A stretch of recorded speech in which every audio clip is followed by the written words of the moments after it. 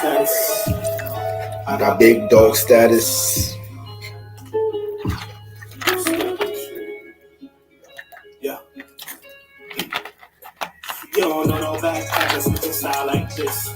Swerving to your lane, too much driving my whip. Okay. I do anything that I Want with this. Can't be duplicated, who compare Me to others, no. Me and money twins, I feel bad with my brother. Jewelry on me white like my long lost mother. Yeah. I just want the ends. Millions by the multiple. Lamborghini dreaming, I want all exotic vehicles. No capping, I won't cap with a dog. Money flowing like a faucet, what they wanted to call. Had to cut my bitch off, she got feelings involved. I'm in love with the money, ain't no reaching me love. No shame in my game. $100,000 just for me to wear a chain. Spent another 10 for this Cartier frame. Blowing money fast, I ain't money in the thing.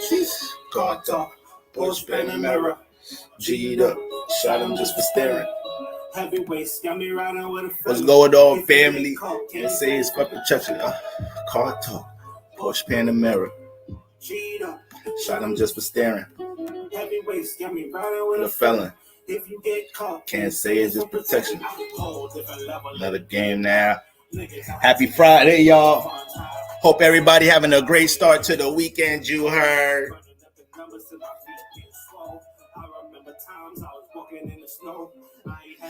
We finna get into these love vibes tonight. Did you getting in the coop? Right where I stand. It's cuffing season, y'all.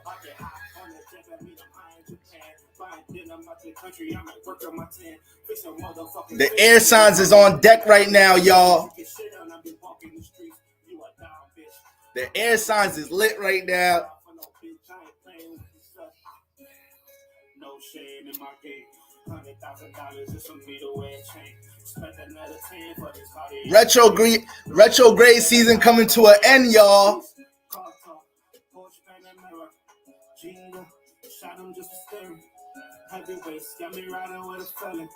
Okay, we in the building. We in the building.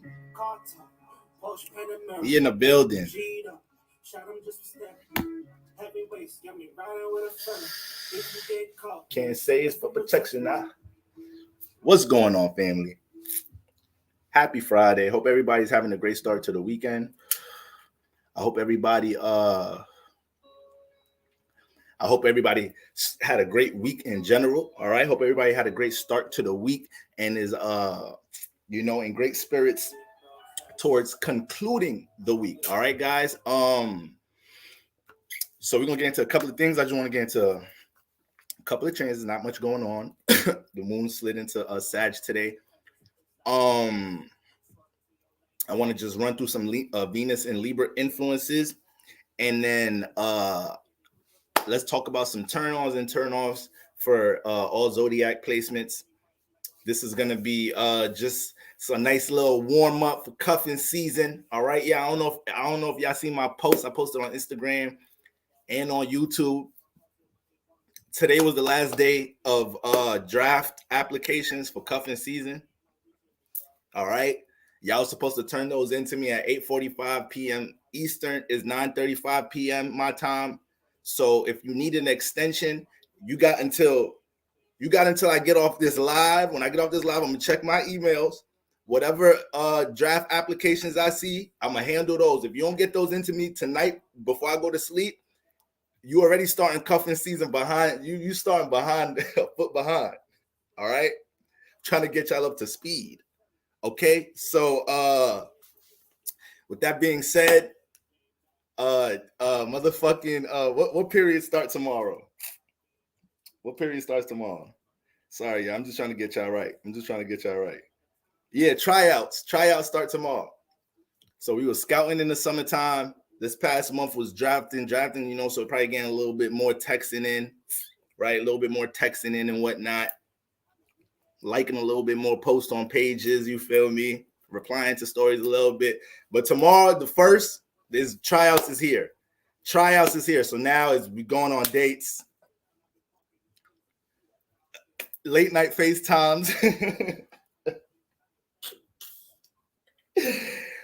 2-3 a.m. FaceTimes, you feel me?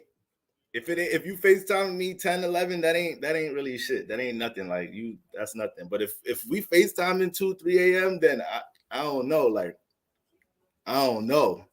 Gonna make a brother start reconsidering his future and shit.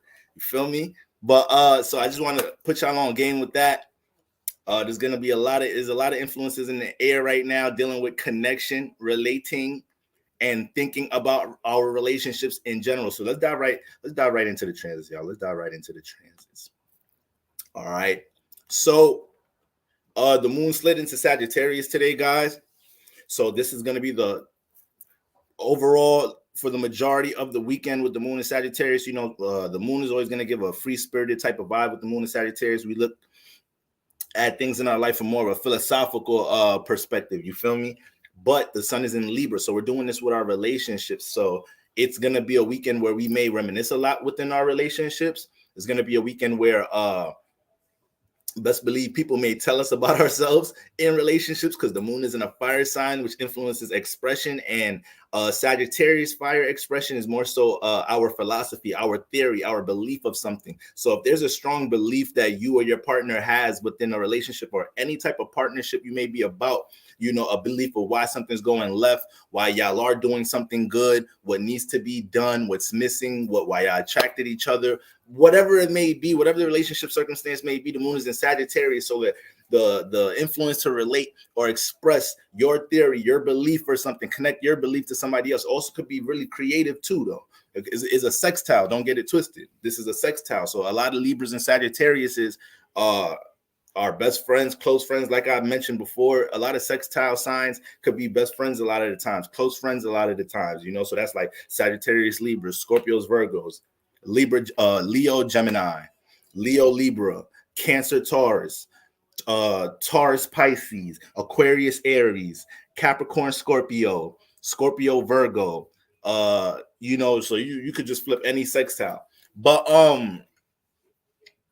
yeah, this is a time where, you know, we're gonna want to connect our beliefs and you know, get some feelings off within relationships and whatnot. All right. And we may also start to develop theories as to how we can put things together with group circumstances that haven't manifested yet. Because remember, y'all, Sagittarius that's mutable fire. So Sagittarius energy is definitely a social is definitely a social influence. Sagittarius is extrovert. They like to be out and about. They like to experience new things, and they like to be around energy that feels the same way, that sparks its fire. You know, that is excited to journey on certain things, just like the Sages. And that's where Libra come along. You know, Libra, we are relatable asses. Like, what y'all want to do? All right, bet, fuck it, I'll do what y'all like. You feel me? That's where our relatable head asses come along. And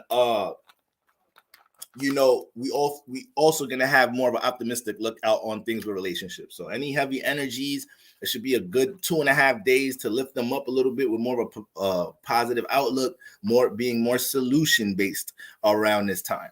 All right. The longest friend I've had is a Virgo, and I'm a Scorpio. That's a fact. I've been friends since middle school. You see, sextile signs be like this. You feel me? So that's what we got going on there. Whenever we have like the moon and the sun and air and fire, you can always expect a pretty quick paced, expressive, relatable, communicative, interactive portion of the week. All right. So any type of environment that you're dealing with in a relatable sense, we all could thrive in that environment right now. All right. And one thing about, you know, Libra season and also Venus entering Libra, which we're going to talk about, you know, has a lot to do with, you know, getting back in touch with your artistic side.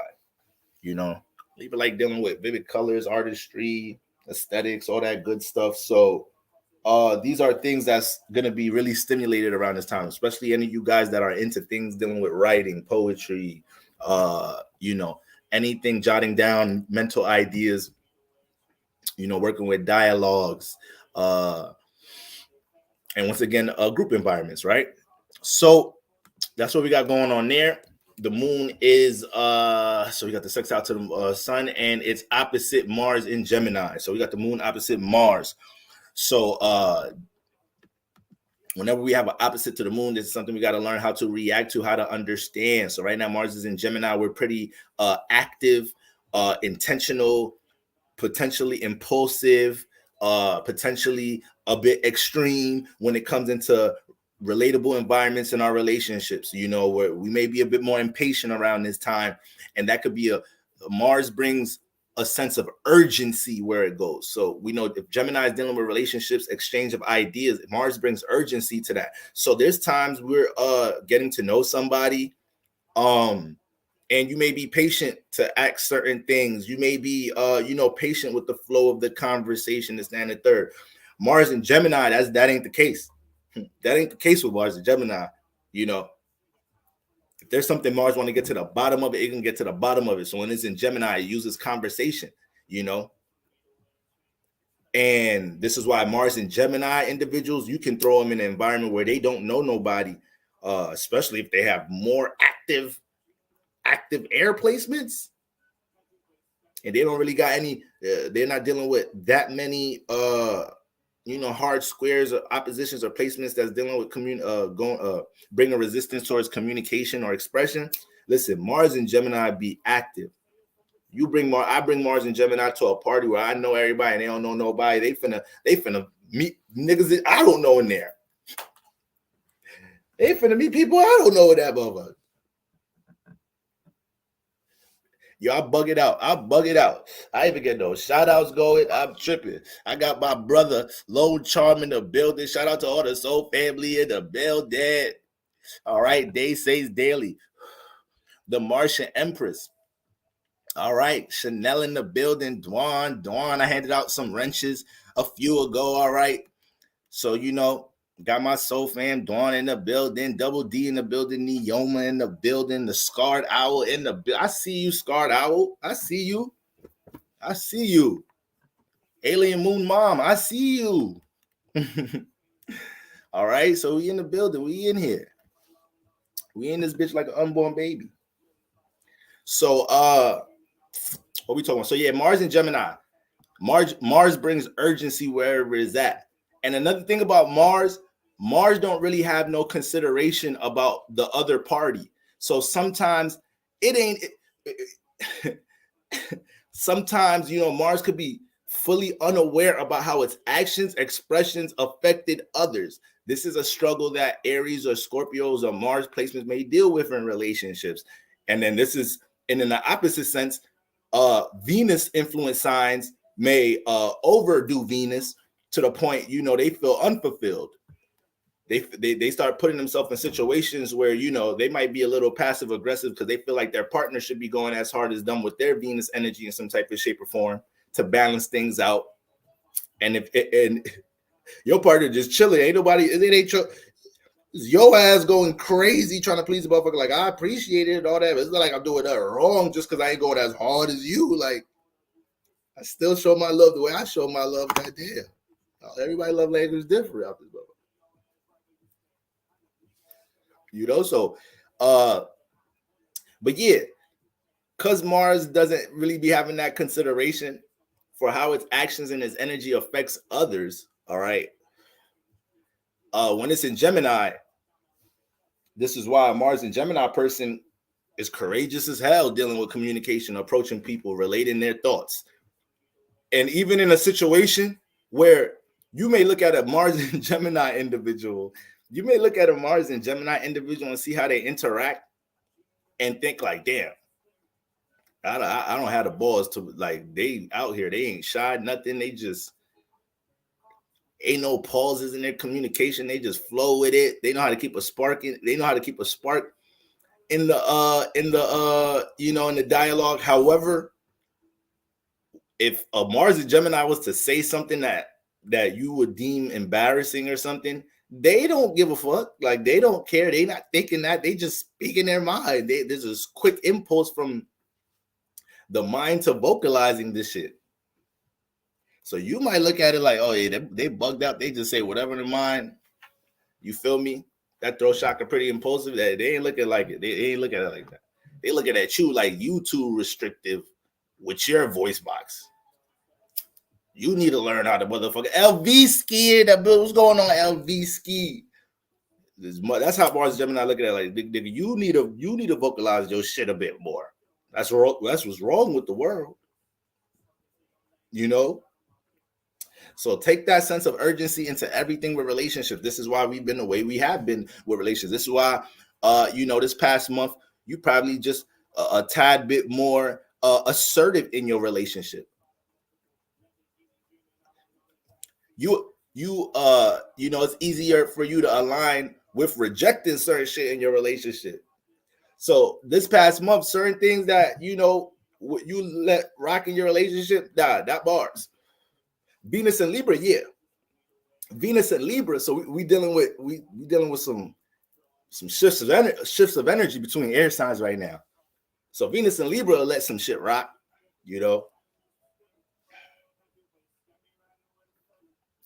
Mars can't do that.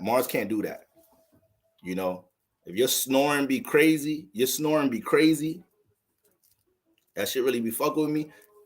Venus and Libra and Mars and Gemini bring it up. Venus and Libra gonna bring it up in a way more, not trying to.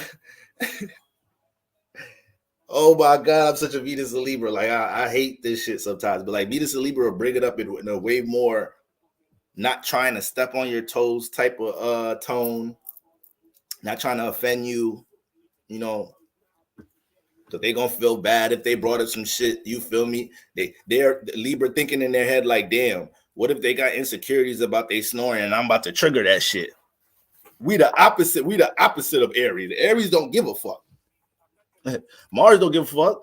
Like everybody got insecurities. Listen, bitch, you snore a little too motherfucking loud. I don't know if it's your diet. I don't know if you inherited traits of the motherfucker. And I can't take this shit. I ain't been to the astro realm in about a couple months since I've been fucking with your ass. Only dreams I be getting is at work when I take naps during motherfucking lunch break. And them dreams be going quick. I don't even get the chance to process messages what the spiritual family be telling me. So you just fucking up all types of shit. You fucking up my spiritual bond with motherfuckers right now. Just based off your story. God damn. You need to get a third house reading, bitch. You need to check out what type of shit. What you got Saturn in third? That's where the snoring comes from. All right, we need to work with your Saturn then. What squares oppositions you got to that motherfucker? What's ruling your third house? We need to find out right now what rules snort. Matter of fact, where my rulership book at?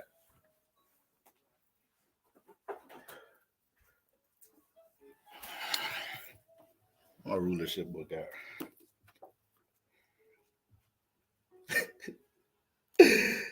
Hey yo, whose influence is snoring? Who the fuck is like? Let's get to the spiritual foundation of that motherfucker.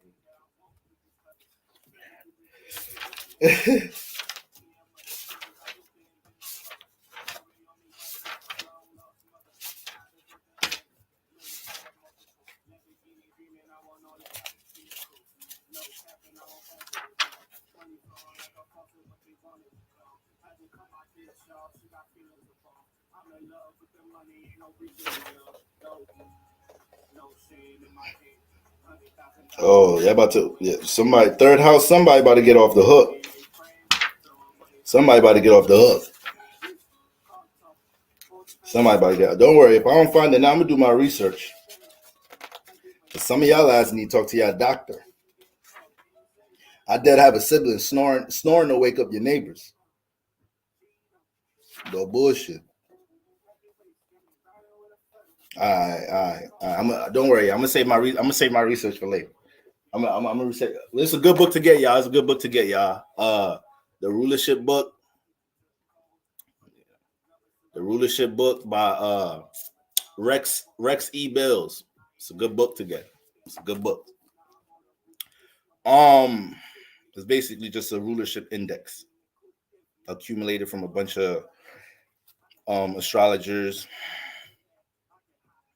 and whatnot. Oh shit. Okay, so they just have Mercury. Yeah, Mercury is influenced by snoring. So if your Mercury's fucked, if you got snoring issues, that shit done fucked up potential relationships. We gotta look at your goddamn Mercury. All right. But Aries gonna let your ass know. Venus and Libra,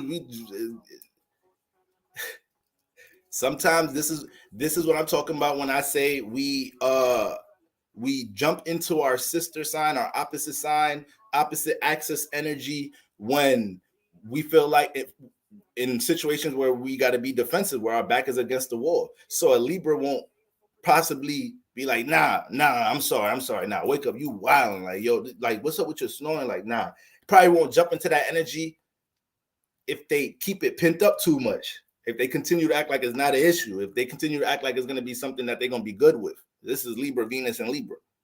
You feel me? Mars and Gemini, Aries. Hell no. Hell no. Hell to the no. Caps lock, hell to the no. I ain't got time for all that. So that's just to say for the past month,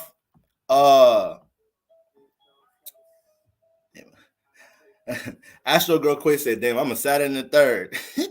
Nah, that was just an example. My husband stores heavily though, so I understand my brother has asthma, so I'm used to that. Yo, Dawn, look at your husband's chart. Look at his Mercury. See what squares, oppositions he got to it. See what's going on. Let me know. I'm about to do my research. I'm dead about to look at my sibling that be snoring from you can hear that motherfucker in the next exit. I told my mom she was snoring too loud and she left. So listen, as a Libra, Venus and Libra myself, yeah, like once again, y'all don't know how much me observing the actions of Aries has helped so much in life. You learn so much from your opposite sign. It's not even funny. Even though your opposite sign, you may have a love-hate relationship with them at times. It may be hard to find a medium with them at times, you know. You gotta have some space from their ass at times just to make sure y'all don't, stab each other. But for the most part, you can learn so much from your opposite sign. All right. So Aries could definitely watch the way I can watch me in a relatable environment, deal with people, interact with people in some type of shape or form, host the situation, deal with the issues that people may bring to an environment I'm hosting or whatnot. See how I deal with all of that. You feel me? And then see how I process my anger and frustration that I may have after the event is over. Because the Libra gonna deal with the shit, all of that shit over. Gonna stay, leave people person. Now Aries, you feel me? In another situation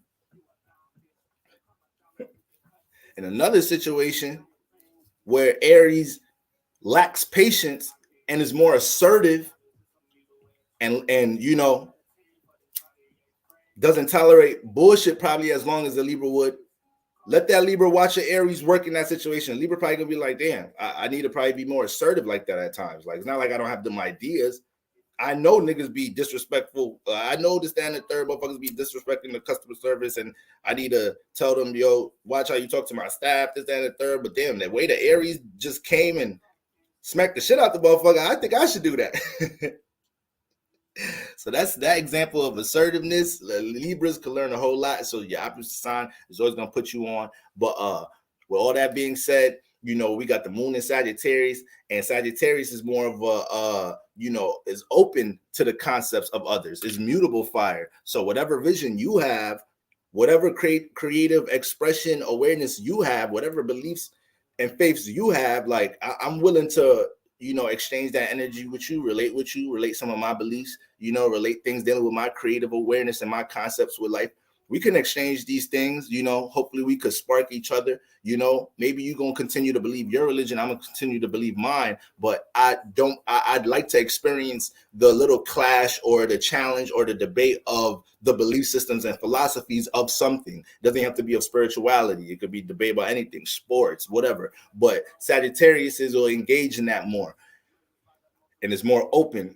So Gemini is an open sign too, but it's the moon transit in Sagittarius. So we're reacting towards that that assertive energy we have in Gemini, but doing it with more of a philosophical outlook, doing it with more of an understanding of the intentions of the person we're relating to, not just the intentions of ourselves. So there's a lot of Libra energy in the air to utilize to deal with extreme situations in relationships. Because even if you're dealing with somebody that doesn't embrace communication as well, because we're dealing with Libra, Sun in Libra, Venus in Libra, they may feel a bit more comfortable engaging and a little bit more compromising, or, any vulnerability with communication, just because the energies are supporting that. All right. And then Mercury's about to go direct with all of that being said. So any relationship circumstances, we most likely got a grasp of these things while we were dealing with these retrogrades. A lot of planets are going, a good amount of planets are going direct in this month of October, guys. So understand, when you have so many multiple planets going direct in a month, this is going to be a month where a lot of things are going to start coming into clarity. A lot of things are going to start coming into reality. A lot of things are going to start moving, picking up pace. A lot of things is almost like we get the karma back for what we've been working on, This could be good or bad. So let's say let's just use Mercury for example. Even though there's other planets that's retrograde that's going direct in October. Let's say yo Trey, what's going on, family? Let's say you had Mercury retrograde in your 6th house, right? During this transit.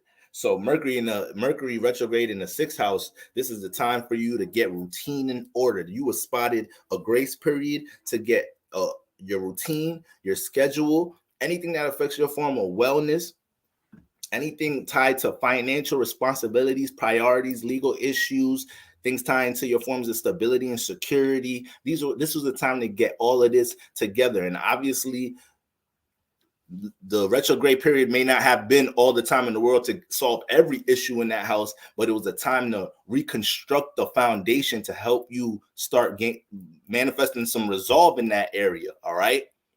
It was the mental rearranging of that area, gaining clarity of past situations that led you to these current circumstances in the area. Right. So let's say somebody had Mercury retrograde transit in that house. If they weren't paying attention to these things, and once again, the planets have their ways of influencing us. We don't use that word for no reason. The planets have their ways of influencing us, like, yo, motherfucker, utilize my energy to get the 6th house together. So if you're not really paying attention to that, or you're not picking up on the influences on your own, like, damn, man, my sleep schedule's up and down. I'm kind of unorganized with my career's circumstances right now. I gotta get my diet together, whatever it may be, right? If you're picking up these influences and you're not applying any energy towards these circumstances, that Mercury retrograde, the retrograde is just gonna start making these things louder. That's all these planets could do. They could just make these situations more louder or more extreme, so you can start to put some energy towards these things, and now they could start working with you. So instead of them having to throw extreme situations to get our attention, we could just simply catch an influence, work with our intuition, things that we know we need to adjust, assert ourselves, act on, respond to in our lives. We do the best that we can doing that, because when we're in motion doing that, the planets can help us more instead of creating extreme situations to get our attention in the first place. It's hard to help somebody that don't want to help themselves. Have you ever tried to teach somebody some shit that you was excited about, but they don't really give a fuck about, but you feel like this knowledge would change their life, or like it would enlighten anybody that's unaware about this knowledge or whatnot? That's the most frustrating thing in the world. Trying to teach somebody some shit they don't want to know. So this is what you guys want to keep in mind around this time.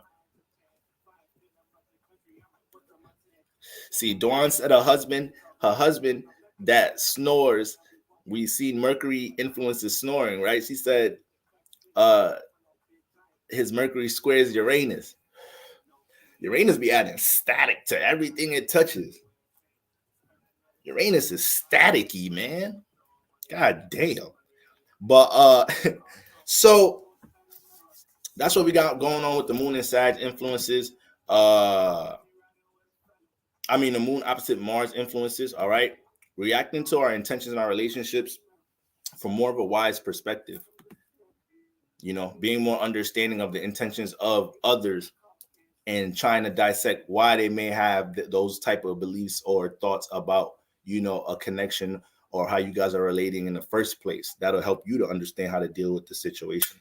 All right. Now, all right, that's what we got going on.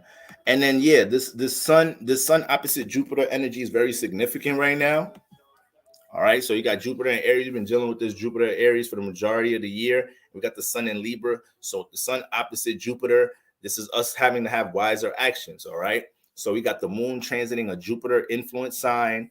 So we got to be wiser with extreme feelings and emotions in relationships, opposite Mars and Gemini.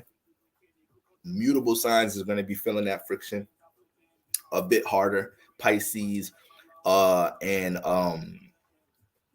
Pisces and Virgo. And then we got the sun in Libra. Our actions dealing with us having relatable actions, us thinking about our relationships more logically, all right, despite our feelings, okay? And opposite Jupiter and Aries. So remember, Jupiter deals with expansion. Jupiter exaggerates. Jupiter can be extreme, so when you have a clash with Jupiter and the sun, situations that we have knowledge about, situations that we're insightful about, we may be challenged to take action on these things and apply these things. So this is like a weekend when it comes to things that you don't want to be in situations where you just neglect things and you fall into repeated situations, experiences that you've dealt with before and you didn't learn from the previous ones, and they could come real fast, all right, around this time, all right? So picking up on red flags or energies that will prevent situations in your relationships, but disregarding that, all right? But they're going to be loud around this time. They're going to be loud. Everything about Jupiter and Aries is extreme. Aries itself, extreme. Jupiter expands, all right? So if you just look at the whole year, think about how many situations you've personally dealt with that you were pushed to have to do some shit that you had no reference of anybody else doing. You had to do it on your own, or you had to apply times you tried to do some shit individually, it didn't work, and it was a time to do it again. I believe this is a year where a lot of people are finding their individuality with Jupiter and Aries, because what Jupiter is going to do, once again, is going to teach. So whatever situation that the house that you have Aries in, whatever situations you may be dealing with in that house that Jupiter feels like, no, this is where they need to be more assertive in order to, develop their individuality or, express more of their I am energy in some type of shape or form. Take more initiative in that area. Let's make that situation a little louder. All right. So say you got Aries in the fifth house dealing with, creative projects and whatnot, entertainment, childlike activity. So let's say you're an artist and you deal with an engineer, and every time you tell the engineer, like, yo, I think we should do that, this and that, they be like, yo, I know what I'm doing, this and the third. Like, you the artist, nigga. Like, let me do my job and shit, right? But you be listening to your music and you be like, my nigga, like, damn, son, like, I know if he just turned this up a little bit, like, I know people say he nice and this, and the third, but since I've been working with him, I personally feel like I would like this, that, and the third to be tuned this way. He not even giving me a chance to allow me to hear how it would sound like that. It's my fucking music, nigga. So let's say you've just been passive in that sense. With Jupiter and Aries, there will be a loud situation in that area. If the next time it happens, you just let it slide. And that's what we've been dealing with in whatever area we've been in. So in that situation, you can either just be assertive, all right, and stand with that. At that point, it's not even about if he does it or not. It's about the experience of what it feels like to be assertive, to take initiative for something that you personally have authority over. It's your fucking music. He's just a part of making your dream come together for real. So for somebody to act like they authority in your shit, I'm paying you to get my shit together. So I should be telling you how to get my shit together. Use your experience with my creativity. All right. So Jupiter will create a loud situation in that area. You feel me? Even a situation where the nigga might say, like, yo, listen, I'm gonna do my shit my way. If you don't like it, you can get the fuck out. Like, I work with celebrities, I work with who, I don't really care who you are. It might create a situation where you have to leave. Transformation, Mars, Aries. So yeah, you took initiative. Yeah, you're more experienced being an individual. All right. But at the same time, it caused transformation.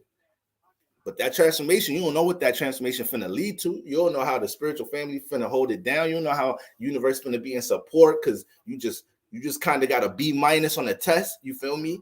You really just got a B- on a spiritual test real quick. So you don't know what's around the corner next week, couple of weeks from now. You don't even know how that situation, you allowing that transformation to happen, but not restricting spirit from something to manifest a future circumstance. So shit be deep like that. All right. So yeah, we've all been experiencing these type of situations with Jupiter and Aries in some type of shape or form, specifically the house that you have Aries in. All right, guys. All right. I got more Soul Tribe in the building. What's going on? Venus versus Mars. Cummins 08. Aries moon intercepted in the 12th house. It has been quite an overwhelming and eventful time for me. It's true. A lot of creative juices, a lot of isolation. That's almost giving spiritual awakening year. You know, Jupiter does its thing in that 12th. Aries moon intercepted. Yeah, Jupiter does its thing in that 12th. That's the house to recollect with spirituality for sure. That's the house to recollect with the subconscious. You know, shed a lot of skin with things that you may have had. It may be some things that you have beliefs in coming into the year. They starting to shift a little bit, you know. Jupiter definitely going to bring expansion to all philosophies and theories in that house. But so yeah, with this Sun in Libra energy opposite Jupiter and Aries, you're gonna have to use some of that Libra energy right now. These next couple of weeks, we're gonna have to use some of that air, some of that communication, and some type of shape or form for your individuality. And that's very hard to do. It's very hard to do. It's very hard to respectfully put people in their place at times. You know, that's very hard to do. If you're one that has a balance of Mars and Venus energy, you got good Mars and Venus energy in the chart, you may be really well versed doing that. You know, everything needs to be developed. All right. So I'm a Venus, Libra, Mars, and Scorpio. I both of them energies is in the home states, but it's still going to be hard to find the medium. Sometimes it could be extreme, either too direct, too passive, you know. But everything's a work in progress. Now, so that's what we got going on with that Sun and Libra energy. All right. And jumping right into Venus and Libra. All right. Venus and Libra. So the first Mercury was dancing in Libra, went retrograde, got out of Libra, is in Virgo, about to get back in Libra soon. And then the Sun entered Libra. All right. Now Venus is in Libra. So we know the awareness. The Sun shows us what the awareness is while it's in Libra. And it's the fall season. So we're understanding relationships on all levels. All right. And then Venus comes in there and really it extremely starts radiating Libra vibes. Obviously, the Sun activates the Libra constellation, but with Venus in there at the same time, it's like, okay, all examples of Libra energy, seventh house energy, we're all forced to deal with it around this time. You feel me? And I know we joke about, you know, whatever, cuffing season, love vibes in the air. It's a great time to connect and relate. But getting is a cool connotation. It's funny connotation to have on the energies, you know. And Libra is a relationship sign, but at the end of the day, it's cardinal air. It's cardinal air. All right. And air signs deal with logic, the mind, thought. So this is the time to think about your relationships. This is the time to truly think about your relationships on all levels. All right. Regardless of your feelings and emotions towards them. If you look at the Libra constellation, it's ruled by Venus, but we also have a exaltation of Saturn here. So at some point, regardless of what may have drawn Libra energy towards a relationship and connecting with somebody, you know, physical attraction, mental stimulation, whatever. But with Saturn there, at some point, this is why Libras could give wishy-washy energy, because at some point, Saturn influences may be present. It's like, all right, let me start thinking about the reality of what I got going on. Like, damn, this is a cool situation. Like, I'm having fun, this and that, third. But, like, it's a reality. Am I really going to get in a relationship? Am I really going to do this and that, third? Like, they really into that form of spirituality. I'm really into this. Like, we could keep kicking it. But, like, Saturn starts getting in there and starts having to structure and organize things with relationships. And then sometimes exaltation energy is extreme. So Libras can be extreme with it, a.k.a. detached, a.k.a. ghost, a.k.a. you know, could get a little cold. Libra energy could get a little cold. So if you really dated a Libra, if you even got a real, like a Libra family member, you know, sometimes you look at their ass like, oh, where all that harmonious shit go? Where all that shit go? Where all that harmonious compromise shit go? Motherfucker just cussed me out and blocked me. And threw a sub on Twitter. Little air sign bitch. So yeah. Air signs in general get cold like a motherfucker on somebody. You feel me? So right now the seventh house is lit up. Whether you're in a harmonious relationship or not, whether you're in a toxic relationship, whether you're single, whether you're divorced, all right, whatever's going on with your life, when it comes to relationships, any issues that come to the mind, any imbalances, kind of don't even want to use that word with Libra energies, kind of is really cliche word, all right? You see what Venus versus Mars, appreciate the super chat. She said, facts, LOL, Libra can be cold and calculated like a mug. So you always got to analyze the constellation on all levels. What's the debilitation of the constellation? What's the modality? You know?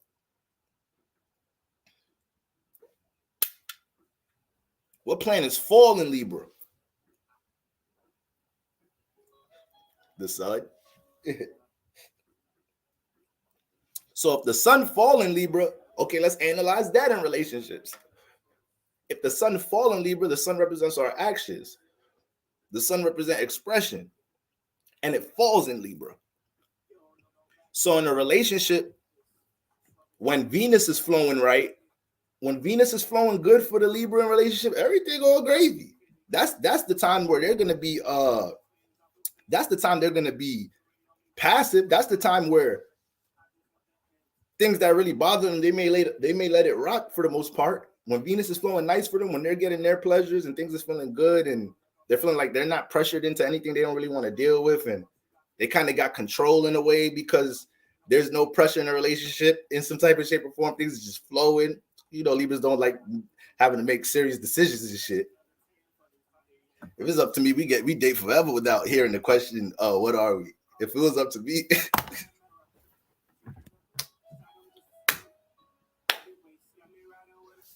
Mood is inside, y'all. Sorry, I'm gonna be a little extra jokey tonight. A little extra jokey. You know, y'all know not to take it.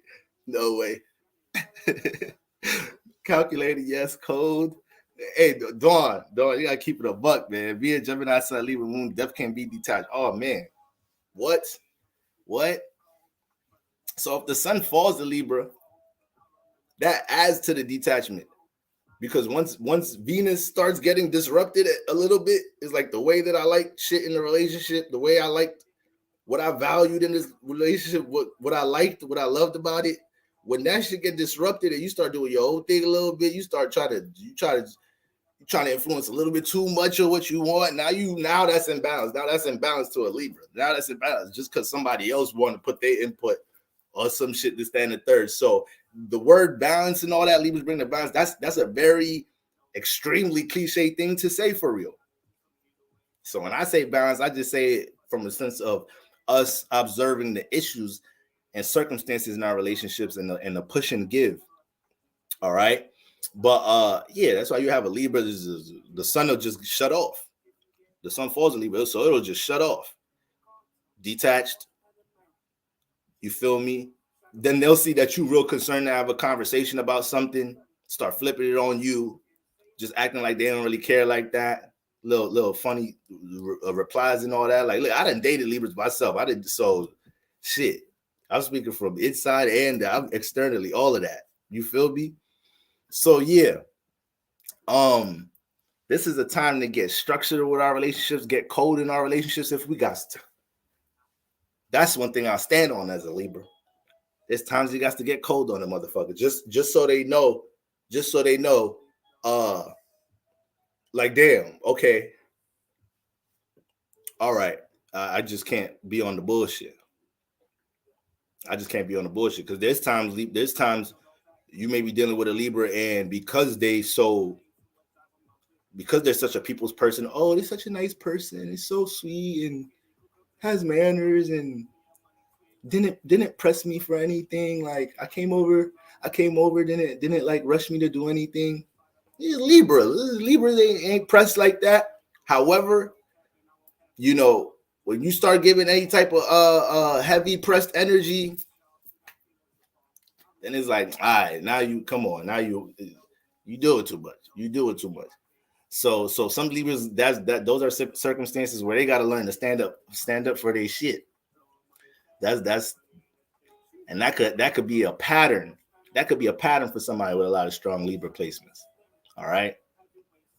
I watched like one more episode of like the Jeffrey, like an episode and a half or something of that Jeffrey Dahmer joint. I might be good on finishing that joint. I'm good on that. Vibe's different on that one. But what's the name? He has strong Libra placements. And you could see situations, even though it's a series, and sometimes it's hard to get as detailed in a situation like that with somebody's true personality.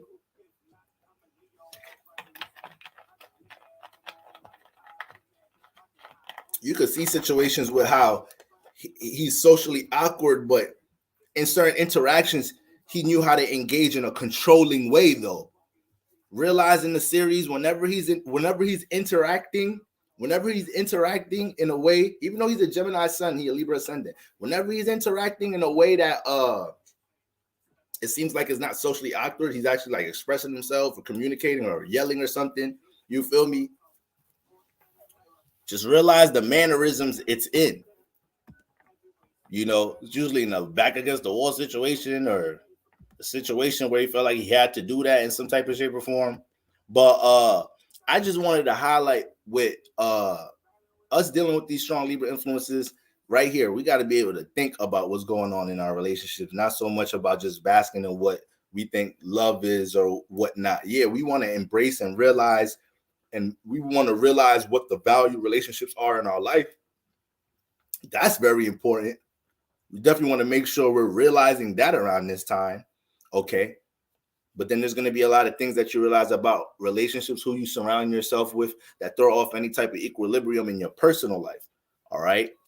When we're dealing with 7th house energies opposite to 1st house energy. So now the sun is lighting up your external realm. Everything opposite to your 1st house, all the people that's opposite to what you got going on personally in your life, people that you connect with, but they got their own 1st house and whatnot, their own personal aspirations and personal schedule and all of that. You're starting to have more of an awareness on how your relationship with them and how their 1st house things affect your 1st house things.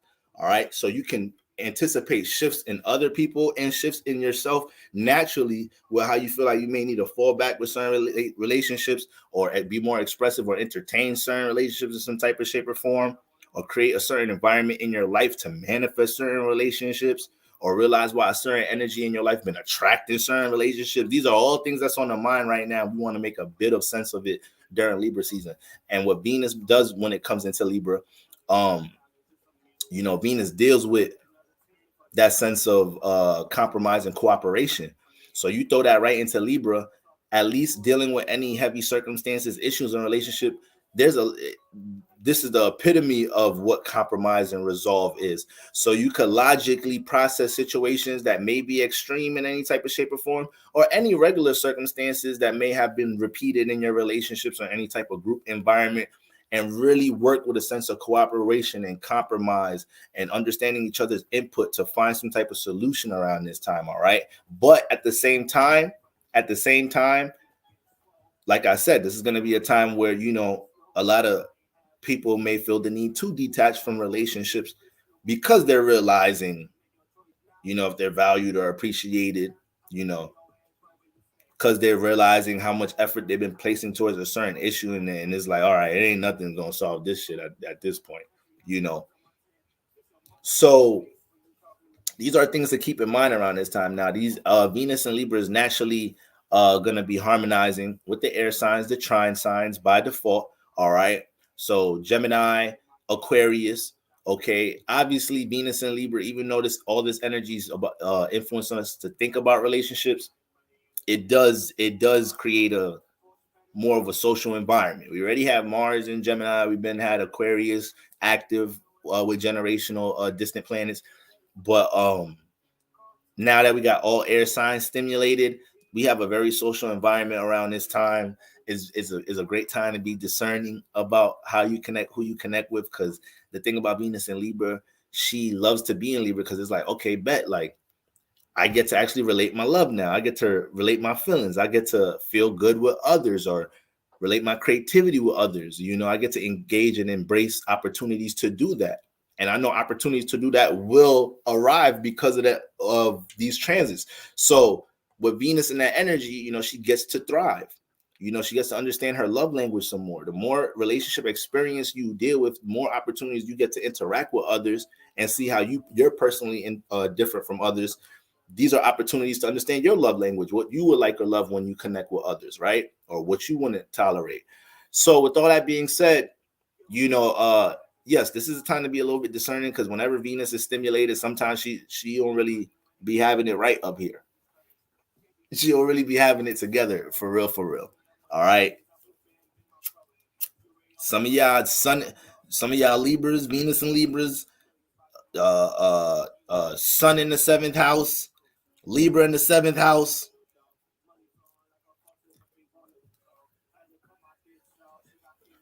All of y'all asses could write books on relationships.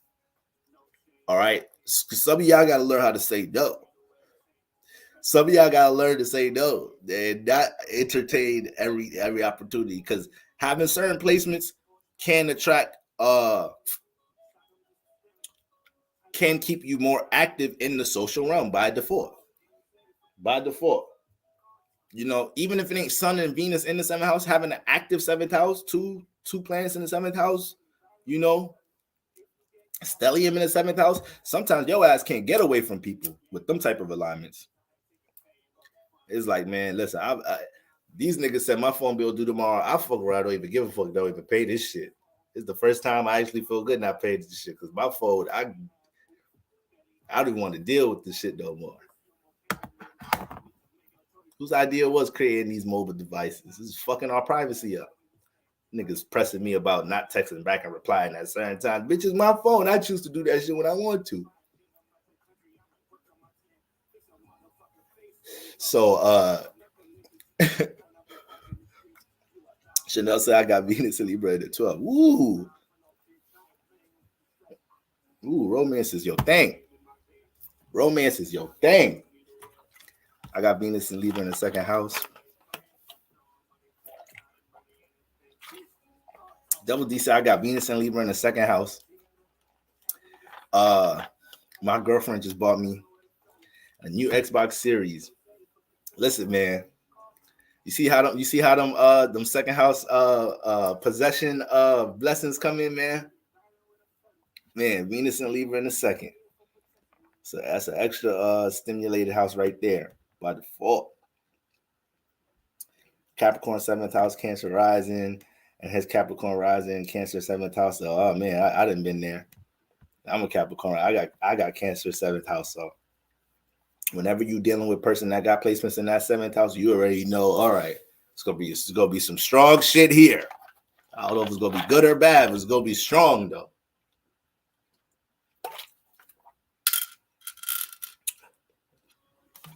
But you need them, like I was saying the other day, you need them squares and ops. You need those. All right. So yeah, Venus, these placements create more of a social environment. All right. Venus in Libra also helps you to realize how you should be valued in your relationship. It helps you to understand if like right now you're going to be very sensitive towards whether something is fair or not. You're going to be way more sensitive towards the efforts in your relationship right now. You feel me? And I know I say Libra energy has a big potential, especially Venus in Libra placement has a big potential to be passive. That doesn't mean Libra energy don't pick up on what's going on. Libra know what's going on. Like they know what's going on. They know like I should tell their ass about this right now, but like, you know, I'm gonna let it slide. Like they know that's trust me, they know what they doing. Like it's not like they just highly unaware of it. Somebody gotta tell them like, yo, bro, like, yo, you better tell your shorty that this and that she mad disrespectful. Like, you don't realize, like, no, it's not like you gotta wake them up like they're unaware. No, Libra know what's going on. Venus and Libra know what's going on. All right. So around this time, we're gonna be sensitive towards these things. Responding, taking action towards these things is something else. All right. So the sun is in Libra, and once again, you know, we can be in the head with our relationships a whole lot. And this is why we have to find that balance between, like, you know, Mars and Gemini energy, Jupiter and Aries energy, because those are the placements that make it extreme. So now you have the Libra placements that are sensitive to the relationship circumstances, bring the awareness of it, bring the potential of how you could take action on it. You feel me? Starts making you think about how past relationships affect the person you are now and how people may perceive you in some type of shape or form because of the sun energy. But then you got Jupiter, the Aries energy coming from Jupiter, from that placement, and then you got Mars and Gemini. So now, if you're a little too passive dealing with any of these circumstances, you might jump into some extreme energy that's connected to Libra right now. And we don't want to just be doing that. You know, we don't want to be extreme in a situation where we could just be as understanding as possible to make whatever transition we may have to make, or to bring whatever solution we can bring to relationships of all sorts. See the love. What's going on? See the love. All right. What's going on? So, who just said that's me? Zabrina. Venus, Mars in the second house. Oh, Venus and Mars in the second house. That's a lot of feeling towards again that stability and security, right? So not only are you devoted, and you naturally may have resources and contacts or some type of support to connect to in order to build things by default.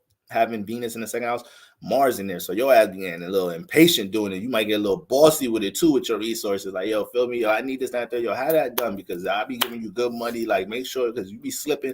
Like, you gonna be you more assertive at times with it. You feel me? Mars be having the second house turned up for real. Like, Mars be having the second house. The Mars and Taurus, Mars in the second house.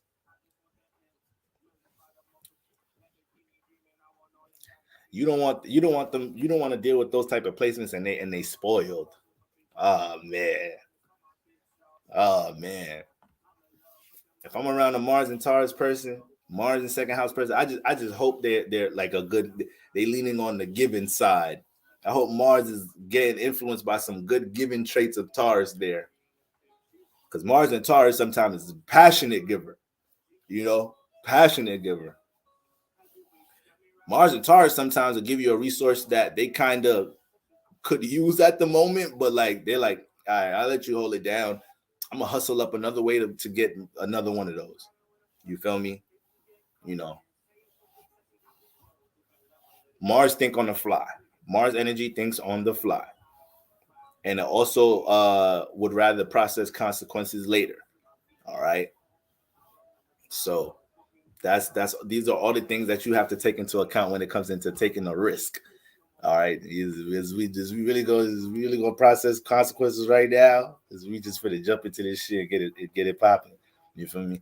Aries, if there's something that got to get done, whatever plan and instinct came up to them, we finna just jump into this action. Whatever consequences we deal with that shit when it comes. You feel me? But whatever it is, we handle what's going on ahead of us right now. Like, you know. So the energy is naturally going to be harmonizing with the air signs. Air signs, don't be running too crazy with Venus right now. Y'all could get real scattered in relationships, just trying to dive into every situation that seems like a thrill, seems entertaining. Y'all could get real unstable right now, air sign. And on the same shift, y'all could get real structured and stabilized amongst people in your life right now.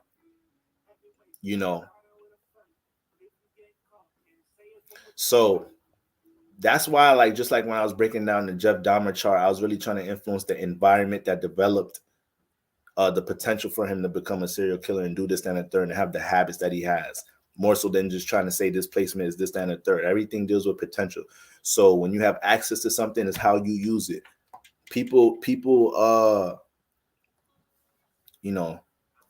transform all different type of ways based off of how they took advantage of something that they had access to. All right, with the lack of discipline, the lack of control or something.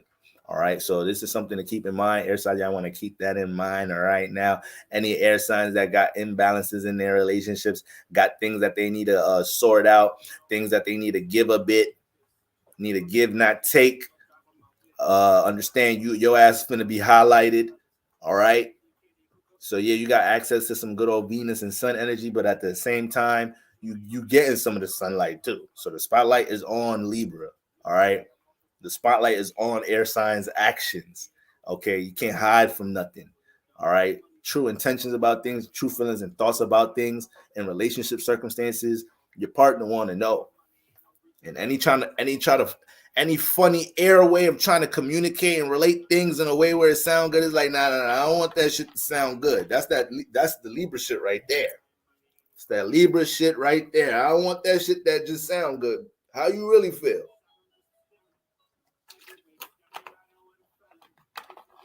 How do you really feel? You feel me? So this is something we need to keep in mind around this time. Mocha Hunters, do you have a simple how to read a chart video?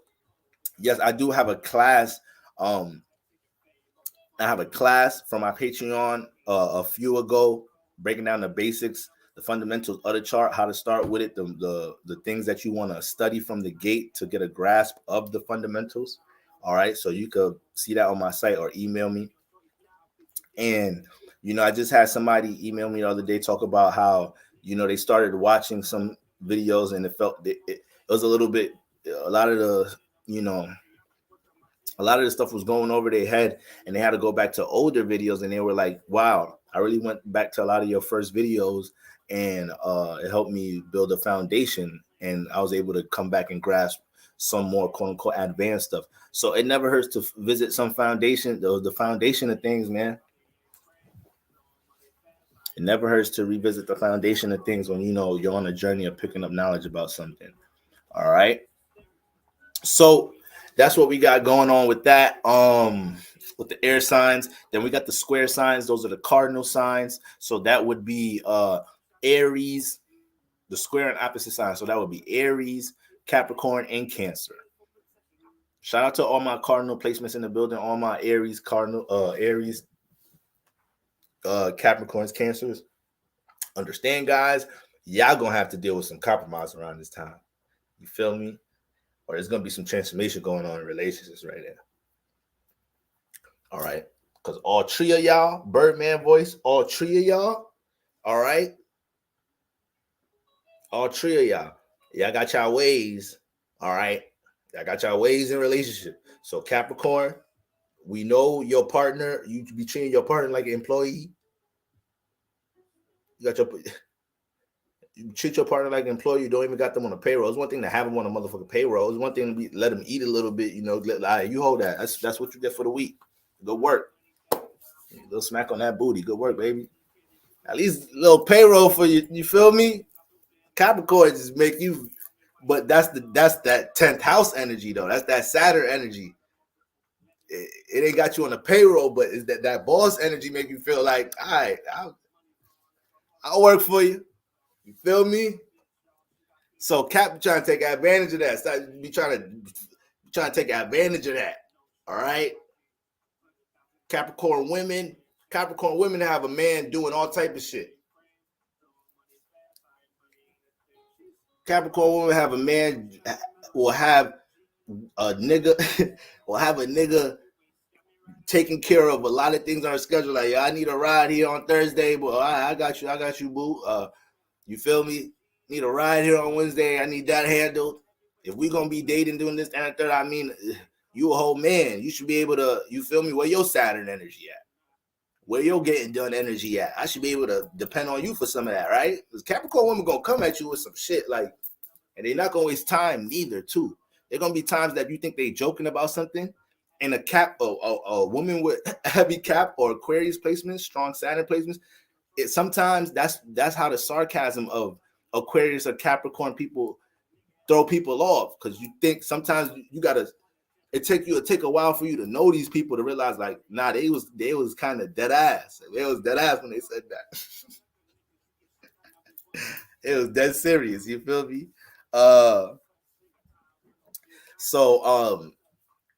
Yeah, man.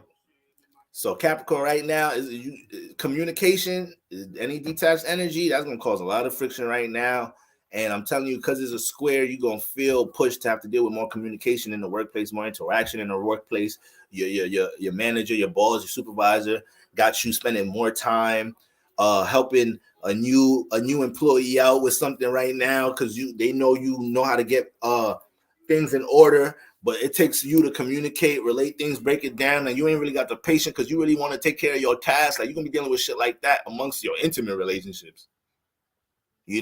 So gonna be a lot of exercise of that. When you look at the Capricorn rising chart, you have Libra in the 10th house. So Capricorn by default, even if you're not a Capricorn rising, a Capricorn sun may manifest situations in their life where you'll have a big business project or any idea of something you want to build, you want to structure. And when it comes into having to work with others, when it comes into having to deal with other parties and relationships, at times you're going to come into a situation where you got to learn how to embrace that. You got to learn how to interact, deal with different personalities, different thoughts about things, different opinions people may have about your plans and things you want to build and structure. And these are things Capricorn embraces to become the boss, the authority. You got to experience those things. Ain't no great boss or former authority don't know how to interact with different faces and places. All right. So these are things that you're going to get a chance to experience around this time, Capricorn. And the more you embrace it, a whole lot of development could come to all the things that you're building. All right. But we know that can make you feel vulnerable, being pushed to deal with communication and situations where you really want to just deal with your own task and the shit you want to structure and put your time towards. Aries is completely opposite. So, this whole season, Aries, sun opposite from you, Venus. We already went through how the sun energy in Libra affects all of this. But Venus is the energy that pushes us to actually, it brings the intimate influence into a lot of these things, and it helps us to start adjusting our value within our relationships, how we're received and how we push it out. So Aries right now, you the op right now during this season. So there may be some friction that you'll receive dealing with, strong individual thinking, to the sense where you're not able to see how your actions affect others, see how your expressions affect others, especially in intimate relationships around this time. All right. It's going to be a funny thing how your partner starts to intensely, want you to show effort with certain things, Aries. And the thing about Aries, man, Aries is a very misunderstood sign.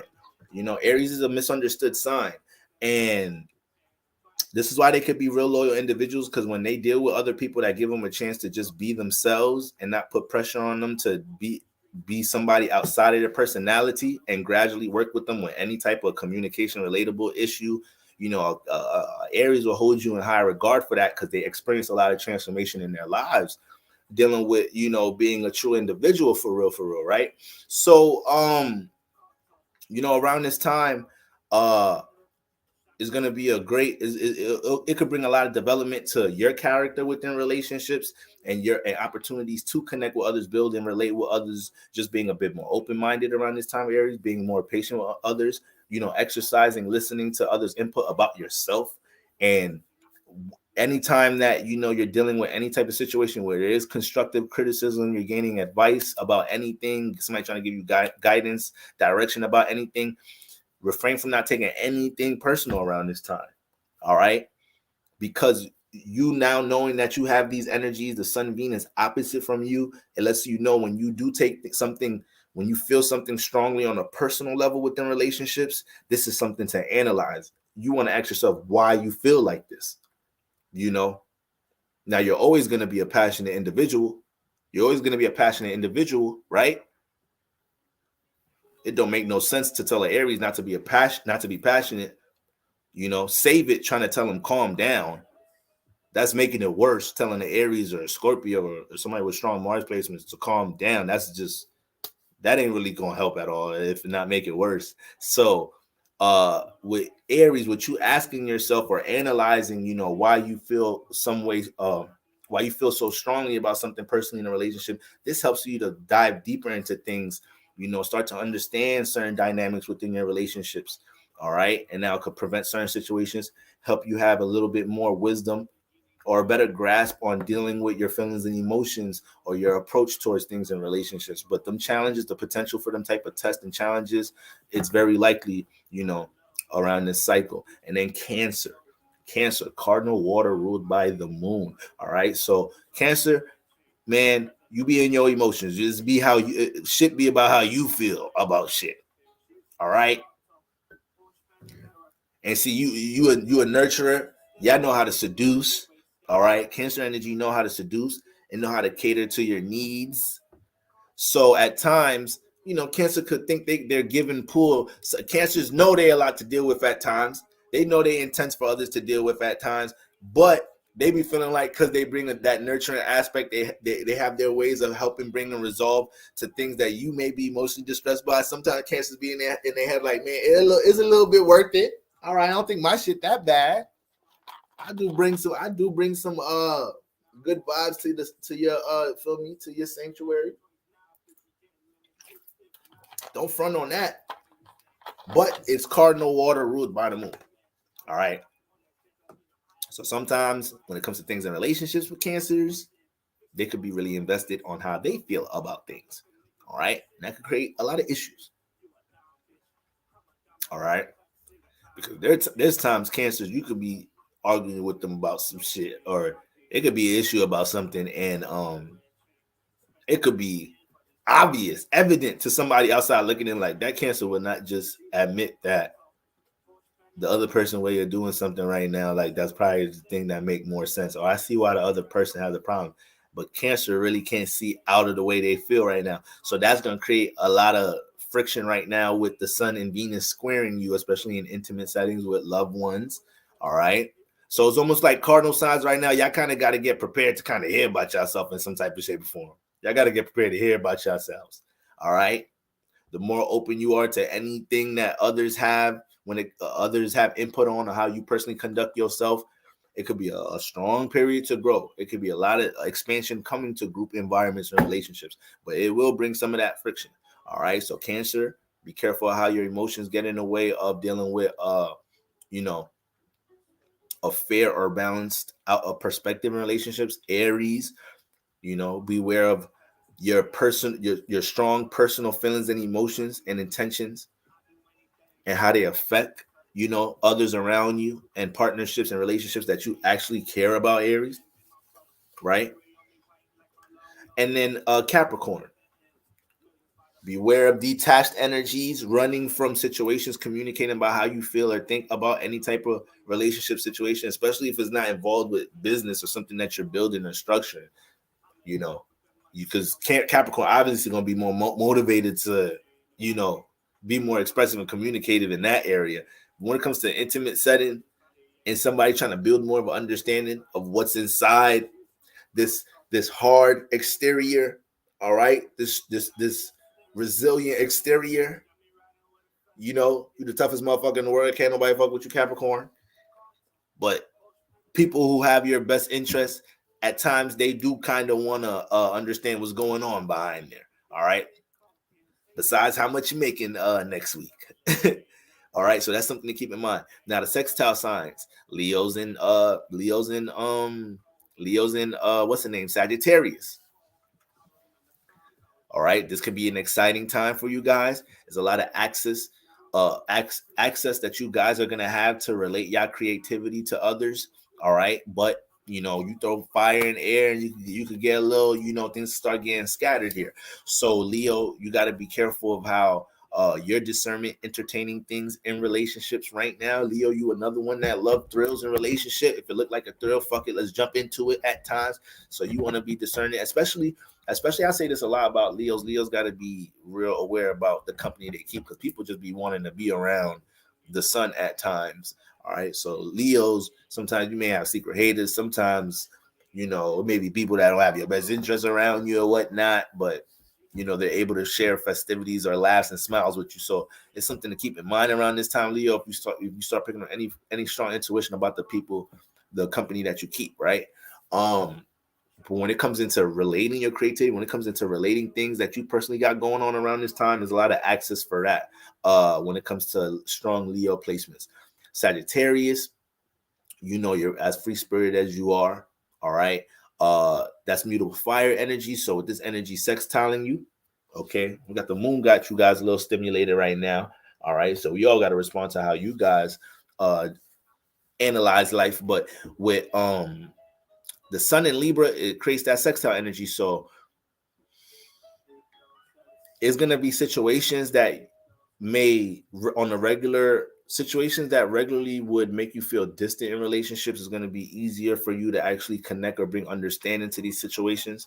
Any type of vulnerability, at times Sagittarius may feel the need to detach because there may be some vulnerability to react, to express how they truly feel, because Sagittarius don't like people emotionally dumping on them.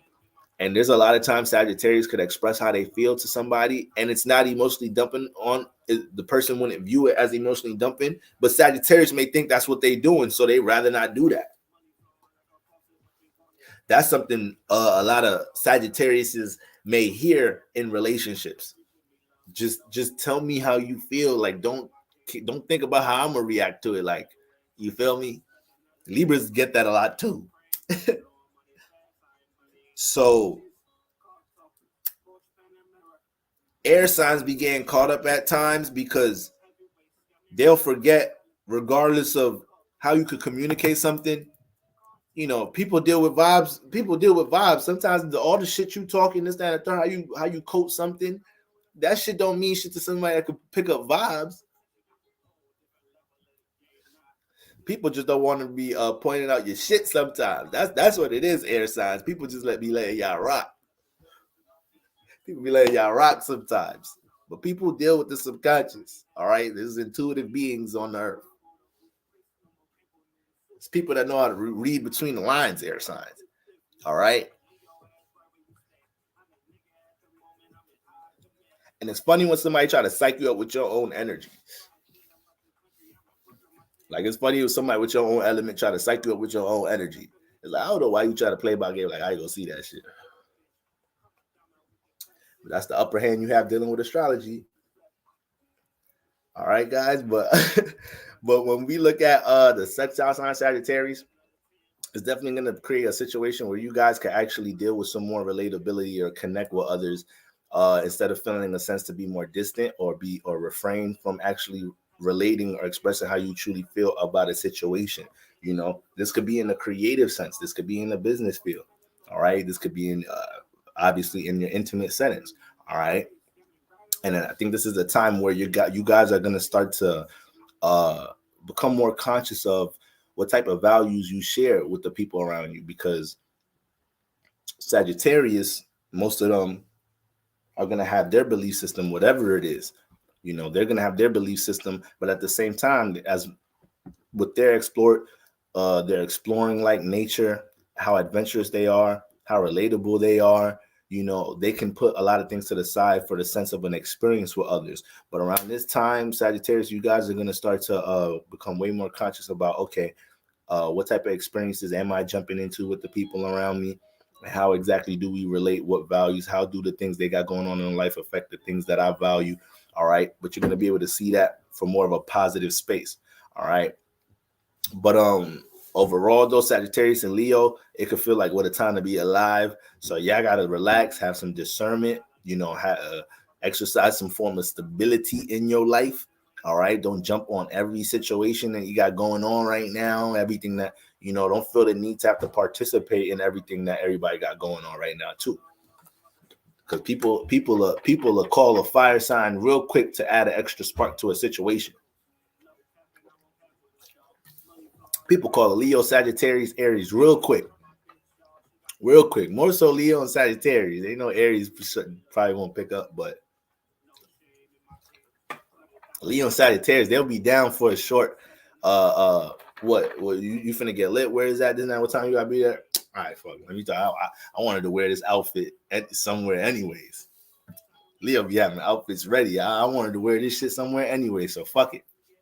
So don't feel the need to jump on everything right now, Leo and Sagittarius, but I definitely see you guys being able to gain some more sunlight.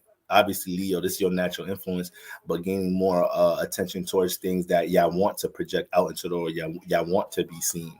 All right, whenever you got that harmonious connection with the sun at the moment. All right, and then the in conjunctions, Pisces and Taurus.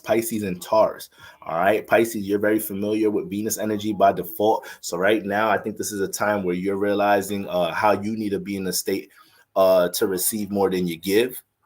All right, and to see how feelings may have led to any situations that's hard for you to see the reality towards. All right, so this is a great time, Pisces, for you to see more reality to your relationships, and that's as far as how much the give and receive is. Seeing how this relationship is affecting your stability and security in life. All right.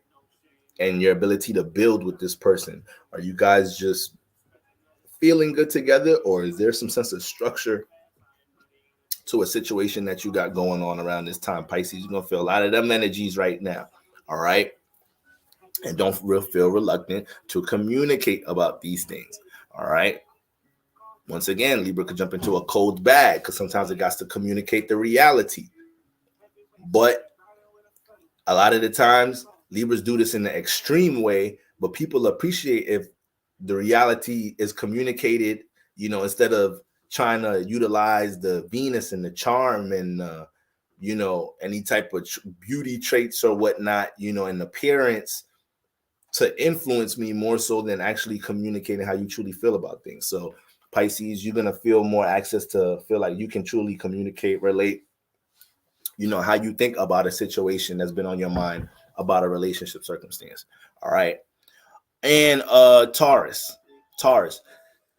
with these energies and Libra, so it's an in conjunction to you. However, Venus is your ruler and it's in a home state right now. So right now, Taurus, you guys are going to manifest a lot of situations where because you guys are Earth, so you like to receive the Venus, bring Venus in. So you guys like to see situations that you're comfortable with before you start building upon them, because you guys don't really like to change situations up. So you don't start things without a strong intention. You don't participate in things without a strong intention. All right. And then when you're in them, you like to keep things in place for the most part. All right. So this is why you guys can be very patient when it comes to the potential with things with love. Like trying to rush a Taurus with anything, you're bugging. But with love matters, that's actually one of the turnoffs when we talk about turn on and turn offs with the zodiac signs, which we about to jump into in a few. All right, not to give too much away, but that's definitely one of them for a Taurus. Don't be rushing the Taurus with shit. Don't be rushing the Taurus with shit. They most likely gonna be on time for whatever they got to do anyways. So you rushing them, if they picking up that energy from you, well, we gonna get into it. I don't talk about that too much. So that's what's going on with Taurus. But around this time, you guys are going to be more conscious of the effort other people place to create a comfort zone in environment for you in relationships. All right. And I like to say Taurus does a superb job of, being the glue in a lot of situations that they're in, whether it's a career field, whether it's in the home environment. You know, Taurus is known for being reliable and dependent upon. So right now, you're going to see if that energy is appreciated. All right. You're going to see if that energy is appreciated. You're going to understand where you got to fall back. And when it comes to adjusting your values, you know, whether you're valuing positive things or negative things, because Taurus, when it comes to whatever you value, sometimes you could overindulge because you get a lot of access to them by default, you being a Venus Earth ruled Earth sign. So this is a time to get value system in order, whether it's superficial tendencies, anything that needs to be done more in moderation. You're gonna be picking up on the influences around this time. All right. And then neighbor signs. What's the name? Scorpio and Virgo.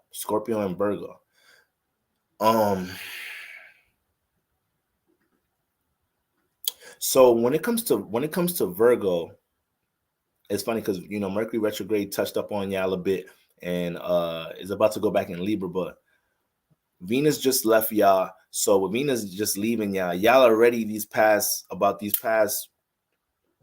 2 to 4 months, all Virgos, you guys most likely evolved with a lot of the ways you dealt with your love. So, or you might have had certain breakthroughs within your relationships in these past couple of months, strong Virgo placements. All right. It may have been a little hump that you finally got over in your relationship. You know, it may have been one of them situations where it looked like something was about to crumble within a relationship.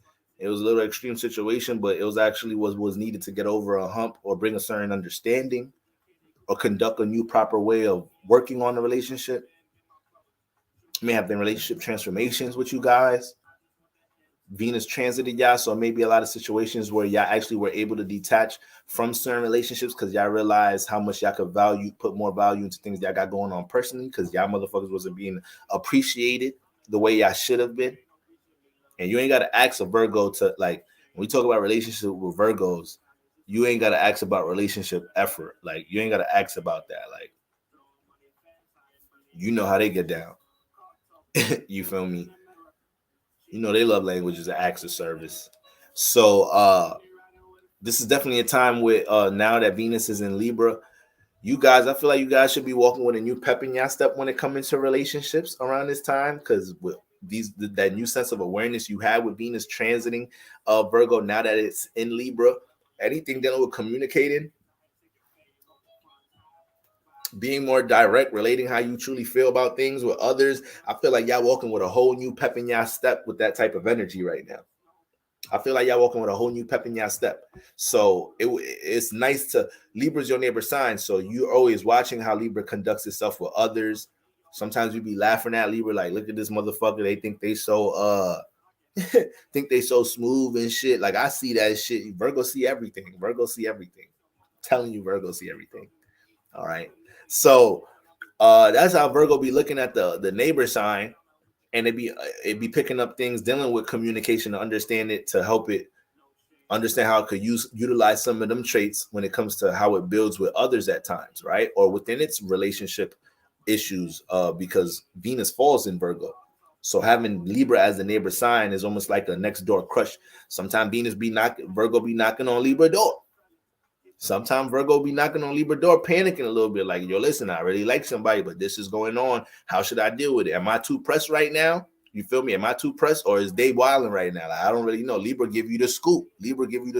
Neighbor sign gang. You feel me? If you have Virgo and Libra placements, you probably motherfucker. If you have Virgo and Libra placements, for real, strong Virgo and Libra placements, you probably well versed in that sense too. You be helping motherfuckers that be panicking in the area, because you already got a strong critique for things in relationships, but any type of anxiety, overthinking when it comes to relationships, at least Venus and Libra got more of a communication influence if you have both of the influences. So it's like, all right, I got these strong opinions about relationships, but I ain't gonna just bottle all of them in. No, we're gonna relate them a bit, this, that, and the third, you know. But with all that being said, right now, Virgos, y'all need to walk which y'all pepping y'all step when it comes to communicating how y'all think about things going on in y'all relationships. Any new situations, new potential for situations.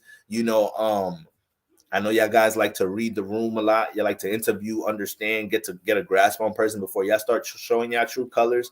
But it's a great time to be a little bit more free, just basking on, just freely communicating from spirit instead of feeling like you either have to project, organize, work, format any type of impression or how you think about things. Let it flow more and embrace true transparent connectivity without taking the responsibility to build on everything or take responsibility for everything in a relationship.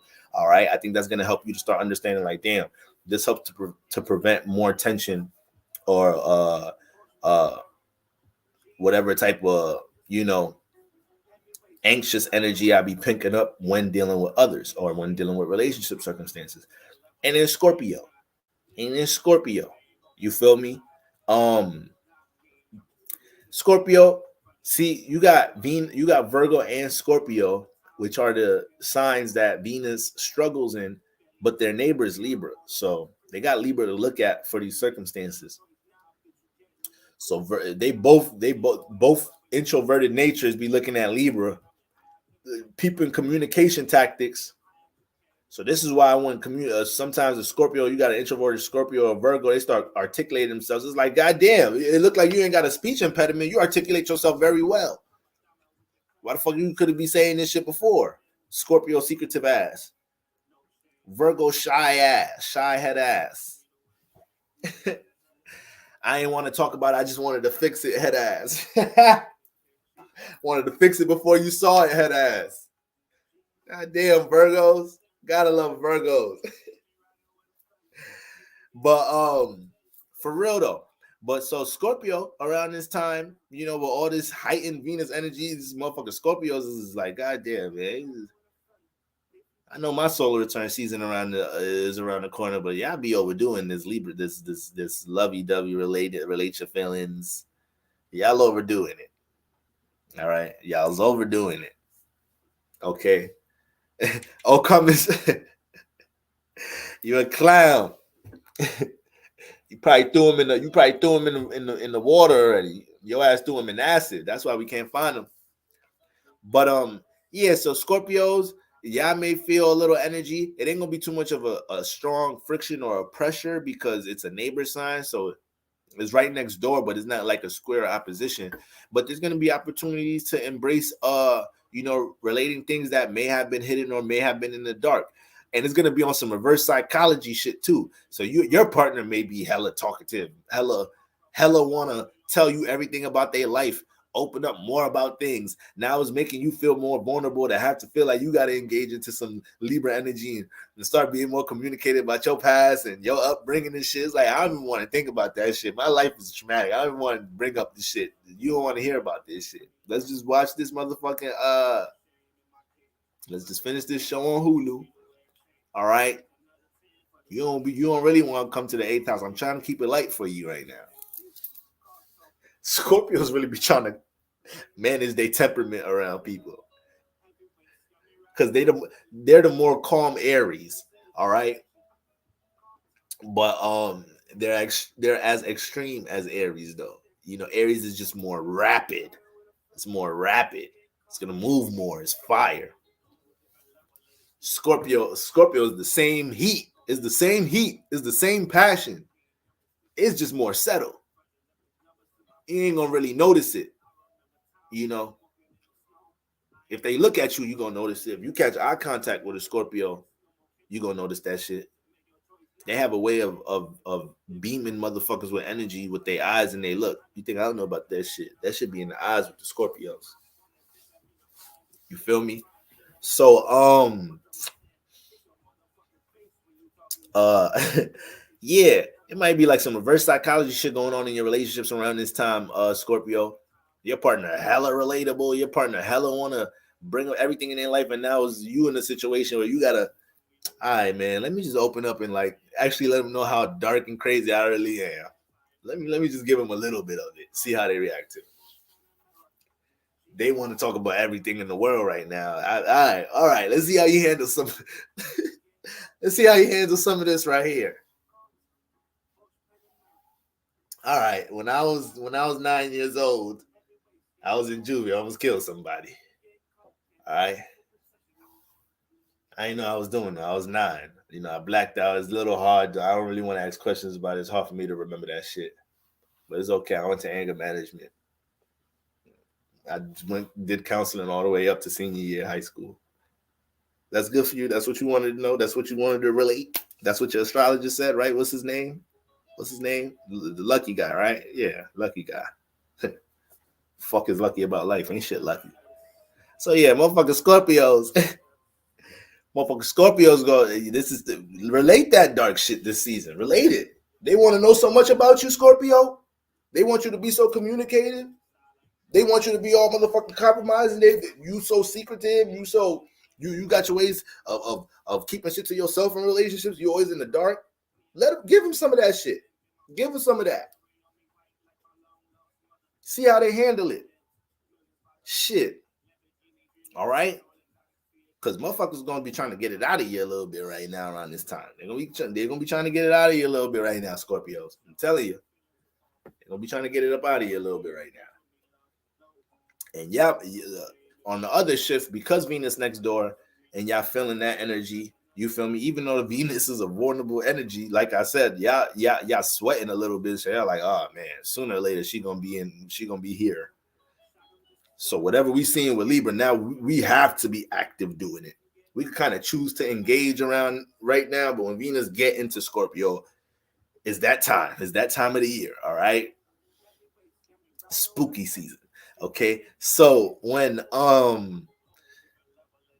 now that you guys are picking up on that energy with it being next door, it's almost like some of y'all could start feeling like y'all need to test the waters. So some of y'all could just jump out and feel like, all right, let me be more open with this, that, and the third. They said they want to do this, that, and the third. They said I don't be wanting to do this, that, and the third. I'm so fixed. I'm a fixed water sign, this, that, and the third. All right, let me be open to do this and the third. See how I really feel about it. See how it affects the dynamics of my relationships. Been called a volcano before. That's probably the Scorpio energy. I don't know if it's probably. I think that's about it right there. Hold on, yeah. Let me grab some water real quick. I don't know about probably.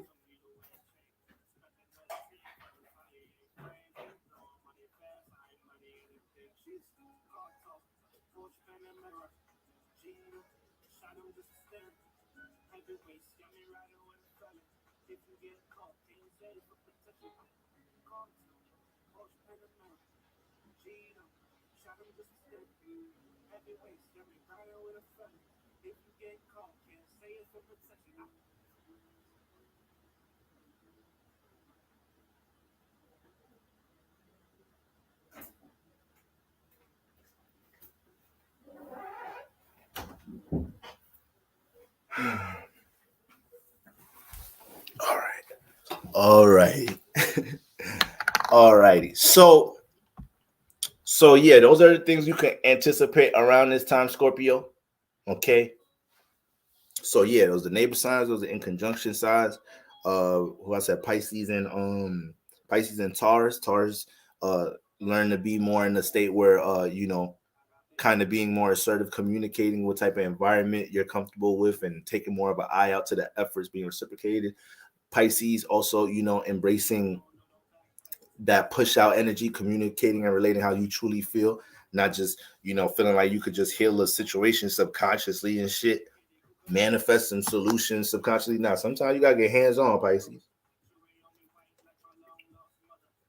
Everything ain't in the subconscious route. The people you date, the person you dating, the people you dealing with in your life, all of them ain't as intuitive as you. Sometimes you actually got to communicate some. All right.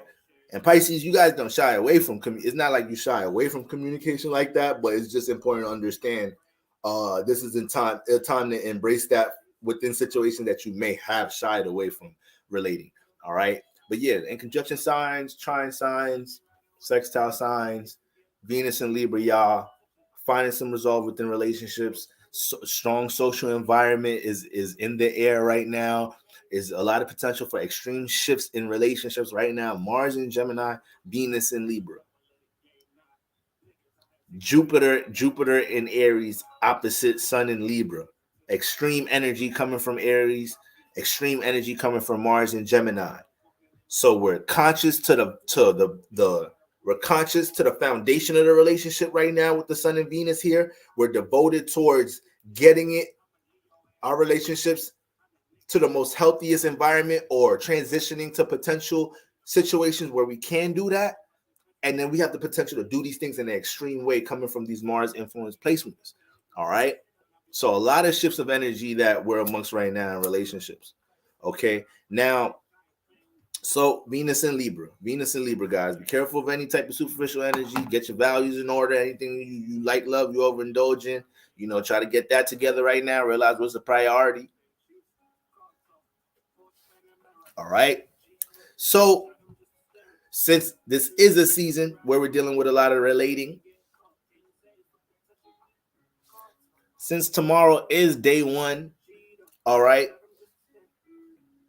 day one of cuffing season tryouts, I just wanted to hover over natural turn-ons and turn-offs for the zodiac signs, okay? Now, some of these things can be game changers. Some of these things that I say for the zodiac signs, it can be leveled from mild to game changer. Some of these things you end up, they want to marry your ass, because it could be hard for these signs to find some of these things in individuals. All right. So this is something that's gonna be I feel like is important for you to get an understanding about your partner. When your partner really be gravitating, resonating with something, now you're not overthinking why they really like that. Just know that's their natural energy. Bring that. Just if you could produce that, that would be nice. That would be nice. So natural turn-ons and turn-offs. I'm thinking, should I do this in a pack of elements, or should I just go Aries through Pisces? Let's just start with Aries. All right. Natural turn-ons and turn-offs for Aries. So all right, I'm gonna let one of y'all in the comments let me know. Should we start with turn-offs first or turn-ons? Should we start with turn-offs first or turn-ons? Are we gonna start with the good stuff? Moon is in Sagittarius. Sagittarius got an optimistic feel. Is we gonna start with positive things? The first answer is what I'm rocking. We're gonna start with the positive, the turn-ons, or we gonna get right into the muddy. Like, listen, these is the red flags. All right, turn-offs. Double D got it. Turn-offs. So Aries, turn-offs. Clinginess. Oh my God, clinginess. That's easy. Clinginess. Man, the minute Aries start realizing there's invasion of privacy, man, the minute Aries start realizing when they want to be in their own hub, in their own natural habitat, that there's that starts to be an issue. This starts to be a problem. We're not even talking about how long they want to be in their hub, whether it's a day, whether it's 2 days, whether they want to take a week and just do their own thing, because that's going to happen with the Aries. That's going to happen dating the Aries. If you're dating with Aries and you live with them, there's gonna be them times where with the women women Aries are more settled with this, but there's definitely gonna be times with this when especially if she got her own creative endeavors, her own personal business endeavors. There's gonna be times like, all right, my shorty doing her thing, I'm gonna let her rock doing her thing. Like, she don't really need no help. Like, this, that, she won't be really getting her way. You gonna let her do her thing. Aries, man. An invasion of the privacy. Let's say you got an Aries husband or Aries boyfriend or something, and they're a rapper, they're an artist, and they be in the basement. They done invested in it, because Aries gonna do the shit on their own too. Aries, real individual, they gonna do shit on their own. So let's say Aries, they built a whole music studio worth five bands, whole music studio worth 5 bands in the basement. They devoted, they built some progression with their music career, this, that, and the third, and they just be down there. They be doing their thing. If you got an Aries male partner that be doing that, be in that bag with something, and you don't know how to like respect that space, that could be a game changer. That could push the Aries to make decisions they don't necessarily want to make. It's like, damn, there ain't no knocking when they come in this motherfucker. When I tell them ahead of time, I'm really going to be focused on this tonight, this, and the third, is like that going one ear and out the other. So that invasion of privacy, lack of respect and understanding and awareness for how much they value their personal space, that's going to be important. That's going to be very important, especially if you really like this Aries person, because you asking for an arm and a leg, asking Aries to compromise that. You asking for an arm and a leg, bro, sis. It's a little bit different with men and women. It's a little bit different. Like I said, with women, this is going to be way more settled, but you're still going to pick up on it, you know. And a woman is going to kind of want her man. Aries woman is going to kind of want this out of her man, regardless of what sign her man is. Aries woman is going to want to see some type of individuality and assertiveness in her man. That is a turnoff for an Aries woman. So getting specific for the women, that's a turnoff for an Aries woman. Dealing with a man that has a lack of assertiveness. Oh man.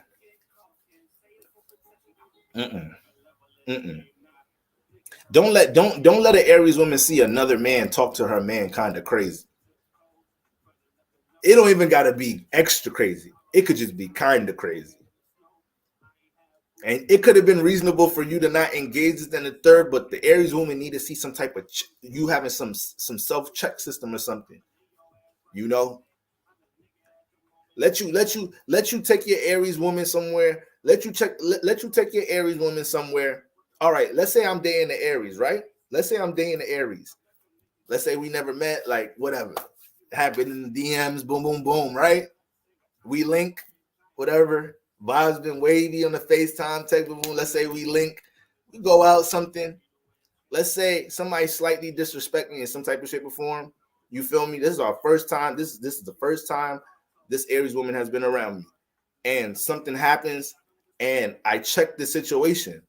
Like, yo, listen, family, I'm not even trying to go there with you, but I think you need to just think about what you just said, because I want to like the situation to go elsewhere. You see, I'm here with my lady company, you know, and I'm a grown man, bro. Oh shit. That Aries woman was thinking I wasn't even gonna give it to him tonight. It was the first date. He getting it tonight off of that one. Home run play for the Aries woman. Home run play. It's over. She not even gonna probably be thinking about anything else for the rest of the day until y'all get back to the crib. Everything else is just a plus. But that situation is gonna stand out so much for an Aries woman. That situation is gonna be a game changer, man. Situation is gonna be a game changer. So Aries woman gonna have to see that sense of assertiveness, a sense of a backbone in a man. You feel me? A lack of that, turn off. And you know what's the thing that's funny about this? Aries woman is gonna pick at this. Aries woman. I was gonna say strong Mars placements. We're gonna keep this. I'm gonna work each sign. Aries woman, she not gonna wait to see this. Mars don't got time. I keep trying to drill things in y'all. Mars don't got time. This can be an issue for Aries in relationships, lack of patience in relationships, but sometimes they on the task when they're trying to get to know somebody and it's like, all right, if whatever potential this situation got, let's get active. Like, let me get into it. Let's get active. What's the taking our time? Why are we texting so much? Let's link. Like why did every time I hit shorty, like, yo, what's up? Like, what's up? Like, I'm trying to pull up on you. I was rolling through your spot a few ago. You feel me? A couple of days ago, I hit your line. Like, what's up, baby? Like, what you saying all this shit on the text? Like, I'm an active nigga. Like, I'm trying to get hands on. This is the Aries nigga. I'm trying to get hands on. Like, what's up? Like, what you trying to do? You feel me? All that shit you saying sound good. That's that Libra shit. You talking all that good shit right now. All that shit sound good. But a nigga trying to get active, if you're not trying to get active, it's all good. I'll move on to the next. This is what I does. Like, I'm an Aries. I don't never stay on nothing for too long. Even if I like you, I might not fuck with you for too long. But anyway, that's a different story. I ain't got to tell you that much about myself. But what we doing, baby? Like, what we doing?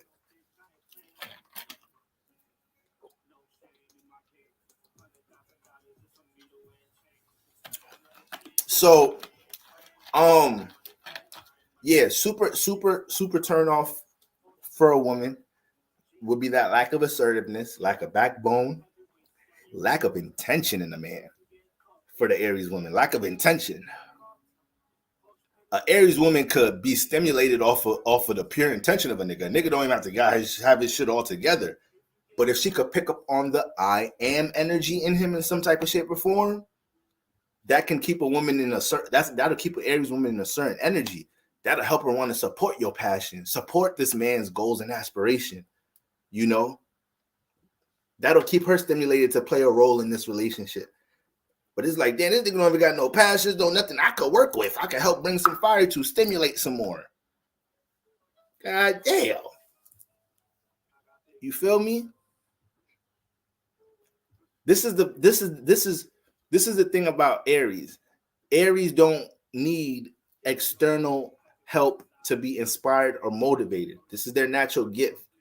But in relationships, you naturally, in a healthy relationship, right? In a relationship, you naturally do things to empower, encourage your partner. Aries, because their element is fire, because their Mars influence and their Sun influence, you know, the things that they may want to support is the I am in you. So from a woman perspective, if she can't pick that up in a man, you know, it's gonna be hard for that Aries woman to work with you. It's gonna be hard for her to work with you, you know. And listen, I'm a whole Libra, you feel me? So niggas lose their women every day. It happens every day. So these are the scenarios to set up you to lose your Aries woman. This is how it is, fellas. All right, you dating the Aries woman, understand that. When you dealing with your Aries woman, she pressing you for something, the situation, and you're thinking in your head like, yo, it's not even that serious what she's pressing me about. Exactly. It's not about the situation. It's about how you responding.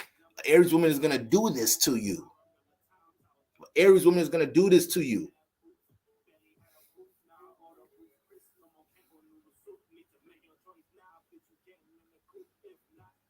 My husband is and was determined. He's an Aries Sun Scorpio rising.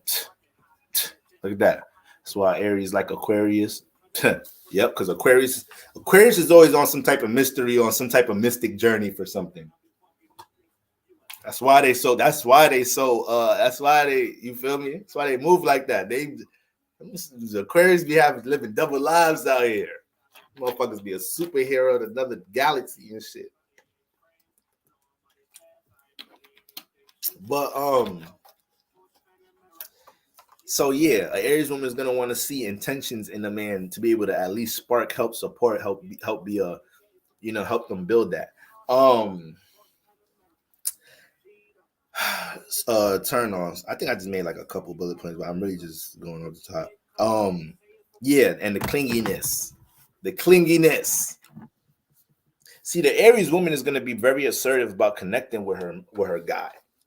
She's gonna be very assertive, you know. Especially when there's times she's looking forward towards connecting and he can't make it or he flakes. That's a huge turnoff for an Aries woman. Flaking on an Aries woman, not being a man of your word to an Aries woman, huge turnoff and huge turn on. You know, that transparency, that real transparency with an Aries woman. Like, I know I ain't got it all together, baby, but like this is what it is. This boom, boom, boom, boom, keeping it a buck. Yeah, Aries woman could dig that shit. It could dig that shit. If you helping her save Mars energy, trying to penetrate and get to the root of a situation with you, man, thank you. All right, let me use that energy for something else if you get my drift. All right. So yeah, those are some big turnoffs right there. The clinginess, the lack of privacy, you know, specifically with women, lack of intention within a man, lack of backbone within a man. Aries man dealing with a like Don't be forcing your Aries man to do shit. Like, don't be forcing him to do shit. Just don't fuck with him if that's a problem. Because some people wouldn't mind having somebody that's, introvert like that. Listen, there's somebody for everybody. So with Aries sons, there's people that understand their individuality and find ways to make a relationship work with them. If you're not that person, leave them alone. Because trying to change them, trying to get them out of an individual bag, you're going to hurt your head. You're going to hurt your head. I'm telling you right now.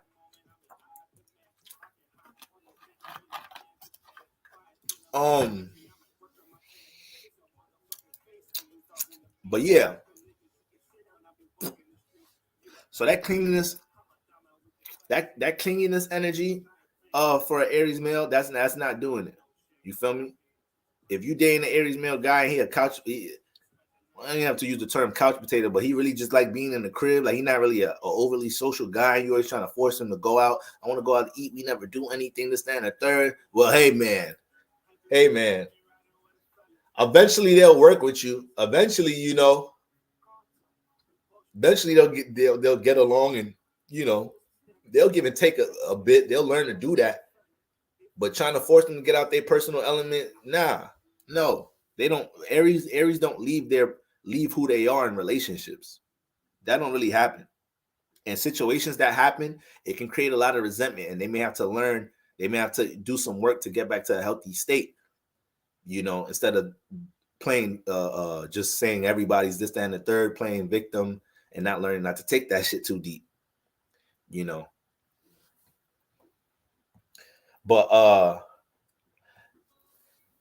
yeah, no way he wouldn't. So yeah, that's those the major turn-offs right there. Those some key turn-offs right there. All right, some things to keep in mind if you're dating the Aries woman, if you're dating the Aries guy. All right, now turn-ons for the Aries. For the Aries man, ladies, you're dealing with an Aries man. Letting him thrive being the authority. Letting him thrive being the authority goes a long way dealing with an Aries guy, man. It goes a long way.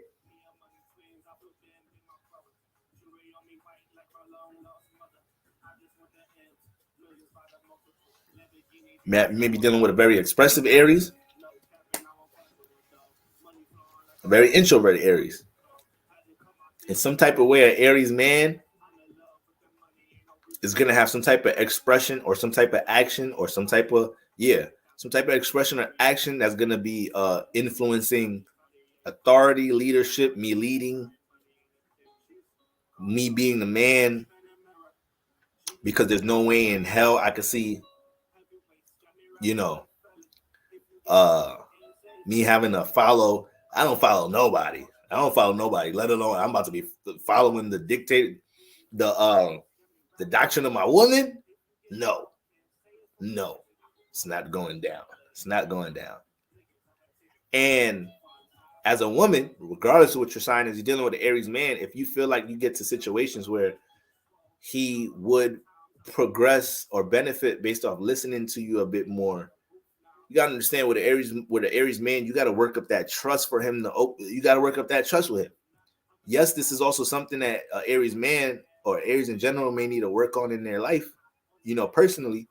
But you gotta understand that dating them, they don't respond well to people just thinking they could just tell them how they need to conduct themselves without a deeper rapport being built. Aries really struggle with listening to people that they don't really fuck with.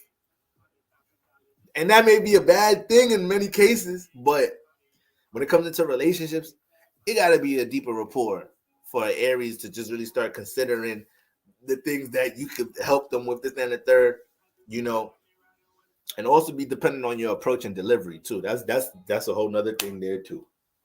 It also depends on the approach and delivery. You feel me? So yeah, that would be a turn on, letting the man be an authority. The turn on for a woman would be the assertiveness. That would be the certain. I kind of already gave you out the scenario for that during the turn offs in a way, but seeing the assertiveness, that could go along. That goes a longer way than communicating at times with an Aries woman. That goes a long way than communicating. And communicating, we know communicating is a very important thing in relationships, right? But if you're just a man of a few words, but you're a man of your word, that go a long way with the Aries woman. That go a long way with the Aries woman, man. Aries woman won't even sweat you to be communicated. Won't even sweat you to be that relatable. Won't even be sweating you for all of that. Gonna respect that. It's gonna respect that, you know. So you gotta stand on 10 toes dating the Aries woman, man. Aries woman, man. Aries woman, ain't no walk in the park. You gotta be able to handle a passionate wave there. You feel me? And it don't matter if it's a male or female. Aries detect weakness. They detect weakness. I'm trying to think of like a movie scenario of like with it in a female perspective. Like all right, damn. There's this show with like not show. It was a popular movie. It was like 4 girls, Mean Girls. It was a movie named Mean Girls or something. It was like 4 girls, and I think they was like fake friends or something. I don't really remember, but I'm just thinking of a scenario of like a like, you know, a pack of like high school chicks, and one of them is like a bully or something. But her friends, she be kind of bullying her friends too, though. She's like the leader of the clique, and like other people be knowing that, like, yeah, those are her friends, but like she kind of like she's the leader of them, whatnot. Aries woman, like she could give that demeanor at times, get the weakness out of people, have people around her intimidated and shit, because it's like it's that direct. My Aries mom almost choked me out once a couple of years ago, for real. Yeah, see, like that, like, yep, she gave Aries. Okay, so all right, so then I do kind of remember what I'm talking about. Yeah, that's she giving one of those. She giving one of those. That's like an Aries woman example. They gonna get to the weakness, man. They gonna get to a weakness of an individual. And Aries woman gonna have a way of challenging a man. All right. If a nigga's assertive, then you're just gonna ace the test, and you get to see all of that Mars passion that she gonna have to release on that ass. You feel me? And sometimes it takes a time for Aries to understand what they could do, what they're capable of sexually. I mean, it takes experience for everybody, but you know, there's a little sense of vulnerability with Aries with sex because they're so competitive. So it's hard to be competitive with something you don't have experience with. So until they get experience, then that's when you're gonna start seeing them having the potential to channel domination mode in a sexual manner. But you know, they gotta get their groove though first. Aries be having to get their groove first. Like, okay, this the motion. Okay, boom. This the all right. This intensity. All right. Don't be intense doing that. You got to do that soft. Oh shit, then I thought you got to do everything intense. All right. Do that part soft. I thought you got to bite it off. Oh, just kiss it. Ah shit, my bad.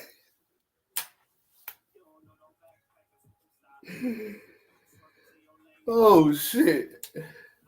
Aries finna holy feel somebody in the motherfucker. Bite a motherfucker ear off in the bedroom. Goddamn Aries. So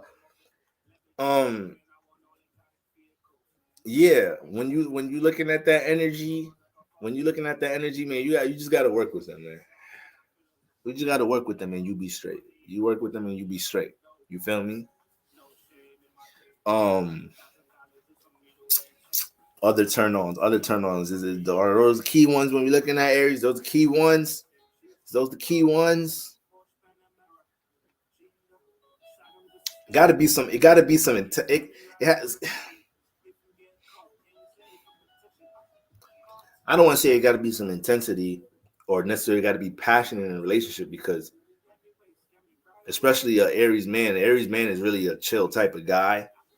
You know, as Aries get older, they don't want to be in have to be erratic as Aries mature usually.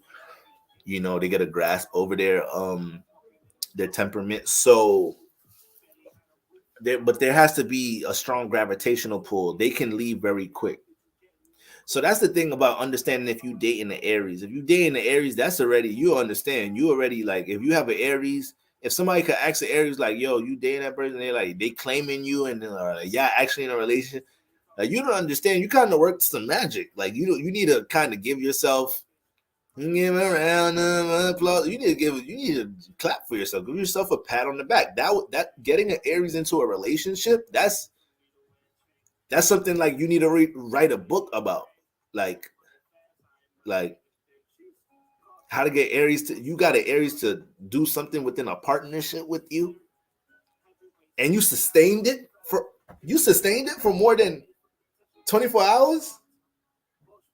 You lying. I gotta see this. Tell me about it. I gotta see this. Tell me about it. You bullshitting. You are bullshitting me. So if you need to understand that. So if you're already in the situation with the Aries, you feel me? If you're already in the situation and they're invested, you've got them invested. So just work with them. Just work with them. Once they in it, there's gonna be they're willing to make adjustments. They won't admit it. They may not be so expressive, but like, okay, I'm gonna change this, do better. But trust me, they're willing to make the adjustments once y'all in that position though. When y'all got past that first phase and they realize, because Aries will burn out. Aries is not gonna stay in a situation where it don't see potential, it don't feel a thrill. It can't fake the funk. It can't fake the funk. I'm a Libra. We fake. We be fake like that. Aries not fake like that. Libra will fuck with you, have everything be all fine and dandy, and then poof. You like, ain't this about a bitch? I was about to propose to this motherfucker in a couple of days. Ain't nobody seen or heard this motherfucker. I'm blocked on everything. Somebody just sent me a DM with them in Vegas with another motherfucker. Ain't this a bitch? Goddamn Libras. Aries ain't got the time for all of that. Aries gonna let you know what's up. Aries gonna let you know straight up. All right. So that's what we got going on for Aries. Taurus. Turn-ons and turn-offs for the Taurus. Shout out to all my Tauruses in the building. All right. Start with the turn-offs. All right. Too motherfucking spontaneous. Unpredictability. You gonna lose them quick. You ain't gonna see the second date. They're not gonna invite you to the crib.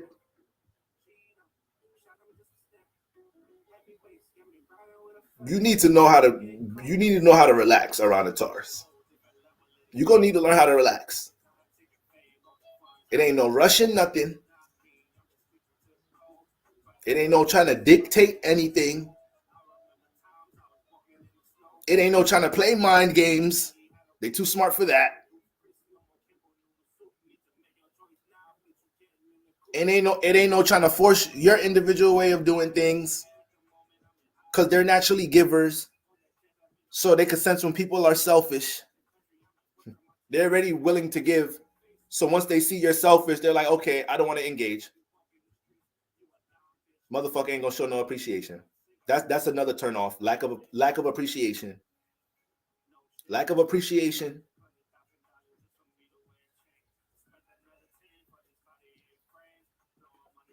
Lack of appreciation, that hurts. That hurts, man.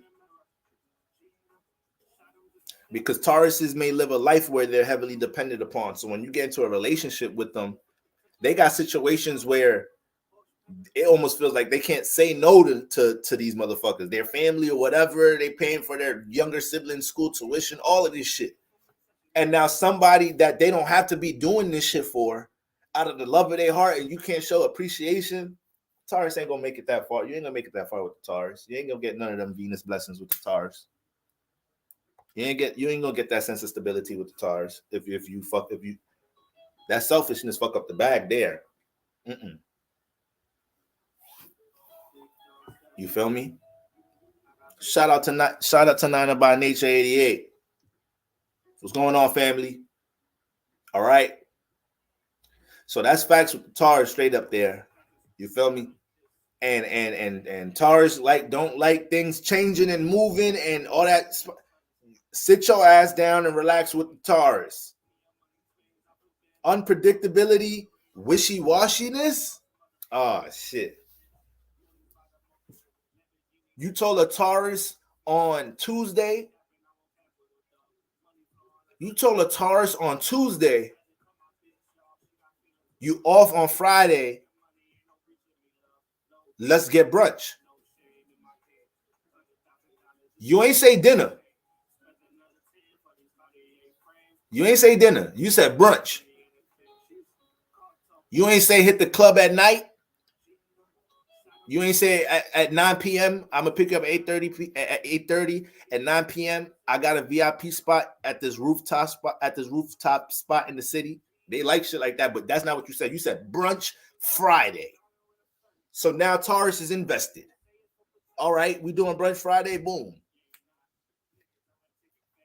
Let you text them. Let you text them Thursday night. Let you text them Thursday night or early Friday morning trying to change plans. It could have even been something that seriously came up. And if they could pick up on the true intuition that something seriously came up, it ain't no funny wishy-washy shit. They could pick up on that. They could pick up on that. They could pick up on the bullshit. Because Tauruses don't bullshit. Like you can't bullshit a bullshitter. That a Taurus made that shit. So that wishy-washy shit, change of plan shit, Taurus can't get down with that shit. Taurus can't other signs will be like, I bet it's all good. Like, when's the next time you free? Saturday, Sunday? Not Taurus. Motherfucker, you said Friday brunch. You said Friday brunch. Do you know what I could be doing on my Fridays? You think I'd just be wasting my time? If a Taurus give you another chance after that, if you end up rescheduling, Taurus is gonna sprinkle a little bit of that on you. It ain't gonna be heavy though. It ain't gonna be heavy. It may be light. It may be real light, but they're gonna give you some of that. It may be as soon as y'all sit down on the first day at the table, like, I'm surprised we even got here with all the flaking you've been doing. Like, it's gonna be, you're gonna get some of that. You're gonna get something. They're gonna acknowledge that shit because they don't do that shit. They don't do that flaky, wishy-washy shit. All right. So they are planted individuals and they are scoping for the potential for somebody to be stable in the dating process. So off the rip, turn off. All right. And the lack of appreciation. I think those are two key things over there with the Taurus. All right. Those are two key things right there. Now,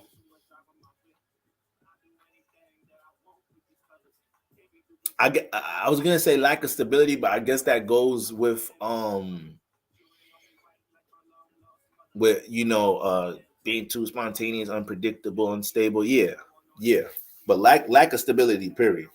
Lack of stability, period. They need to see the mindset of stability, even if you don't have the resources to show it, because Tauruses can feel inclined to help build other help cooperate with others to build things, help build up people's self-esteem, help build up the structure of something.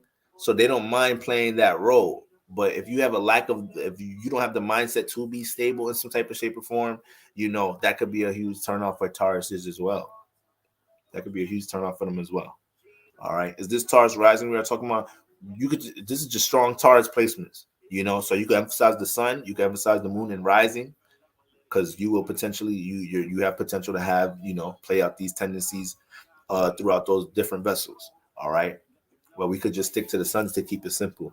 That's because to their complementary. Taurus low key like Scorpio. Yeah.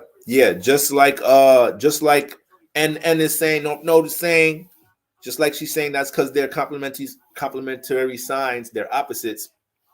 You're naturally gonna pick up the opposite shift, the vibe of your opposite sign. But from time to time, I made a scenario early in the live showing how Libras and Aries get into defense mechanisms into each other energies. All right.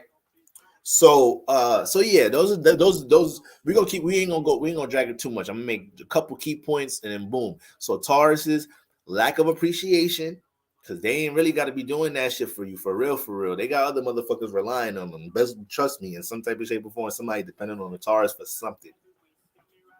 All right, somebody depending on the Taurus for something. With great power come great responsibility. So they got different access to stability in this lifetime, but God and universe be putting Tauruses to work though. All right. So I got a whole lot what happened in it. So and then yeah, lack of appreciation, a lack of stability, unstable, you know, moves around too much, can't stay still, can't fucking relax. Goddamn. I'm gonna have a Taurus up out of there. Now, turn ons for the Taurus. Turn on for the Taurus.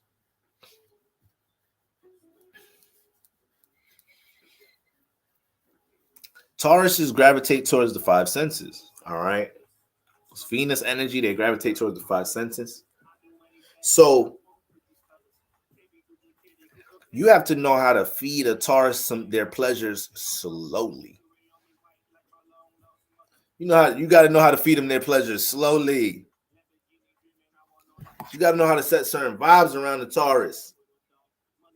Give them something they could feel, give them something they could touch, something they could hear, something they could taste. So when it comes to the turn-ons with a Taurus, all right, we can go ahead and say good food. Yeah, we know Taurus like to get their grub on. You know, the Taurus like to get their grub on. All right. But uh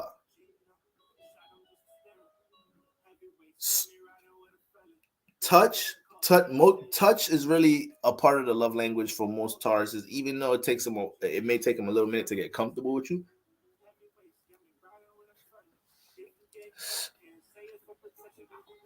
Even though it might take anything satisfying to the five senses, things that have a build up to it, so you allowing the Taurus to get warmed up towards something.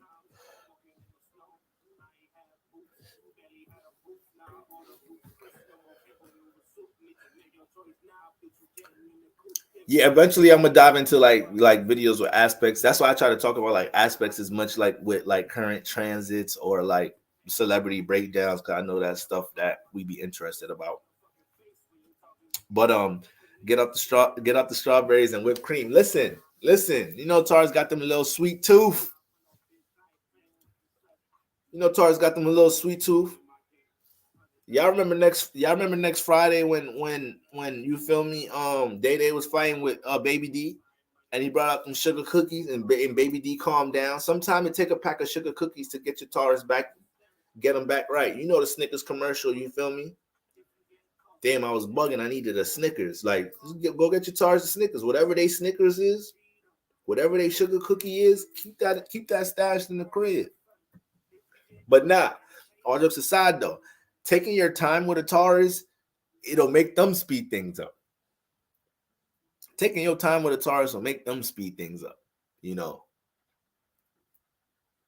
So when it comes to developing a rapport in relationships, they're Venus influence, so they like to experience, relate with it, bask in it, but they like to take their time with it. So once you start pressuring or rushing a Virgo to do anything, a female Virgo, I said Virgo, sorry, y'all. Once you start pressing, like say a female, yeah, let's say a guy is dealing with a Taurus male is dealing with a chick, and she's like pressing him to take him out on dates or take her out on dates, take her here or there. She mad aggressive, like, yeah, I heard this spot is nice, this, that, and the third. Yo, relax. Relax, baby. You feel me? Who even said we finna go to a restaurant? Like, you feel me? We was just finna get some drinks and kick it on a Sunday, my little Sunday spot bar. We just gonna get a little brunch, couple of drinks, nothing crazy. You start throwing, you wilding, like you, and we could work up to these things. Like, these things are doable. I'm capable. Feel me? Stars get money. I'm capable. Like, feel me? Like, ask my exes the shit that I done did for their ass. got their credit right, all of that. You feel me? But if she's like pressy, yeah, that's the Taurus guy gonna be like, nah, she's wilding. She's wilding. She's wilding. She's wilding. And I'm already willing to give. So she doing too much. You know, Taurus woman. If a Taurus woman dealing with a guy, nigga mad press, like it was good. Like, let me come stairs tonight. Like, what's up? Or like y'all Netflix and chilling or whatnot. Taurus woman Netflix and chilling. Let's say she got it. Let's say she done already made y'all Netflix and chilling and shit. Y'all in the crib. She most likely got her mind made up. You feel me? But if you can't let it fall in your lap, Taurus might be your abort mission. Like, all right, you know what? Forget it. I think I'm going to sleep. Like, I'm going to sleep. Like a nigga ODing. Like a nigga ain't even letting the shit. Nigga ain't even letting the credits of the. I know we Netflix and chilling, but the motherfucking credits is still rolling on the motherfucker. Like, we couldn't even get. We don't know who the antagonist, the protagonist. We don't know the plot. Nothing. You couldn't even let it warm up some.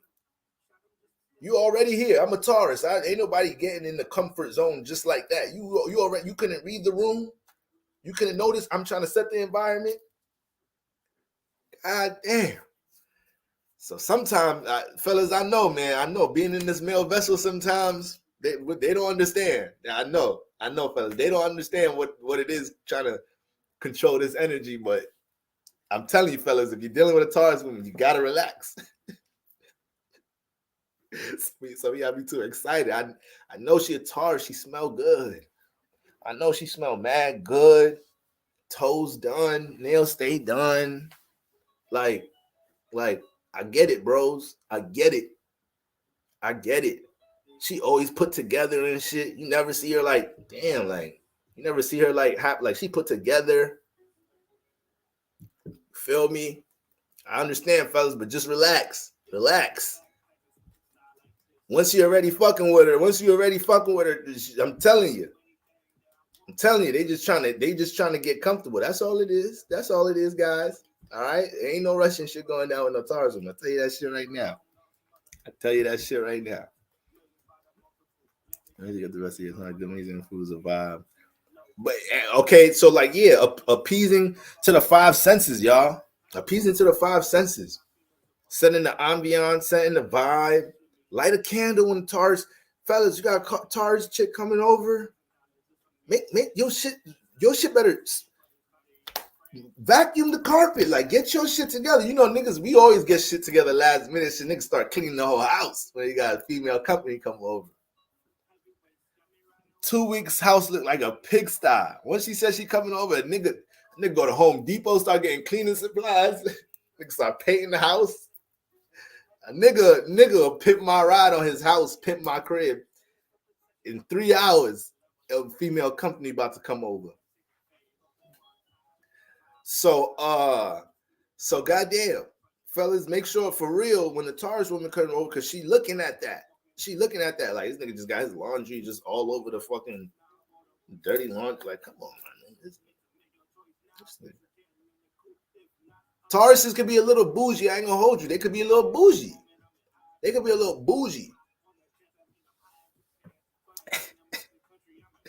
Feel me? I'm from the hood, so like, I keep it low ghetto. Sometimes, you know, shit a little ghetto. We from the hood, we improvise. When you grow up in the hood, sometimes you improvise so much, you still doing improvising when you ain't got to do it no more.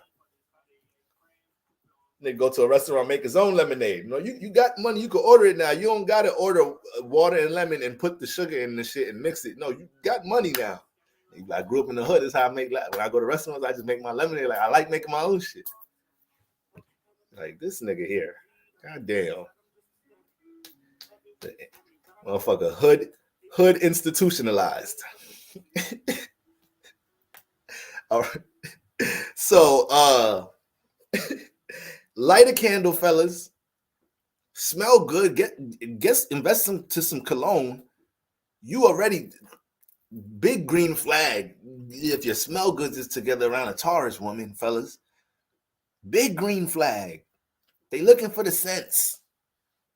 Their radar. They're looking for the Venus is Earth, so Earth is tangible, like to get hands on. So it's Taurus. She rules the five senses. Got the exaltation of the moon. They're intuitive. They're connected. They're connected, especially when it comes to things of the material realm. So if you got sense, they're sensitive towards that. You gotta you embrace the hug nice.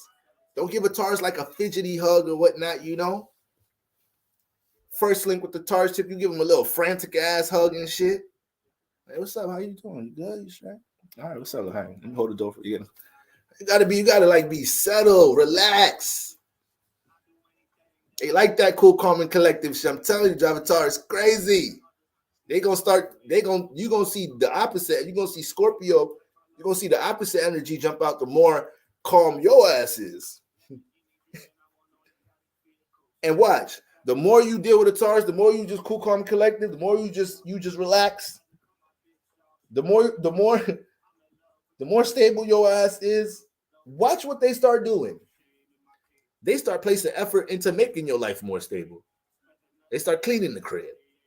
They start bringing some food to the crib when your ass was broke. They start holding it down. You feel me? So if you could be an example of a safe space to a Taurus, they reciprocate that. But it's Taurus is Earth, so they gotta read the room and observe that first, and then boom. You feel me? So yeah, they pay attention to all of that. Light the candle, the music. You could fuck up too. You could fuck up. You could have all this shit lit, and then you fuck up with the playlist a little bit. You have the candle lit. She walk into the crib. Her first time in the crib is clean, smell good. Nigga wash the sheets. Bed, pillow sheets, everything, pillowcases, air diffuser, essential oils lit.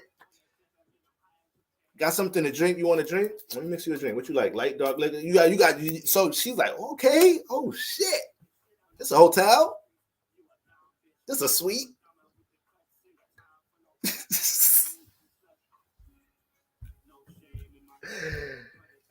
Listen, Taurus women, listen. I got the whole argument. Have two glasses on and everything. Nice, set of wood. Listen, I'm telling y'all. So that'll help. That you can have all that shit set up. As soon as y'all start getting a little hands on, start getting a little intimate. You turn on some music, some motherfucker 21 Savage come on, like, oh man, this nigga done fucked everything up. You did everything right.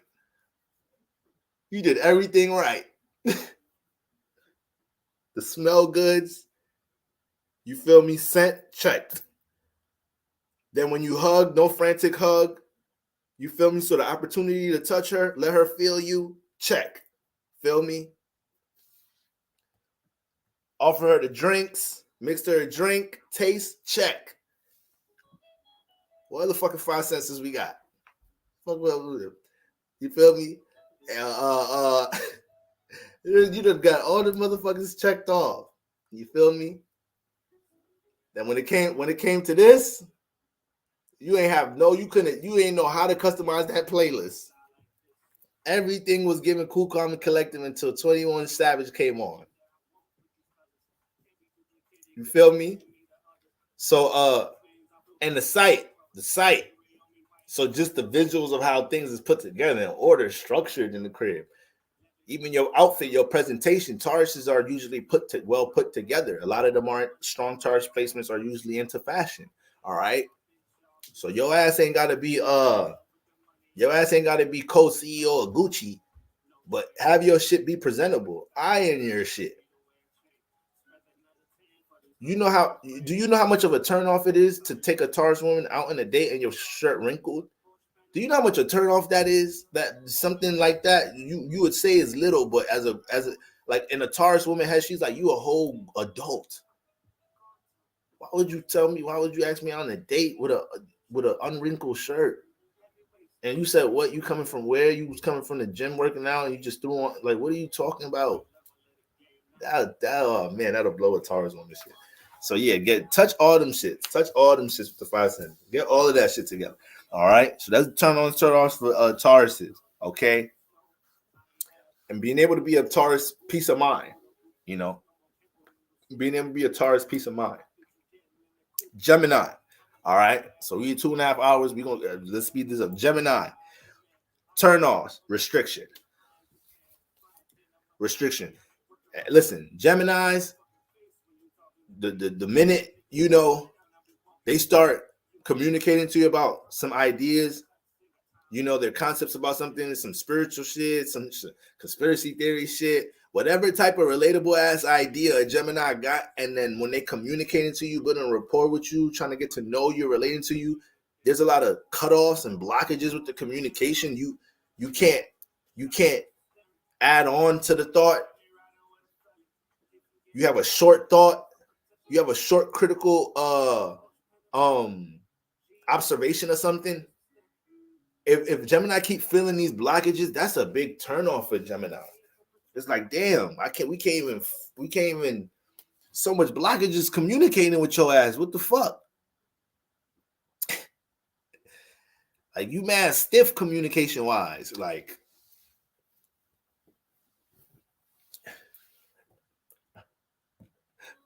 right, Sunray. Listen, I'm the worst. I'm the worst astrologer in the world. I swear to God. So yeah, Gemini energy has a huge turnoff, like feeling them blockages within communication and forms of restriction. They love to experience and explore.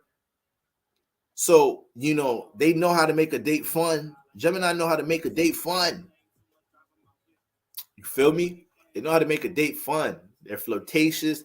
They're open. They're communicative. They know how to pick up dry spots in communication. You nervous or whatnot first date? They could hold your hand with the communication, open you up, make you feel comfortable, make you feel like you could be yourself.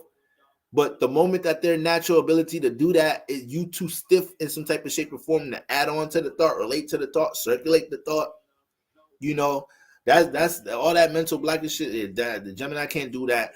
And then restriction with experience and things like, yo, let's go do this. You ever did that? Like, nah, I don't want to do that. I know. Get my hair wet. Let me get my nails. I need to make my nails. No. I don't want to go on vacation there. Like, what the fuck you want to do? Goddamn. Damn. All these goddamn things I want to do with somebody else in my head, you won't do none of this shit. You a whole rock. It's hard moving you. It's hard doing things with you, relating with you. I'm a whole Gemini. I'm a whole air sign. And you a challenge. Like, Gemini finna be out. He ain't gonna be dealing with that shit for too long. You feel me? Gemini's lives be episodes. Like, Gemini lives be active. They be movies. So like, when they trying to bring you into the movie and you acting like, nah, I'm good. Like, I'm straight. I don't want to you keep that Gemini shit over there. It's like, all right, fuck it. Like, I don't care. My line be buzzing. Like, who I know, what I'm involved in. Like, I'd be sacrificing time for potential other situations to be with you, entertaining you. Like, I got options. Like, all right. So, yeah, that form of restriction, the communication blockages, the inability to experience new things, do new things. Gemini's presenting all these ideas, trying to liven up the connection, make it fun while y'all getting to know each other. I'm tired. I got work in the morning. Gemini like creating memories. Fuck work. Go to work tired tomorrow. Get some sleep after work. Shit. Gemini, y'all some little Gemini really come in your life and change up the frequency of a lot of things. Let me say, speed up the frequency. Appreciate the super chat. Janarian, he said Tupac and Jada relationship. Man, them motherfuckers was doing theater together. They was probably taking long walks in the park together and shit. Jada and Tupac and shit. Feel me? They had that square. Now that I think about it, damn, that's why that relationship was strong too. It was a square. It was a square. Gemini sun, Virgo sun, Venus Virgo square his sun. I forgot what Tupac Venus is. But yeah. So that's gonna be big with the Geminis. That's big turn off there. Yeah, and you being a motherfucking roadblock or being too stiff to explore, experience new things and whatnot. And it's like, all right, it's like to the point they can't even. If a Gemini can't get excited to communicate something to you or tell you something, if they realize they don't have that thrill, they're out of here. They're out of here. Their ability to feel excited, thrilled, impulsive to communicate something to you, like, yo, let's go hit this new spot, let's go on a date here, or like, yo, let's do this, like, yo, I just found this out. If they don't have that excitement before they communicate to you, that's it. They not staying in that shit. I tell you right now. And Gemini is way too fucking. Gemini moves way too much, way too curious to stay in some shit that's unfulfilling with your ass. I tell you that right now. And if you got a stale connection with a Gemini and y'all still together, they cheating on your ass. They's cheating on your ass. That double personality that you fucked up right now. You seeing something else right now, but they's living their life. Geminis is not stopping their life for nobody. Way too active for that. They're way too active, curious. No. So have that understood. Turn ons for Gemini. I feel like Jada was big head telling Pac how he should do things when he wanted to just experience it first. Yeah, this Virgo critical head asses. That's what Virgo learned from Gemini in that square. You know, how to drop their shoulders a little bit. While Gemini has to learn how to be more calculated from Virgo. So the turn-ons for Geminis would be mental stimulation and spontaneity. It's just crazy how it shifts. We just had a turn off for Taurus being spontaneity. Then we got a turn on for Gemini is spontaneity. Gemini love linking you and not knowing what's in store for the night, for the evening. That's some shit for a Gemini right there. A Gemini love being excited to communicate some shit to you, and then you feel me. They don't know how you're gonna respond to it. They don't know how you're gonna respond to it. They don't know what type of different creative perspective you gonna add on to their thought. If a Gemini has that type of feeling, oh man, you litty. It's air, so it's naturally sap your energy. So any type of form of mental stimulation for a Gemini. If you could hold a long conversation with a Gemini, but keep them in this, because they could talk they could talk for whatever. It don't matter what it is y'all talking about and who they talking to. Sometimes that some of that don't even matter. So they could communicate with anybody and for what and for whatever reason. All right, but if there's a strong intention for the Gemini, for all the opportunity to connect and relate that they naturally attract, but they're intentional about communicating and relating to you, you feel me? But to the point that you know how to reciprocate it, so this excitement that they bring to want to relate ideas with you, exchange ideas with you, you bounce it off well, you reciprocate that well. That's a big thing. That's a big thing for a Gemini, man, male and woman, both of them. You must have Gemini placement. I'm a Gemini South Node. But I'm always one. Yep. So yeah, that's how Gemini getting down. What they turn on, they need some mental stimulation.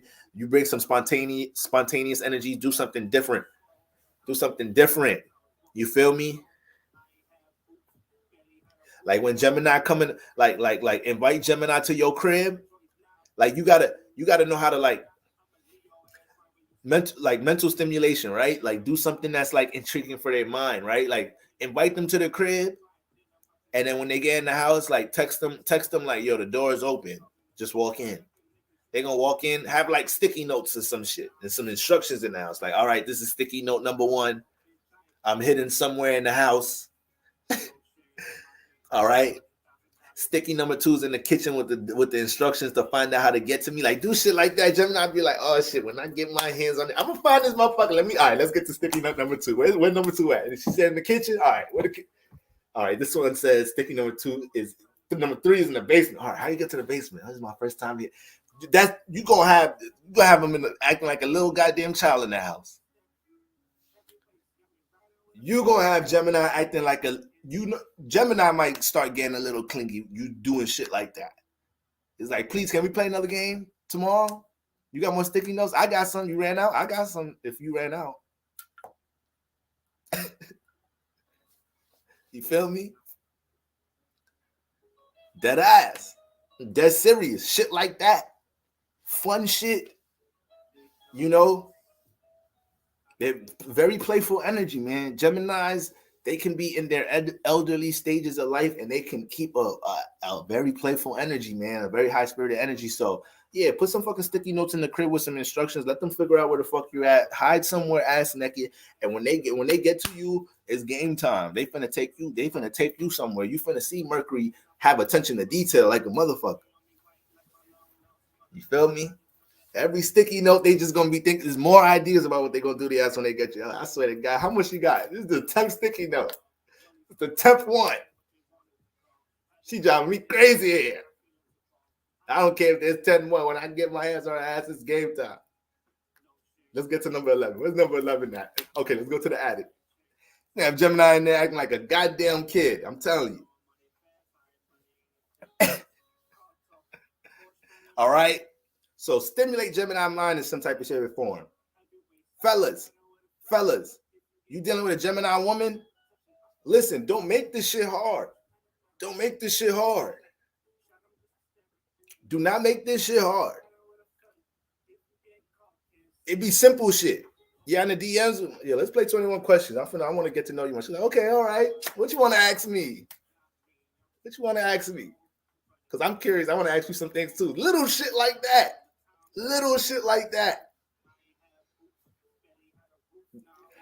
Like niggas took me to talk about 21 questions. I'm telling you, little Gemini, you say some shit like that, you're gonna get a text in the morning like, hey, I loved our conversation last night. I'm thinking we play 21 questions at my crib tonight.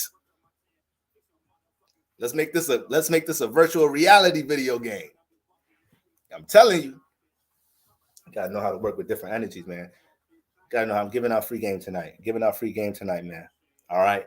So that's what you're dealing with the Gemini, fellas. I'm telling you, stimulate her mind. I'm telling you. And make things unpredictable. Make it unpredictable. Don't tell her where you're taking her when you go on a date. Geminis, you feel me? Don't tell them. Do not tell their ass. You know? And if you can, through conversation, find out what they like through conversation, because they'll give you all of that. What type of food you like? What you be eating? You look like you like to eat. I like to eat like this. My favorite. All right, but like I'm taking you somewhere. 3 weeks later, I'm taking you somewhere. Let's go grab some drinks. This and where we going? Now don't worry about it. Just be ready by 7:30. It's lit. Y'all, she all excited on the way up and go. Make everything a mystery for the Gemini woman. Make it a mystery for her. You feel me? All right. Darren Wells says, on God 21 questions, I'm telling you, this is a grown man, on the live stream telling people play 21. All right. If she a Gemini woman, what is you trying to do? What's your intention? I'm trying to help you. It varies from different person. Sapiosexual, like be interested in the mind first. Facts. Give me some Sharpie sticky notes, a list or two. Those card games with questions on them was that. Listen. You dealing with a Gemini woman. You feel me? You could do the flirtatious thing. They love to flirt. They love to flirt and whatnot. Like once again, they Sapio, so they're definitely like top 5 most flirtatious signs in the zodiac. But hit them with like, yo, come over. We're gonna have some drinks and play Uno. You feel me? You know, that's mental stimulation. Got a mind game going on. So once you work up the mind, that's it. They finna like, all right, we could dive into more experiences, this, that, and the third. I'm telling you, that's what we got going on. Turn-ons and turn-offs for the Geminis. All right, Janarian, appreciate the super chat. 0 degrees Mercury in Gemini, ruling the 7th house. Also, my sun 2 degrees in Cancer, conjunction Mercury and advice. All right, so let's run that back one more time. All right, Mercury 0 degrees cusp in Gemini, ruling the 7th house. Okay, and my sun 2 degrees in Cancer, conjunct my Mercury. All right, so yeah, so those two planets having Mercury like right there on the cusp, and then you have Cancer.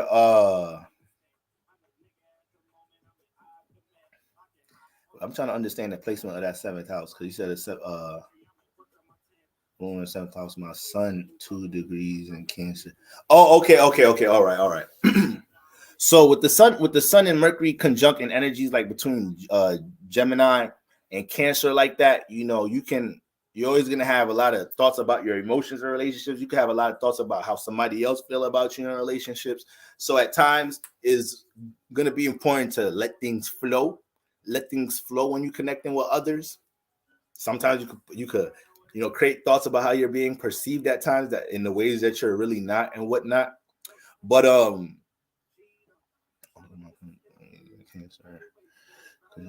any advice?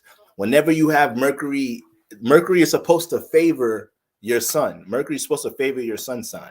So for those that have Mercury in the placement that it has, in the same placement as your sun, you can be highly attentive and detail oriented towards the actions and expression of others. You may have very great memory recall, but you have to be wise about how critical you are on yourself and your ability to deal with self-expression, especially in a creative sense. You're going to have the ability to be very detail oriented, structuring things in a creative sense, and then, you got them Cancerian energies up in there. Cancer is very underrated how artistic they are, man. So, just be careful, being overly critical of things that you want to experience and do. If you're going to experience and do is a creative endeavor that you're willing to walk the path, cultivating and expressing and showing it to the world, don't allow critique to stop you. Like, be like, all right, I'm gonna do it. Like, I know I'm gonna critique myself either way, overly critique myself. I know there's gonna be times people like my shit and I still critique my shit, but I'm just not gonna stop myself from experimenting and doing what I want to do that I have a passion for. All right. So yeah, y'all. No problem. You're welcome, bro. Definitely Cancer Sun, Cancer Mercury, Sun in Gemini, Mercury in Gemini.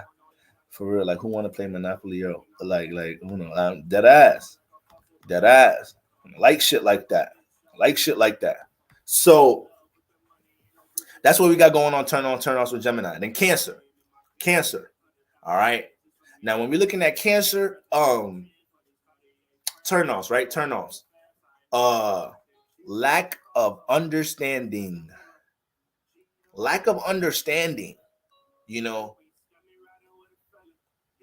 Cancers are often manifest situations to be emotional dependence in their life, and also manifest situations, especially if we're talking about suns, manifest situations where they're forced to utilize their emotional intelligence for survival, utilize their emotional intelligence to help them prosper amongst relationships, instead of just leading flat out with their heart and being able to pace themselves with the emotions. And that's a very hard, challenging thing to do at times, right? Since they feel so heavily on their own, on their own vibe. So when we look at turn-offs for a Cancer, lack of understanding for anything that they really care about and they're connected to, and no consideration of the fact that you see how invested they are in these things. They could start holding a little resentment towards that shit. Like, damn, you see me as a potential partner or somebody that you fuck with, you say you like, and you ain't even really say, like, ask me how that shit going with the shit I really care about, that shit that I expressed frustration about the other day. You feel me? I thought this was a fucking safe space, I told your ass niggas about to fire me at work, and I got child support, this, that, and the third. I thought I could open up to this shit about your ass. It's been 2 weeks. I could have been asked out. I could have been evicted already. I've been lost my job. You ain't asked me about none of that shit. You asked me stupid shit about when we gonna link, do this and that third, when we gonna go out and see this and that third. The Cancer nigga gonna pick up on that, be like, I'm offshore. You like, bitch, got no consideration, no care for the emotional, mental distress that I expressed to her. that was already vulnerable in the first place. It's so hard for people to care in the world. This is why we be murdering people.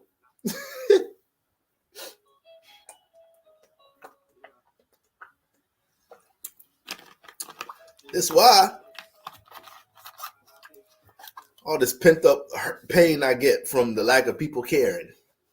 So if they pick up on any type of vibe with that in a potential, that is just they gonna let you, Cancer gonna let you know what they care about, what matters to them, because getting into a relationship off rip, they trying to build the comfort zone. So getting some of these things out help to, like, get things established or whatnot, help them feel comfortable so things don't start popping out left field to you. So Cancer could be very open in that sense. But then, once they start realizing you can't pick up on the things they really care about or see what's the distress with them, this, that, and the third, lack of understanding, lack of, intuition be off, like the Cancer, they going to be like, I'm good. I got Cancer ruling the 7th and damn accurate. It's like, if you don't care about how I feel about something important, and what the fuck? Facts.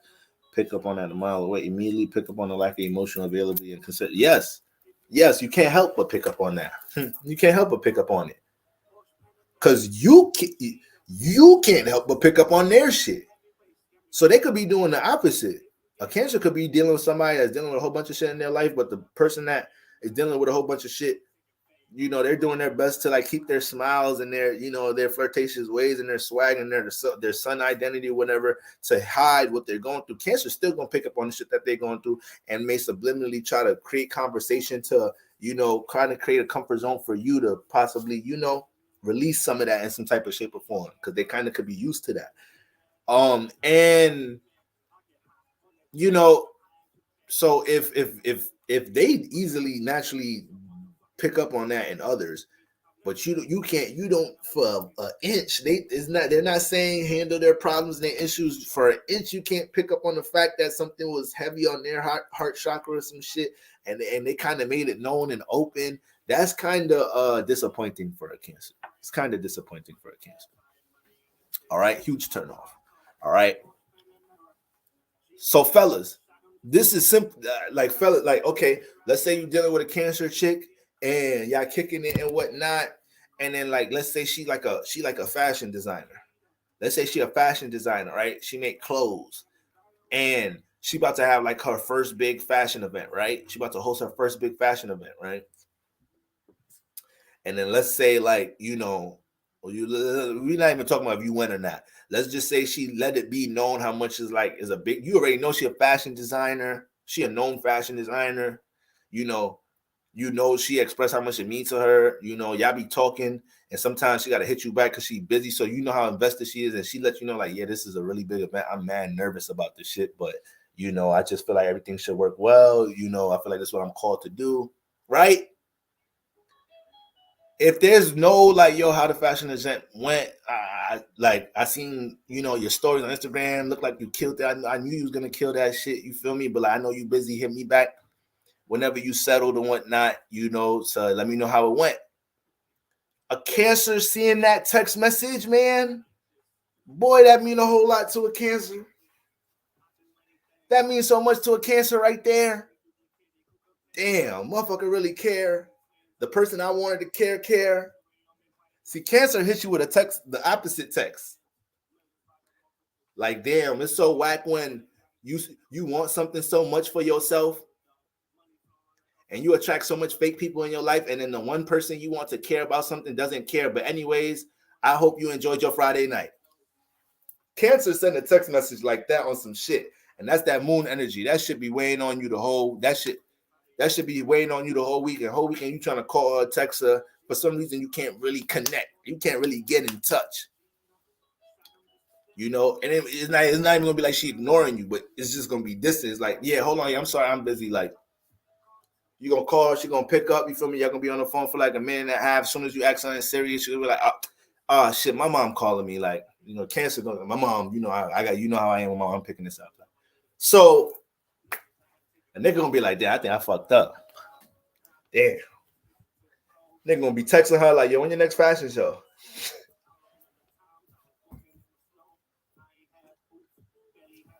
Like, yo, that shit on YouTube. Like, yo, I'm just texting. I know you busy. I'm just texting to see, yo, your did you post your fashion show on YouTube? Because I just wanted to, like, once again, like, I know I missed it. I know I ain't reach out, but I was just, I've been thinking about you. I'm like, damn, I really want to see the full thing on YouTube, how you really did your thing. Because I was always kind of curious as to, what your plan was with the show. So, yeah, is it on YouTube? I wanted to go view it, see if I could share it, repost it or something. Like, I'm sorry. When Cancer kind of got a mind made up, that's another thing. It's hard that Cancer kind of don't do, like, Cancer don't like rewinding past like that. They kind of fear that. It's kind of like a fear. Like, I hate getting into situations looking like it's going to be a repetitive thing. It's going to be something that keep rewinding. Like, I don't like that. I already live in the past. Don't want somebody else that I feel like is going to become another situation when I'm trying to work on my present, my future. Your ass going to be another circumstance, another heavy ass memory.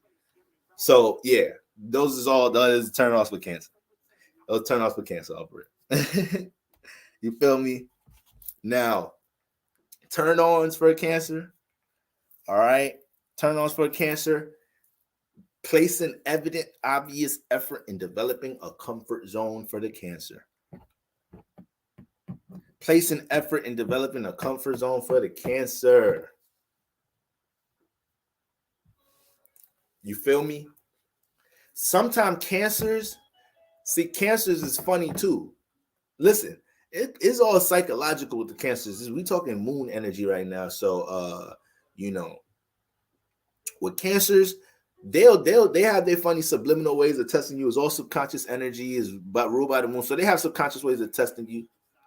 So a Cancer will kind of like, Cancer will play funny games. They think I don't know. Cancers do some funny shit, like tell you some shit that they not comfortable with, that they really is comfortable with, just to see how you gonna press it. Like, just to see, just to see how you react, or if you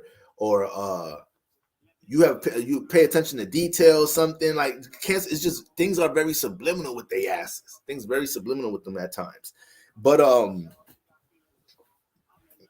when you place any effort to create a comfort zone for them, aka your understanding, you take your time with them.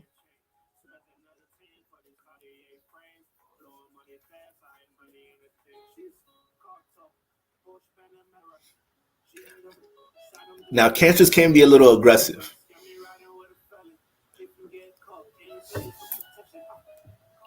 Cancers can be a little aggressive, though. All right, Cancers can be a little aggressive. So, y'all asses gotta. Sometimes y'all gotta be easy. Sometimes y'all gotta be easy. Sometimes y'all can be a little intense to work with. Could kind of. Sometimes you work subliminally, but we could feel you picking up on things, how you want things to be done in a way. Like, we kind of feel it. You sometimes you don't be knowing how strong your energy is. But I think it's very important when you dealing with a Cancer person.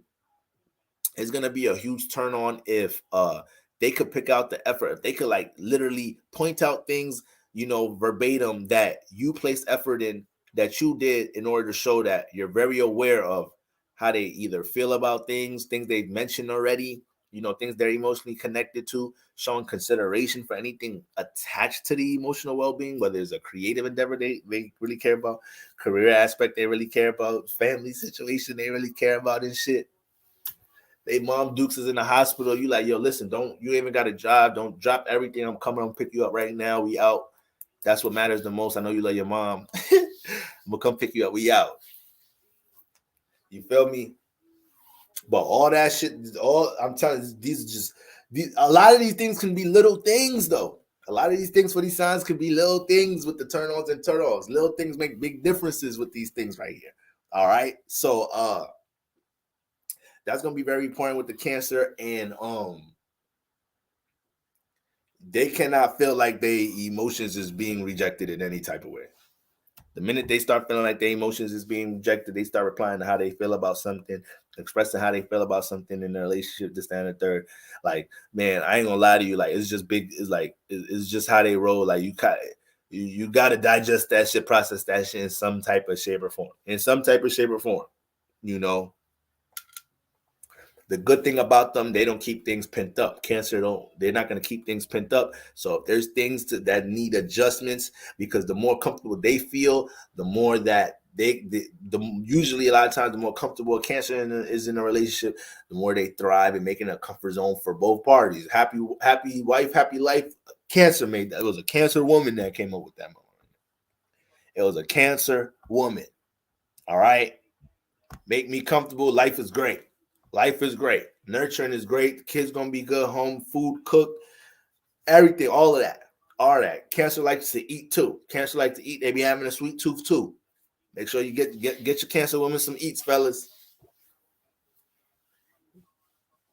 Bring some chicken patties, some beef patties from the Jamaican bakery shop. The you feel me? The original John. Not no bullshit. This and that third. You feel me? Golden crust be busting here and there, but like hit the real spot. The real rosters in there. Get some vegetable patties, all of that. Bring that to the crib. Feel me? Bring your Cancer man a meal. Hit the heart chakra. That's gonna bust. I'm telling you. All right. Janarian with another super chat. Venus and Lilith in the 8th house ruled by Cancer. Why everything's so intense but not intense? I actually was breaking down both of them placements, Venus and Lilith, in the Jeffrey Dahmer live stream. You can actually go back and check that because I was actually dissecting a whole lot of properties, influences that Venus and Lilith bring in there. So that's good to check it out. But overall, Venus is debilitating in the 8th house, so it makes connecting, relating, things dealing with love, you can be extreme with it, and it's hard to connect, your feelings to others a lot of the times. And the things that you like or love at times, these things could be real hidden. You may gravitate towards private relationships a whole lot. And then Lilith in the 8th house, it could usually bring strong karma in this lifetime. So there may be situations, might have been exposed to some dark things at a younger age in the adolescent stages. And you may have to learn how to work, through those emotional transformations in the 8th house. Now Lilith in the 8th house has a lot of properties to become, very wise dealing with that 8th house space. 8th house is a dark house. Lilith is dark Lilith. So when you have her there may be potential to experience some dark things, but at the same time to gain a huge awareness of 8th house things and understand how the subconscious realm works. It could build a lot of perseverance in your character with that alignment. So that's important to understand there. And then you say it's ruled by Cancer in there. So you gotta be careful feeling. You gotta be careful feeling too hard here. You got to be careful not holding too deep. 8th house already things go deep, but you got Cancer and Lilith and Venus in there. You got to be careful not holding emotions too deep. It's too easy to do that with that alignment. All right. You can hold your passions. You probably hold your passions in a little people, places, and things you passionate about too. You put so much water into that, so much vibration. You care into it so much. One little thing go wrong with it. Sometimes you could lose your shit a little bit. Start panicking. So sometimes you got to learn the shit that you love, or that you care about, do its thing a little bit. If it got a life of its own, sometimes it could hurt a little bit when you care about some shit so much and it go left, So yeah, but so that's what we got going on with right. So that's what we got going on with that Cancer energy, man. That lack of understanding, man. That lack of care, especially when they made it aware to you, and you can't respond to that. You're not aware. You oblivious to that. Like, they can't fuck with that. Cancer cannot fuck with that energy. Cancer can't do that energy. All right. But then when you're placing effort to create a comfort zone, when you're allowing them, to be able to, thrive in how they truly feel, that helps them to create more of a comfort zone for the relationship a lot of the times. That can help them emotionally stabilize some things, keep certain vibes that's needed in the relationship. Once a Cancer feel like it's too boxed in with their emotions or whatnot, it just makes a bunch of things sticky there. It makes a bunch of things sticky, then they might jump into some aggressive, forceful energies a little bit, Cancer, especially Cancer woman to challenge you. Cancer woman will challenge you. You feel me? Like I said, it's cardinal energy. We get a little aggressive. So these are important key components when it comes to turn on and turn offs with Cancer. Keep the crib. Everything in the home gotta keep the crib. I don't care if you live in a tent. I don't care if you live in a month. Keep it clean. If they coming through this, that, and the third, keep it crispy. Like make sure the bathroom don't have a messy bathroom. None of that. Like, if Cancer want to come in your crib and cook something for you and they can't cook in the kitchen, it's like, come on. But if they fucking with you that heavy, they gonna flip your home upside down anyway. So that like that'll just help. It might not be a turn on because they might take, if they really fuck with you, they just gonna embrace making your spot more of a fucking home, more of a comfort zone for you. Now you like, damn, this Cancer really came into my life. Like, put groceries in my shit, fix my bathroom stand, you know, adjusted my bed a different way. Now I got more desk space and shit. You know, washed all them jizzes, fucking clean the refrigerator and shit. Like, goddamn. So that's when you know that's by that time Cancer already in their head like we married. Like it's just a matter of time. I'm just by that time. You feel me? So that's, and then the, you know, the ambiance is moon energy. You know, Kaisha just said light a candle, please. So you know the ambiance, the smell good is the moon energy, fourth house energy. Get the candle, all of that. You feel me? Make the playlist, all of that. Like those are the vibes. Is water. Those you gotta have that intact. All right. Now Leo, turn ons for Leo. Lack of attention for the Leo. Lack of attention. When a Leo really likes somebody, see, y'all think Leo show out on the regular. But when you date a Leo, when a Leo like you, they I'll be your groupie, baby, and I'll be your superstar. Listen, they gonna be they trying to show out for you. So when you pick them up, you taking them out, like they finna throw on their best shit, this, that, and the third. Like they already does that on the daily, but when it comes into the person they like, you feel me? It's like, all right, it's really time to like let them see the, like, you feel me? Let them see what this sun really looking like. You feel me? Leo ain't backing down from like showing out. They gonna embrace the stage. You feel me? They ready for them compliments. You know, they ready for that. So lack of attention, like fellas, if you got a Leo girlfriend, you dating a Leo, you feel me? You dating a Leo chick and you can't notice when she change her hair, change her nail color. Oh shit, little shit like that, you gonna have her fucked up a little bit. I'm gonna be honest with you. Like little shit like that, they're gonna be like, damn, attention for detail weak. This nigga attention detail for weak as fuck. Who the fuck you think I'm getting? Like, I mean, I'm the lioness. My shit always put together, but I intentionally got all this shit together on purpose. Like this hairstyle, I was thinking, this nail color, I was thinking specifically when I was gonna get all this shit done anyways. But this nigga, I was thinking about the hairstyle and all of this, and then nigga couldn't recognize none of that shit. You feel me? You gotta know that about your Leo chick. You gotta know that about your Leo ascendant chick. You gotta know that about her. Like, damn, baby, you got okay. You doing the curls this weekend? That's what you thought to pull out for me? You feel me? All right. I mean, you know I love the braid. You know I love the braid thing you was doing the whole past couple of weeks. You feel me? I don't mind if you go back, but I can do the curls too. It look like you can't do wrong. Like Leo, like, and the Leo after that, Leo like, all right. They acknowledge my shit. They see my shit. You know how much it would blow. You know how much it would blow a Leo, like a Leo female, to get her hair done, get her hair done, waxed, new nail color, all on Thursday. Go to work on Friday. Y'all linking Friday night. She go to work on Friday. Motherfuckers is hitting on her, complimenting her on the way to work. She get to work. They on her body at work. Then when you link her, motherfucker don't know that she got curls this weekend. Motherfucker don't know. Motherfucker oblivious. Like, come on, bro. It's those little things, attention to detail with a Leo woman, like she's dying to hear what you, like, literally probably salivating, like she's dying to hear what you're gonna say about that dress when you pick her up. Like, it mean that much with her. Every woman would love to hear, you know, when they, you know, everyone would love to hear that or whatnot. But who don't like a compliment? But it's just being oblivious to it. That's like a real issue to like a Leo. It's like, what the fuck? Like, somebody else would be way more appreciative of this shit. Somebody else, like, motherfuckers be on my body all the time. All right. I was dating a Cancer. She told me, wow, some clingy, but I'm Aquarius, so I had to let her go. You starve a Leo of attention, bitch, they will starve you. You know, they out of there. They out of there. They're out of there. Remedy wise in the building. Yeah, you came just in time. You just came just in time. Yeah, you don't notice a Leo. A Leo don't feel seen around you, but everybody else see them. You feel me?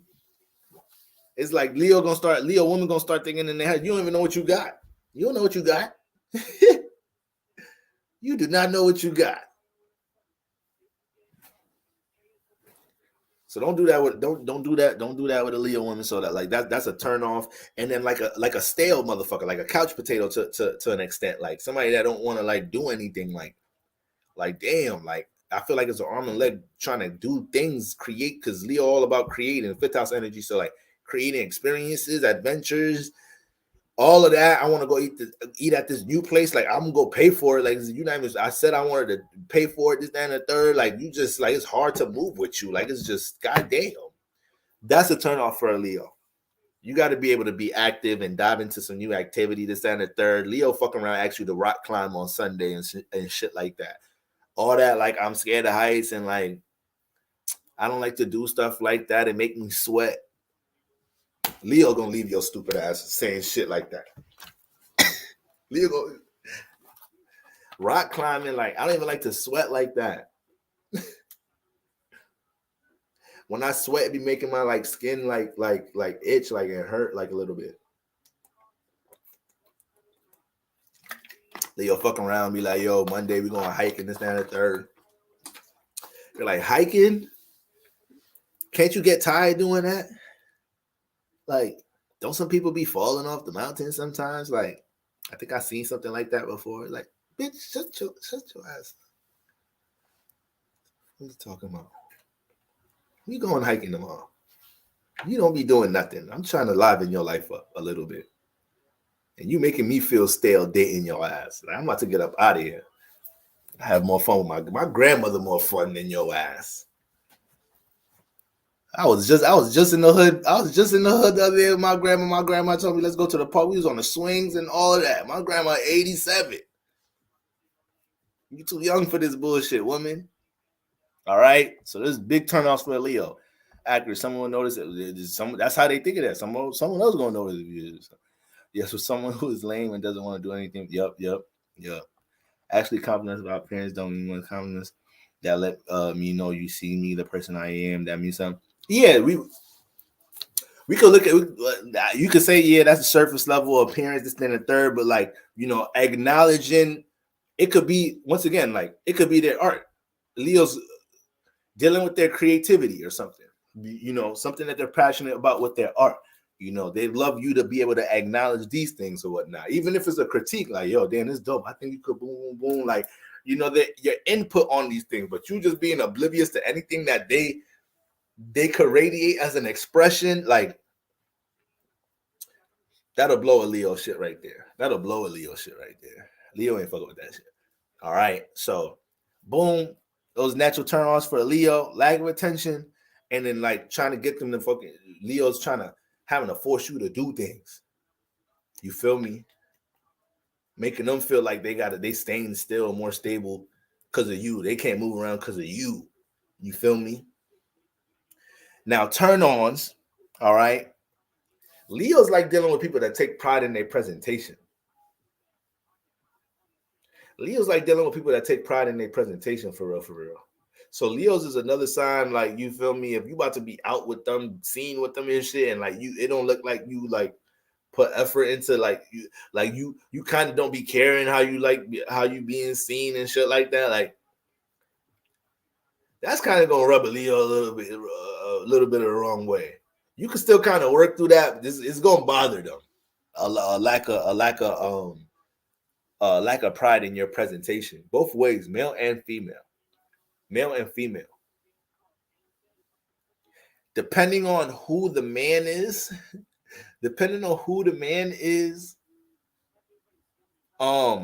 his status, because Leo women love that. Leo women love both parties. Excuse me, both parties really.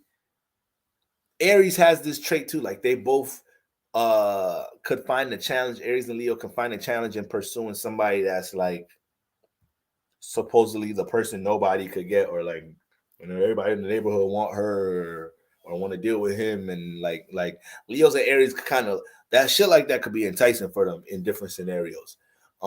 Presentation, I just physically, can you hold a conversation? Can you check. But yeah, that's something that they're gonna take note to. That's something they're gonna take note to. All right. Another turn on with Leo is your ability to play. Leos like to play around. Leos like to joke. Leos, you know, they like to do fun things. So your ability to bounce off that fifth house, that jokey energy, you know, whether you're introverted, whether you're a shy person, but like they're not Leos when it comes to their jokey energies and that third, it's not, even if it's a first date, whatever, people could be nervous on a first date. They can make it warm and inviting. Like it's like warm and inviting when it comes to like, yeah, like you could joke around with me too. Like you could goof around with me too, this, that, and the third. Like it's not gonna feel uptight. Like damn, they just so intense with the joke and they kind of ODing and like it's hard for me to find a pocket to relate. Nah, Leo gonna make it warm and relatable for you. Leo gonna make it warm and relatable for you. You feel me? It's gonna make it warm and relatable for you. So if you can't jump into no like childlike activity, you can't smile some, you a little too stiff, you don't know how to take a joke, that's a turn off. That's like, you know how to take a joke, that's another turn off. But yeah, being able to bounce back that childlike activity, keep things fun, you know, keep things keep things on a positive. That's another thing. Leos really gravitate towards just strong positive energy, optimistic energy. They love being around people that's like super see the glass half full energy, you know. Any pessimistic energy, they can run from that. They escape from that. They don't want no parts of that. They don't want no parts of that shit. They do not want no parts of a complaining victim or that. Like they do not like that, you know. So that's what we got going on with Leo. Turn ons and turn offs, little basic key points right there. Then we got Virgos. Turn offs for Virgos. Problematic motherfuckers.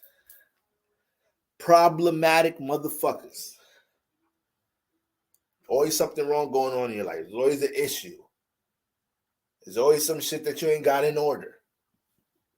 Now, the reason why this is problematic when Virgo is known to help fix structure, bring order in individuals' lives and whatnot. The reason why this is a problem with Virgo, why this is a turnoff with Virgo, because Virgos love to see the effort of somebody else getting stable and trying to structure things.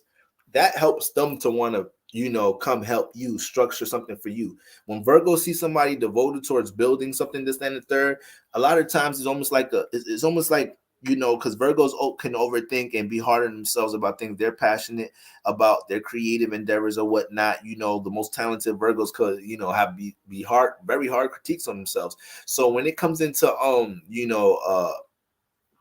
when it comes into dealing with somebody and they can't see your approach towards dealing with issues, dealing with problems and whatnot, you know, it's almost like that's super overwhelming for the Virgo. That's super overwhelming. Like it has to be some type of direction, intention, idea, plans that you have to get structured or anything that you want to build, so the Virgo can come and help and structure and stabilize that. But if you just extra problematic, like that's a little too overwhelming for Virgo, because they kind of deal with being the resolve to too many situations, environments, relationships, people in their lives, to just be dealing with somebody who's not even placing effort to fix their own shit like that. Like that's dead.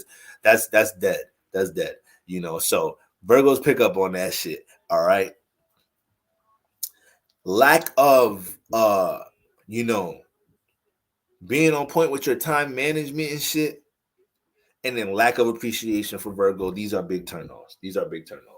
Like I said, they're dependent on a lot too. So, you know, with all the acts of service and the stability they add into people's lives, and then somebody can't be appreciative of it, especially when they feel like, once again, they feel like they don't have to be doing it for you, whatever. But that's what they do though, and they just see, damn, in the moment somebody's not appreciative of it, and a Virgo's gonna tell you, like, Virgo be doing shit for you. You could tell Virgo, like, yo, you don't gotta do that, this and that. Like, you could tell them you appreciate it, they don't gotta do that. That shit is not gonna stop a Virgo from doing that shit, unless it's something that really bothers you. Like, yo, do not clean my bathroom. Like, I literally, you be putting things in the wrong place. Like, I like using certain, like, I just like cleaning my own shit. Like she'll respect it. Like, okay, all right, my bad. But if it's like really something that, like, you don't mind her doing, you don't mind him doing, but you feel me? They're gonna do that shit regardless, as long as they feel like it's not something that's really like something that's really a problem for you or whatnot. But if you show that appreciation, they're just gonna thrive more doing it. They're gonna just thrive more doing it with the acts of service. All right. So that appreciation energy is big, but you know, like Ocomes 08 just said, we are our worst enemies at times. You know, so you know, Virgos at times have to learn how to gauge that balance between how much they give and receive. Okay. So it doesn't just come out as a big surprise when, like, damn, this motherfucker can't give. I thought when it was the time to give or for me to lean on them, they were gonna be able to do that, and they not. So Virgos gotta be more, you know, just be wise about how they pace themselves in order leading up to these circumstances. However, yeah, that's a huge turnoff for Virgo. Lack of appreciation right there. Lack of appreciation. Because they finna bring some stability in your life and some type of shit for. They finna bring that, you know. And they'll even, and eventually they'll mention it too. They'll mention it. As long as they're fucking with you, like, they're gonna be doing these things as long as they're fucking with you. It's only way it's gonna stop with a Virgo is when they're not fucking with you. But as long as they're fucking with you, Virgo can't help but being somewhat of a support system, some type of shape or form. So the turn off's gonna be lack of appreciation and extra problematic with no intention of resolving your own shit. That's too overwhelming for a Virgo. It's way too overwhelming, especially when there's a potential that some of them may have manifested. Especially when there's a potential that some of them may have manifested relationships where they really love somebody, really cared for somebody, and that person was very unappreciative of their shit. You're gonna start sending flashbacks of that shit. They don't want to deal with that. They don't want to, you know, get so invested in now somebody's so unappreciative of their shit. So sometimes it takes a Virgo to have them first experiences to gauge it, but that's why that's a huge turnoff for a lot of them. All right. Now, when we're looking at some turn-ons for a Virgo, all right, anything relating to easing their tension, anything relating to easing the tension of a Virgo, you bringing more, you being somebody in their lives that can bring either more of a relaxing, exhaling, relieving, calming, or easing their tensions in any type of way, however the fuck you do it. I don't care if they come to your crib and you read to their ass. You read Dr. Seuss' Green Eggs and Hams book. If they feel like they could come to your crib after all the overthinking they do in their life, after all the things they trying to build and structure, after all the things that they try to work on that went left this week that they planned perfectly and they still trying to understand how it went wrong. If you could just be that 2 hours and they could come to your house and you could read Dr. Seuss' Green Eggs and Ham, and that's that safe space, that eases their tension. That helps them to leave your crib and deal with reality in the world and everything else that they're trying to build and structure in their lives with a little bit more positive approach because they were able to release a bit through the helps of you, through the likes of you. That's big. That's big. And I'm gonna be honest with you too. They might get a little clingy after that. I'm gonna just keep it erect. They might just get a little clingy after that. If that's a huge problem for you, just make sure you communicate to them about that shit so they can moderate that shit. Sometimes they don't be knowing. So they just need a little checkup. Like, all right, my bad. All right, player. You got it. I'm gonna fall back. Sometimes you just gotta let them know. Listen, we project our energy subconsciously. Sometimes we need to know, you know. So it's heartbreaking when we're in the house. Right. So that's important when we're looking at the turn-ons, easing their tension. You like, yo, when you get out of work, this and the third, I'm gonna pick you up. We're gonna hit this massage spot. You know, a massage therapy. You giving them a massage. you know, spontaneously helping them with a task, finding a way to help them be resourceful to a task that they were like heavily thinking about filling on getting done during the week. They didn't know how to get it done. You just find a way to be a bit resourceful towards that. You ain't got to solve the whole shit, just being a bit resourceful towards that. They just take that shit they just take that shit differently, Virgos. They take that shit. That should mean a whole lot to them. You feel me? That should mean a whole lot to them. All right. So that's what you got going on with the that's what you got going on with the turn-ons with Virgo, showing your appreciation, easing their tension, relaxing their mind, bringing stability to them. They'll love you for that. They fall for things like that, man. They kind of Virgos, they fall for things like that, man. I'm telling you.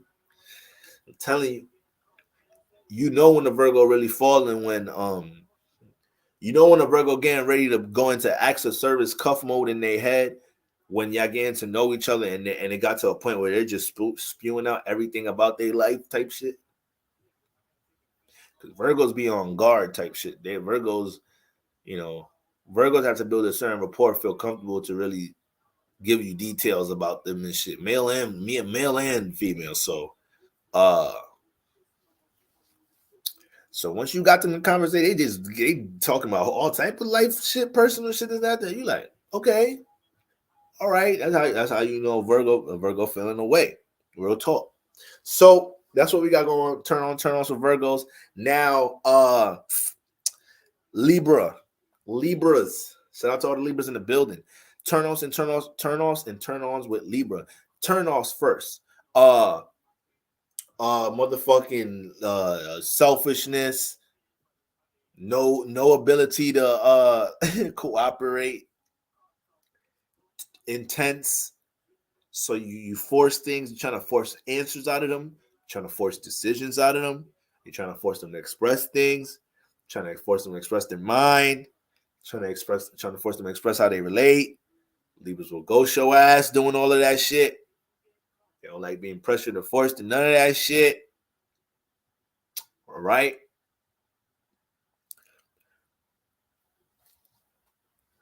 Libras can't deal with that. They can't deal with that. They already wishy-washy. We already wishy-washy as hell. So, like, it would be nice if you just if we just have simple, nice conversation just to pick my mind, see where I'm at. I could. That's no problem. We could talk about that. But like forcing me to make a decision about anything, giving me like a timetable or quota to do some shit, this, that, and the third, to express some shit, like that's too much pressure for a Libra to deal with. Like that's too much pressure. Cause Libra gonna start feeling like I feel like I'm dating a motherfucking drill sergeant. I can't do it. All right. So that's gonna be a huge turn off for somebody. Any type of forceful energies, any type of like extremely single-minded. I don't want to say selfish, because selfish is like, who wants to date anybody selfish? Like that's like saying like your turn off is dating narcissists. Like who says, like who's that? Is that going to be a turn on for anybody? Like that should be a turn on for everybody, dating a narcissist, dating somebody selfish. So those are like things we don't even have to name. But single-minded, there's a little bit different between selfish and single-minded. Like extremely single-minded individuals, that's going to be a huge turn off for Libras too. That's going to be a huge turn off for Libras, because they can't help but motherfucking consider how you think and what your input about something is, and at times they might even be dealing with insecurities because they feel like they overdo that. They feel like they overdo being passive or whatnot. So if you just being extremely forceful and there's no sense of compromise for you at all to work with them, then that could be real troubling for them to deal with. I have a Libra, Sun, Moon, Mercury. That's plenty even from out. I'm sure. Whole lot of thoughts in that head, man. Got some wishy-washiness there too. Libra being the sapiosexual to give me that life of ease, intellectual excitement. Oh yeah, that's like natural turn-offs for all the air signs by default, or natural turn-offs for all the Venus and Aries. Natural sapio placements. But yeah,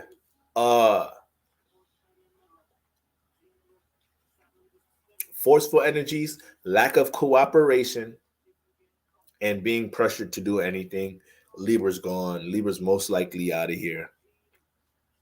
Lack of intimacy could be another thing too. Libras can be real affectionate people. All right. They could be real kissy, touchy people. Lack of intimacy, lack of restriction dealing with intimacy, touching anything. That can be yeah, they out of there. They out of there. They is out of there. Especially when most Libras usually they feel satisfied being able to please their partner. Libras can feel insecure if they feel like they're not pleasing their partner, men and women. So they could place a lot of effort in that. They could place a whole lot of effort in that. Okay. So if there's any type of situation where either these things are not appreciated or not reciprocated, that could be very frustrating for them in many different type of ways. All right. And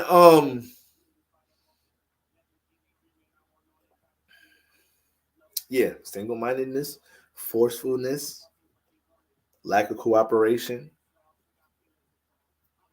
Yeah, those are strong components there. Turn-ons for the Libra. One of the most flirtatious signs in the zodiac. Definitely like top 3. Not number 1. So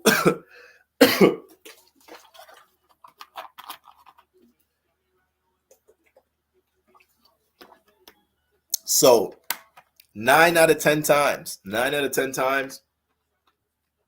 dealing with a Libra, they enjoy the warm-up, the foreplay, whether it's physical foreplay, kissing and all of that, or like the mental foreplay. They enjoy that leading up to an experience. So somebody that can't read the room with none of those things, sometimes a Libra could like be trying to paint imagery or like,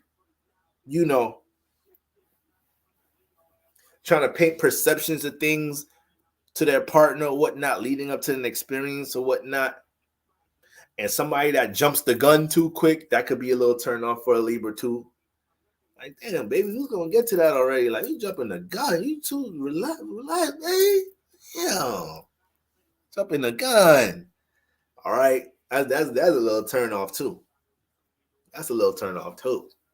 All right, now turn-ons. So yeah, turn-ons. The being able to thrive in some type of affection with them, being able to thrive in some type of intimacy. It doesn't mean like have sex or whatnot, but a Libra like the reciprocation. Like you like them flirt, smile, like a little flirt and a little throw something out to let them know like you think they attracted to stand the third. Like Libra want to feel that a little bit, and that'll keep them. Most of the time, if they like you, they already complimenting your head off or trying to. They already extra complimenting type of individuals and shit, like do that shit in their sleep. So, you might not start seeing that detached energy until later on. You start seeing that detached energy later on in the relationship and shit. When they start getting tired or fed up about some shit that they was passive about, they pent up and didn't express it. But other than that, being able to like, experience some intimacy here and there, drop a selfie on them. That's like it's forms of flirting, sending the pics, good morning texts. These little things is turn on for a Libra. All right. You helping them continue to build the connection and rapport that they thrive to build with people. You just helping making their job easier. You feel me? So that's big there. But any type of sapio influences, of course, they're gonna thrive in that, of course. All right. And you allowing them to, I don't want to say you allowing them to conduct the flow of the relationship,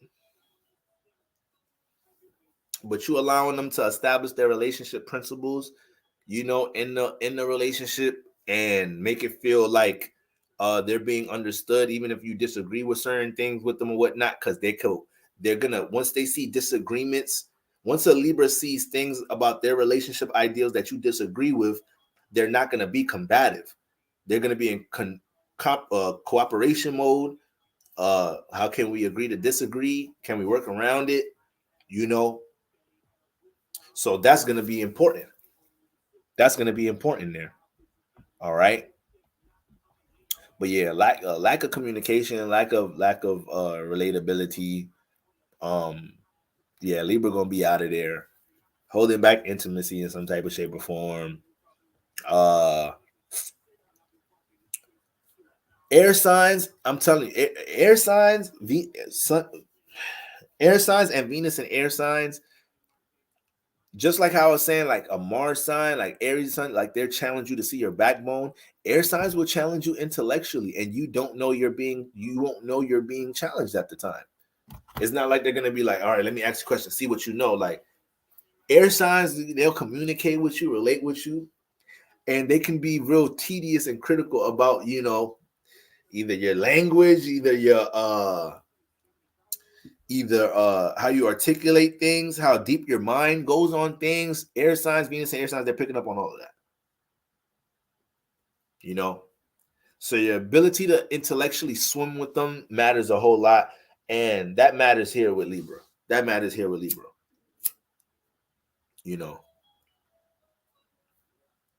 So I would say those are the turn-ons and turn-offs there. All right. Now, Scorpio. Turn-offs with Scorpio. Forcing them to reveal what's in the 8th house. Forcing Scorpio energy to reveal what's in the dark. Don't be doing that with Scorpio. Don't be doing that. They're going to be on to the next. Don't be doing that. Relax with their ass.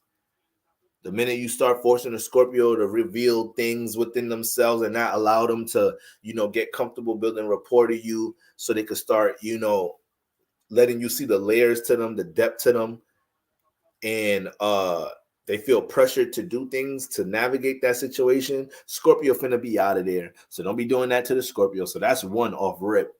All right. When Scorpio sense any sense of a like sometimes we have little white lies, we utilize little white lies, shit that's not even that serious, but for whatever reason we ain't tell the flat out truth for whatever reason, even though it's a situation, if they find out the truth is not even like a crazy situation. But any type of sprinkle of untrustworthiness, a Scorpio sniffing any of that shit, red flag. Like that, that's a big turnoff. That's a big turnoff. Any sense of a Scorpio realizing that like you have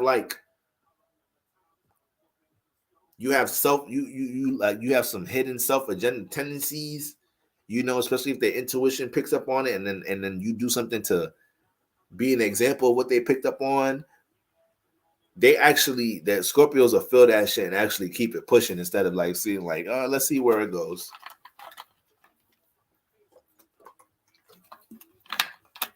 Scorpio's another one that don't got time. Scorpio's another one that ain't got patience. Scorpio, another one that don't got patience, don't got time for the bullshit. You feel me? They ain't gonna stand around and play around with you. So that's gonna be very important. Done with the turn off. Don't be pressuring them to open up about shit. They're gonna do that on their own time. All right. They do have a great sense of humor.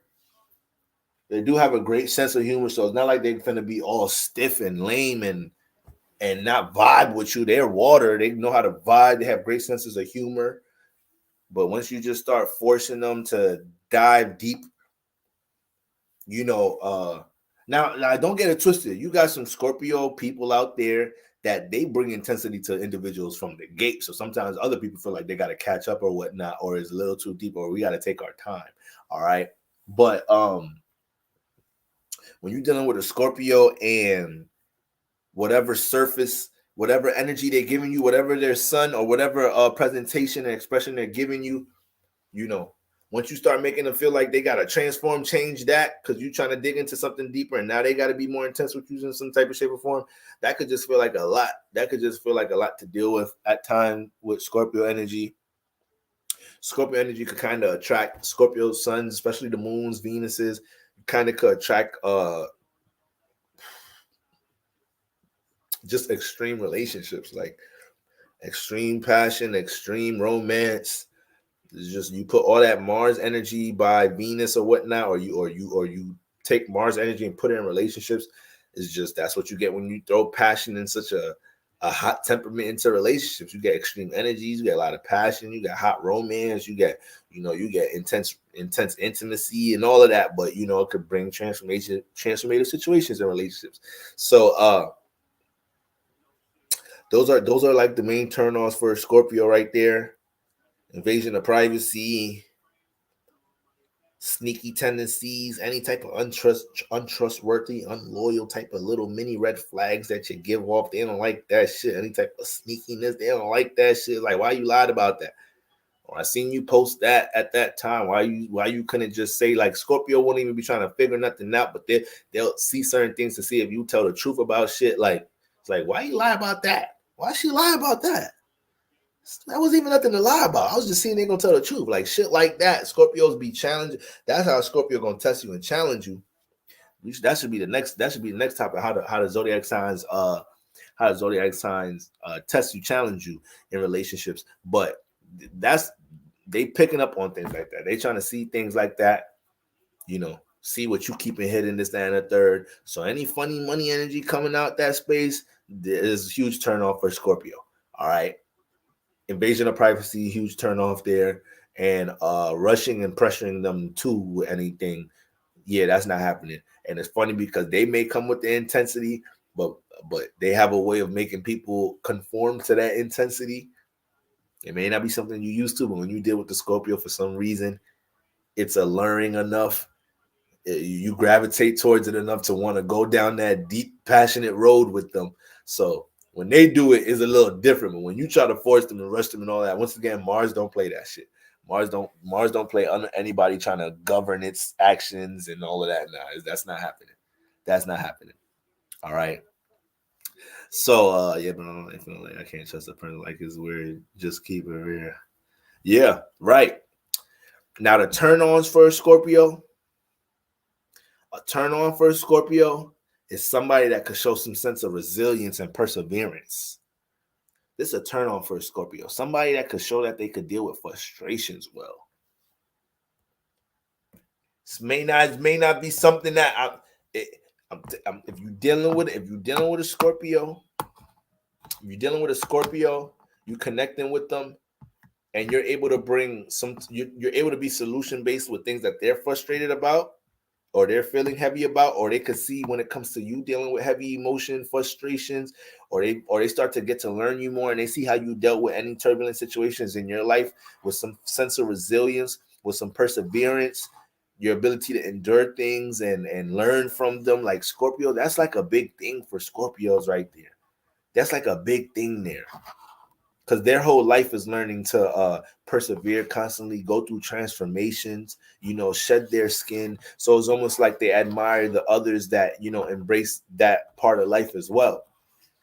And it makes them feel like this person has some depth to them. They experience some shit. They have some depth to them. So that's like a turn on to them. You feel me?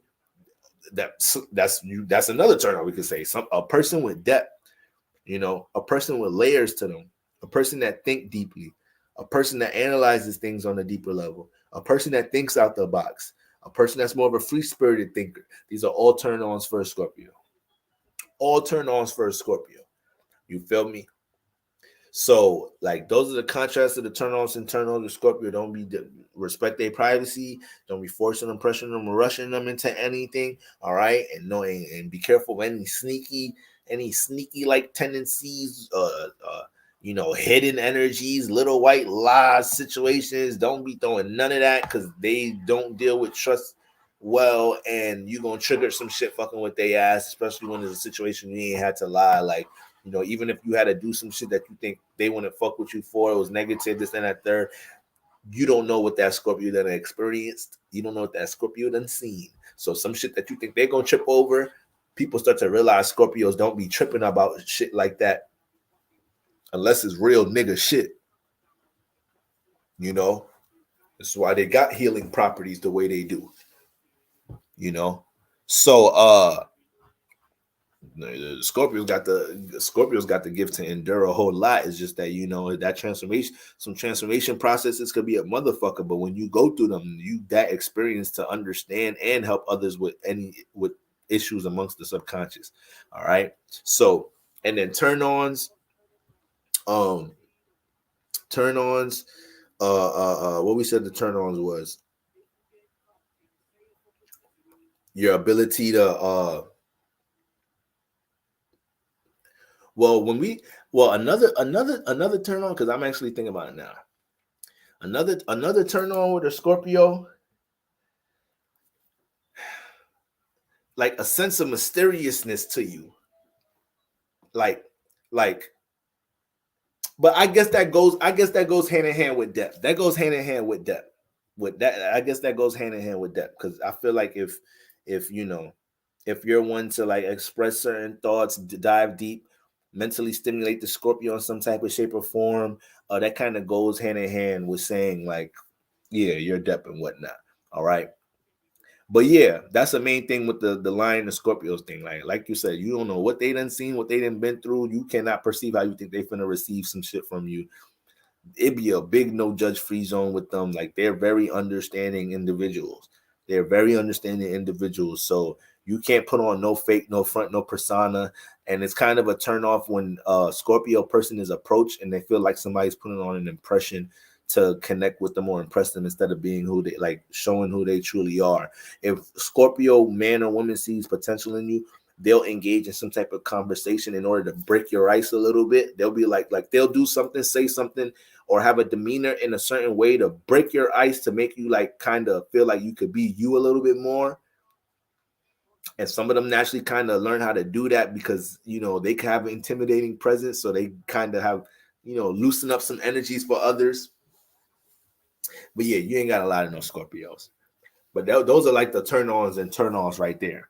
Those are like the complete turn-ons and turn-offs off rip with the Scorpio energy. You know, dealing with that frustration well, examples of resilience, perseverance, you know, being able to embrace, being able to dive deep mentally on situations, think out the box once again, you know, and being able to show that you ain't afraid of the dark, or you ain't afraid of things that are either taboo, spiritual things, things that are behind the scenes, like things that are occult, esoteric, like showing that you're not scared or reluctant to dive to those things or mentally process any of them things.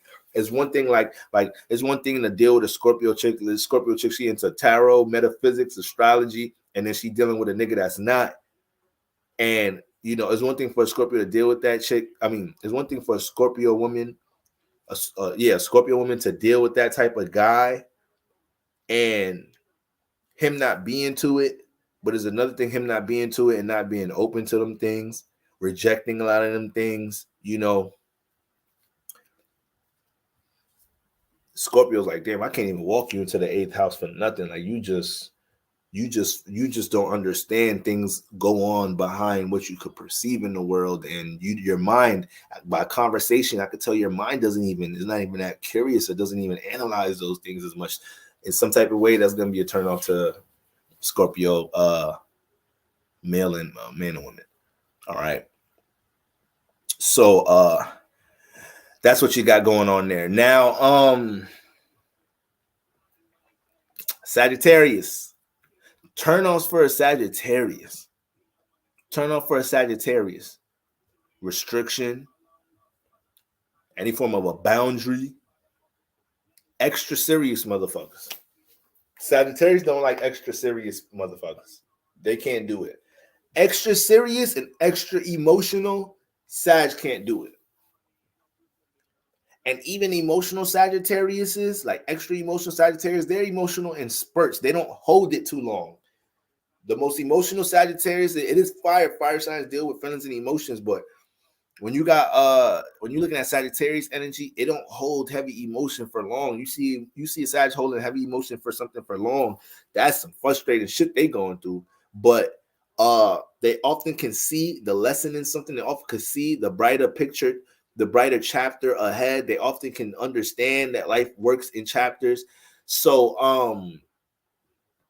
you know, when you dealing with a Sag and in some type of shape or form, you throwing around heavy emotion, complaining about shit a lot, you some pessimistic ass motherfucker. They can't do that. They cannot do that energy. They cannot do that. They're not trying to tell you every week, man, it's okay. You know, man, don't mind your coworkers, this, that, and the third. Eventually, you're going to transition into a place in career where you really want to be. They're not trying to tell you that shit every fucking week because they feel like the first couple times they told you, they inspired you and enlightened you enough to have that positive approach and attitude towards things you got going on in life, this and that third. But when they see you just drowning and soaking in that negative emotion, they're like, all right, I'm sorry, I did what I can. I'm not going to drown with you. I'm not. I'm not going to drown with you. I'm not going to sink into all that autumn vibes with you. No. I like staying high. I'm the archer. I come out the ninth house. I'll deal with high vibes. So that's a turn off. That's a turn off for Sagittarius. Any form of restriction, yo ass, reluctant, motherfucking hesitant to experience new things, explore new things.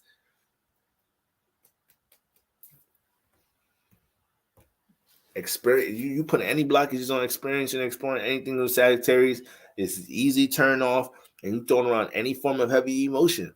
You know, and Sagittarius, they have big hearts. They're very warm-hearted individuals. So, man, they'll counsel you. They'll be there. They'll give you that pep talk. They'll do what you can to give you a spark, light you up. But when you like a just consistent negative bug, like that's too overwhelming for them. It's too overwhelming for them.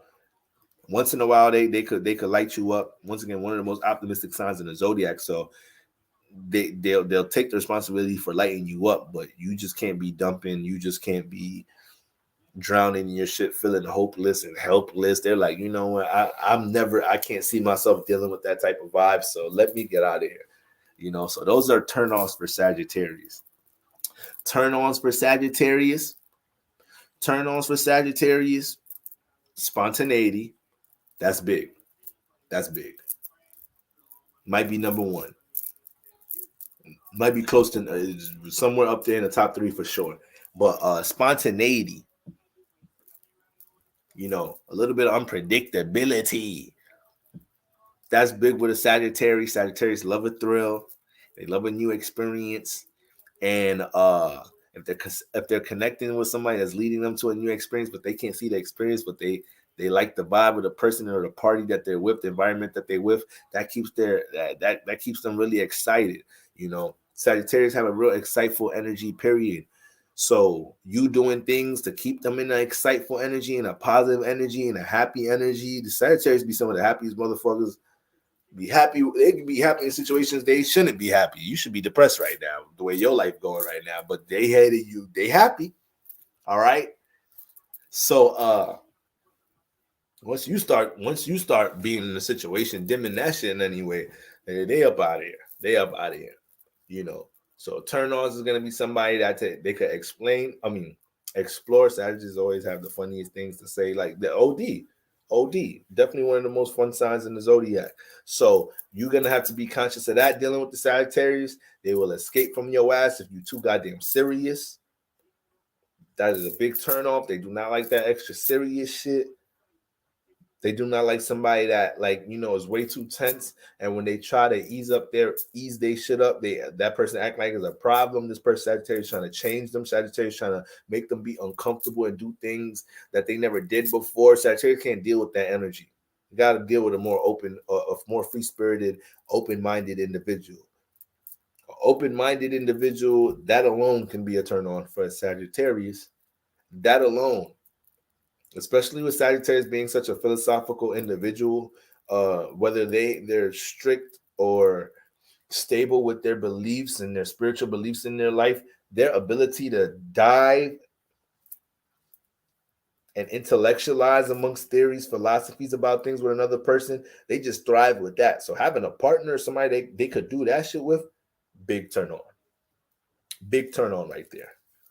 All right. Damn, no wonder I'm single now, Libra, Virgo, Sag, Scorpio. You got a lot of energies going on there.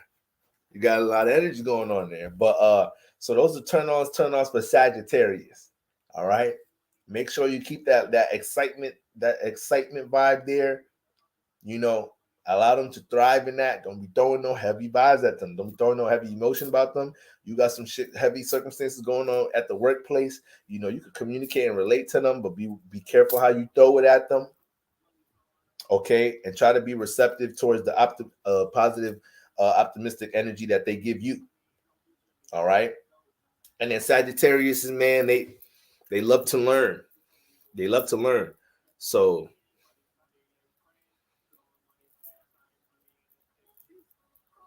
anything that they're inspired to experience from a creative perspective or whatnot, your ability to teach them about something with it, you know. So like, if you're an artist, if like let's say a Sagittarius is an artist, and then you know they're dating somebody, but the person that they're dating don't know nothing about making music, but they find out that, you know,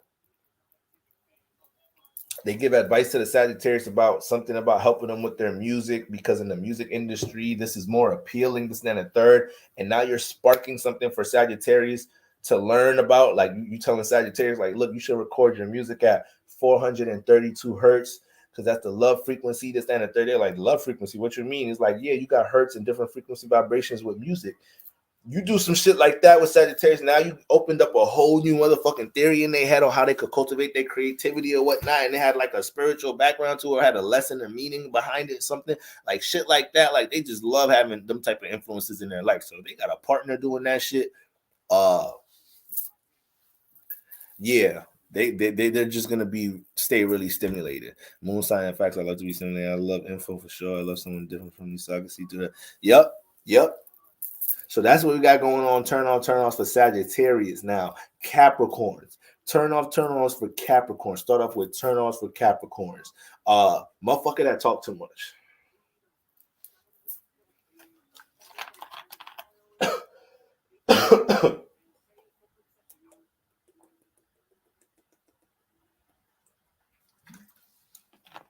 Capricorn can't stand people that talk too much. They can't do it.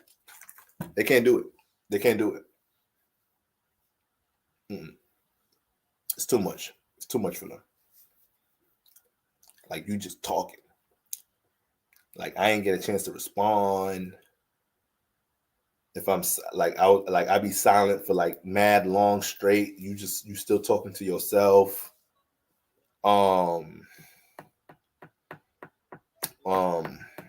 This could be very uncomfortable for Capricorns.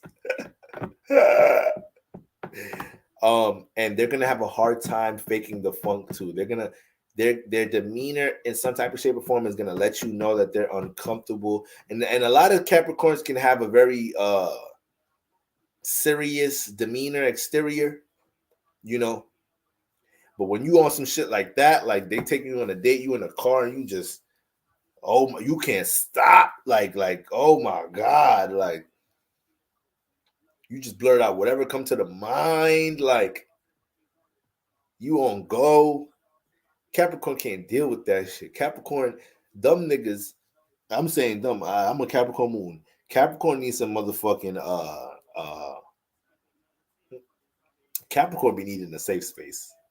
They ass is way too uptight and tense to be dealing with that intense erratic energy being dumped with you just talking and relating so much ideas. And then like a lot of Capricorns have a cool, calm, and collective demeanor. So it just comes off overstimulating. And then it's like, yo, shorty, you gotta relax. You gotta relax. You gotta relax.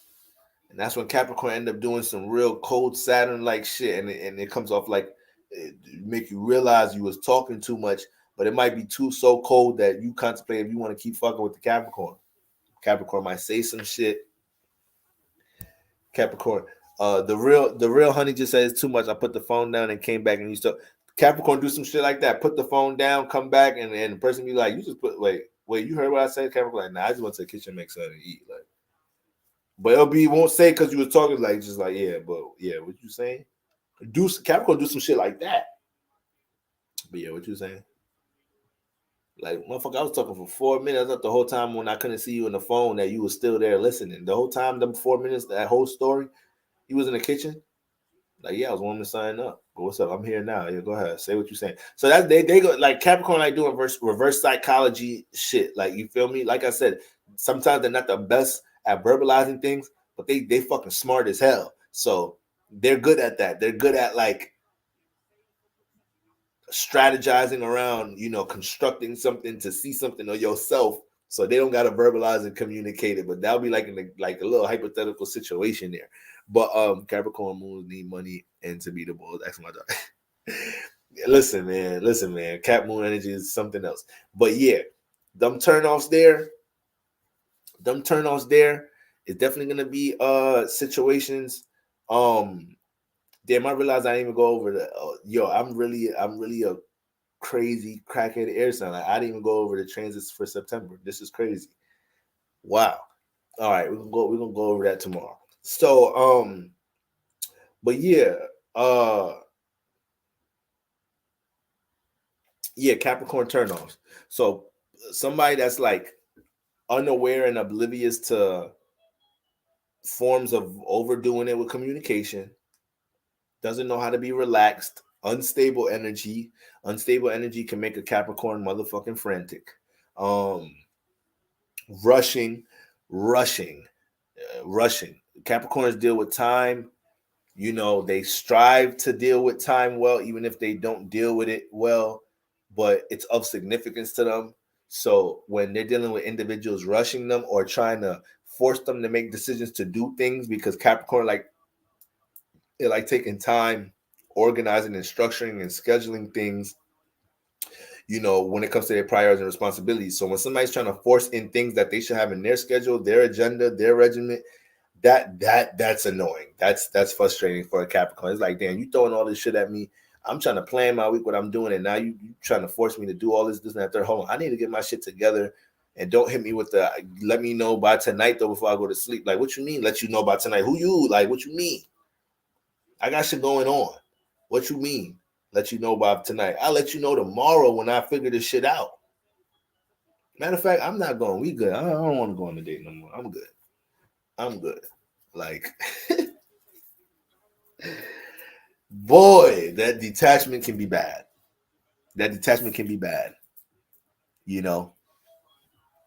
So, not me moving slower because you rushing me. Right. Low-key petty, but dead ass. So you don't be doing all that with a Capricorn. So those are like turn-offs. Turn on for a Capricorn.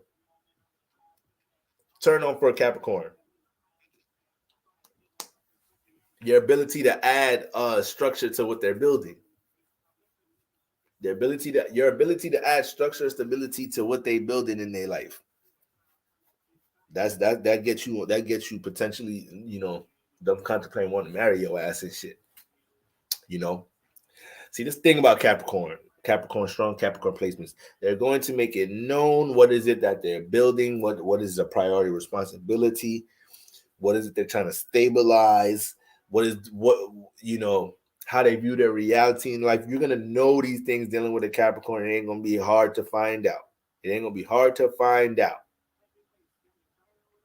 There's gonna be some type of milestone, something they striving for, something they building, something they trying to navigate in career, some type of brand they trying to get, some type of product they trying to create. It's something that Capricorn out there trying to stabilize and structure. And when you come in there and you trying to find ways to be a support system to that, major turn on.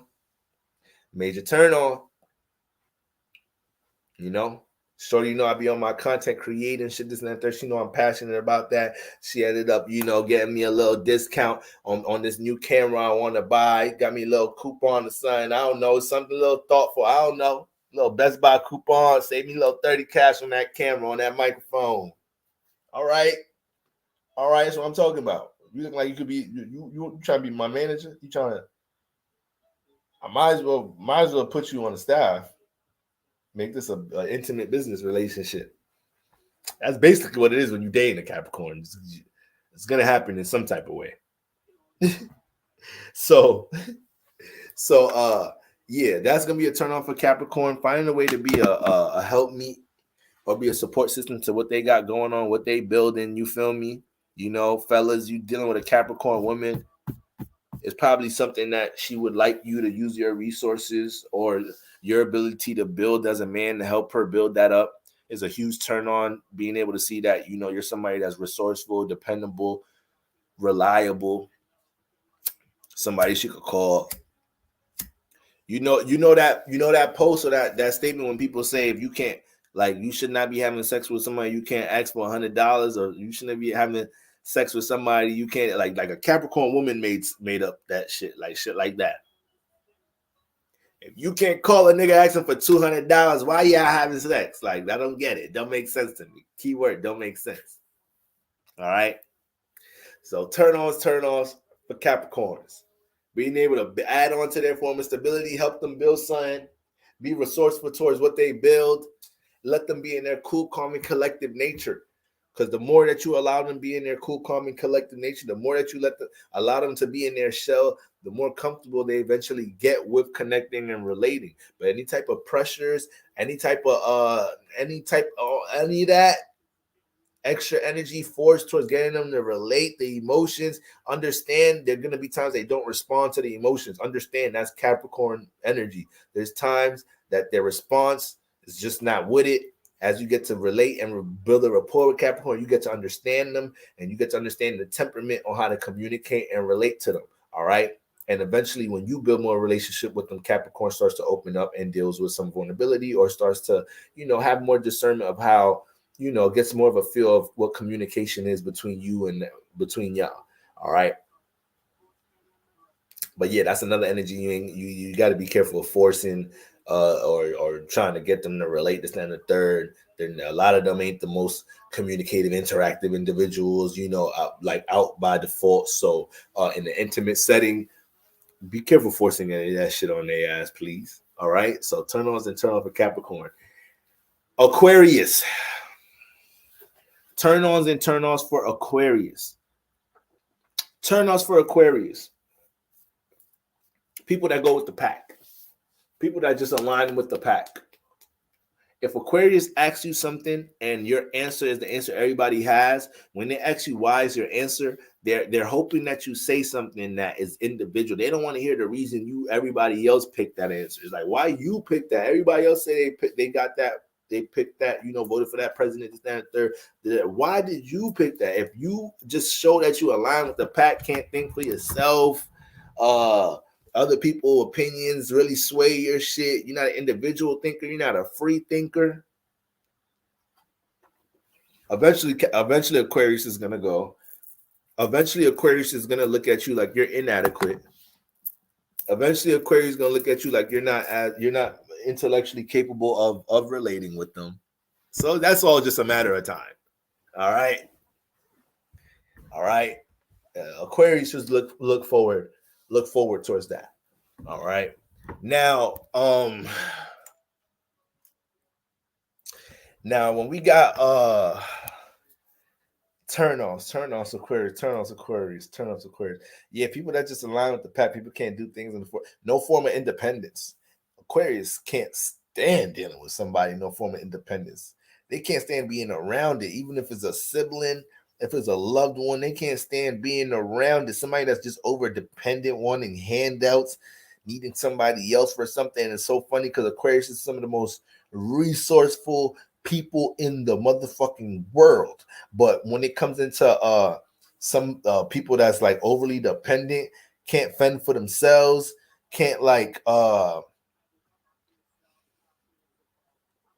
it's very overwhelming and frustrating for Aquarius. You feel me? So just like how I was saying, Virgo doesn't like to deal with people who don't invest any effort towards dealing with issues in their life, and it makes the Virgo feel overwhelming to take that responsibility. with Aquarius, with Aquarius, somebody's ability to not try to be independent, to try not to somebody's lack of independence and ability to do things for themselves. That's Aquarius is not going to be inspired to want to utilize resources or relate things to you, or Aquarius love to see somebody trying to cultivate something, this, that, and the third, and they're lacking resources, direction. Aquarius loves to be that person to enlighten them. Loves to be that person to enlighten them. Loves to tell that person, like, yo, I see what you got going on. You got some dope creative ideas. I seen the project you try to do, but like you need to learn how to work with the internet this way. The algorithms usually relate to this, that, and the third. I seen the way you put your titles too. So look, check this video out. This course, this is a good influencer that talk about this. That's what Aquarius do. This is what Aquarius do. All right, that's what they do. But if there's no sense of independence, if there's no unique idea, concept that this person has in some type of shape or form, or just an individual pursuit that they can mentally relate to you or whatnot and build upon and dive, and Aquarius you could share this world with Aquarius to dive with you. If you can't do none of that, that's all turn off. Like super dependent, super sheep like thinking individuals, turn off.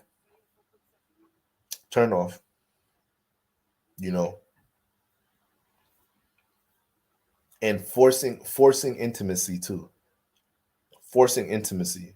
Like if you're on a first date, you on a first, second date with an Aquarius, you feel me, a Aquarius guy, he's on a date with a Pisces female, and they leave the restaurant. Second date, they leave the restaurant, and she just like grabs his hand to hold hands while they walk. That's gonna turn Aquarius off. They gotta initiate that shit. Like, what are you doing? Like, Aquariuses, they gotta work up a certain vibe in order to start doing affectionate shit with you.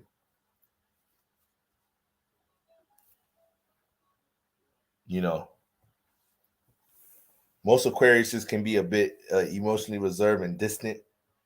So to dive into things dealing with affection, they don't be wanting to. Aquarius don't like sometimes feeling responsible, dealing with consequences or energies of leading people on or any of that or whatnot.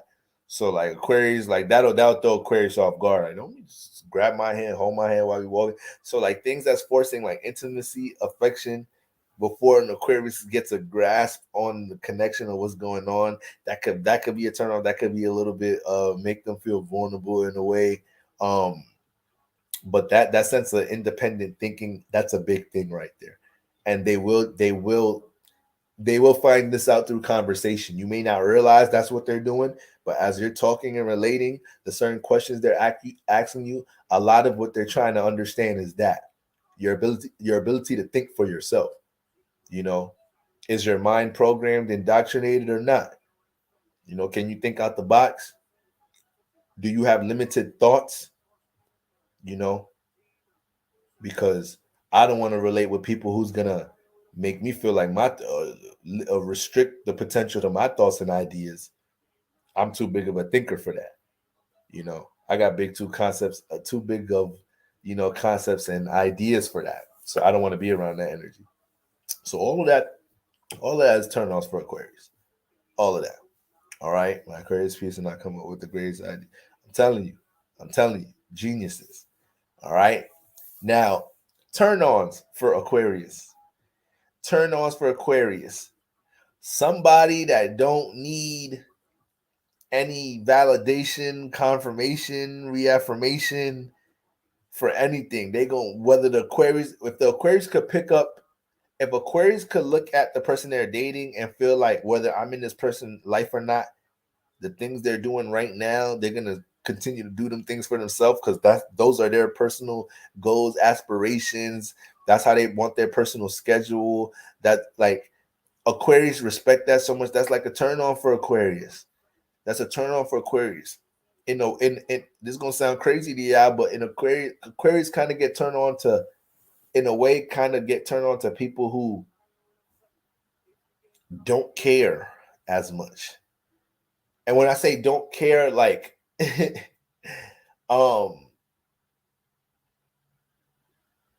do I put this?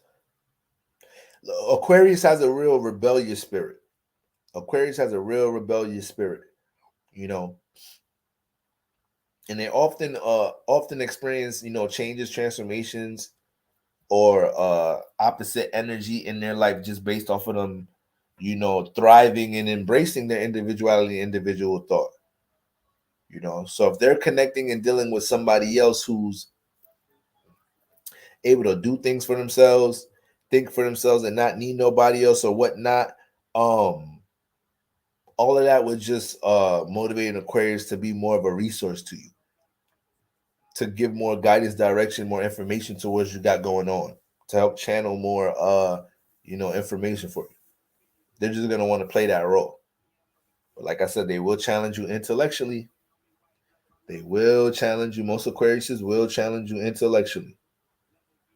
They may even admit it to you later too. Like, yeah, I was testing you. I was just seeing what you was thinking. This and the third. They may admit that shit to you later too.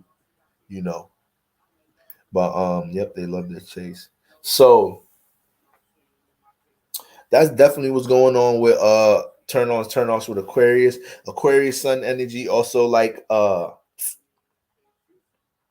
they could be a little unpredictable themselves. So they don't mind a bit of spontaneity and doing things a little bit out of the box. They like out of the box dates, things that people probably wouldn't do the first date or whatnot. Like what's a real spontaneous date? Taking somebody to a motherfucking I don't know, but if Aquarius feel like connecting with you, they're gonna be exposed to things they weren't aware about before. That is a huge turn on for Aquarius. That is a huge turn on for Aquarius. Whether it's a form of art, a form of entertainment, something going on in the matrix, something about society, some occult knowledge, something they wasn't aware about before, and it's like esoteric. It's occultish. It's behind the scenes. It's not something of the norm. It's taboo. It's a misunderstood concept. It's a controversial concept or whatnot. But you bring awareness to them about it. That's a huge turn on for Aquarius, and a sense of unpredictability too. They could be real unpredictable with sex too. They ass can be unpredictable with that shit.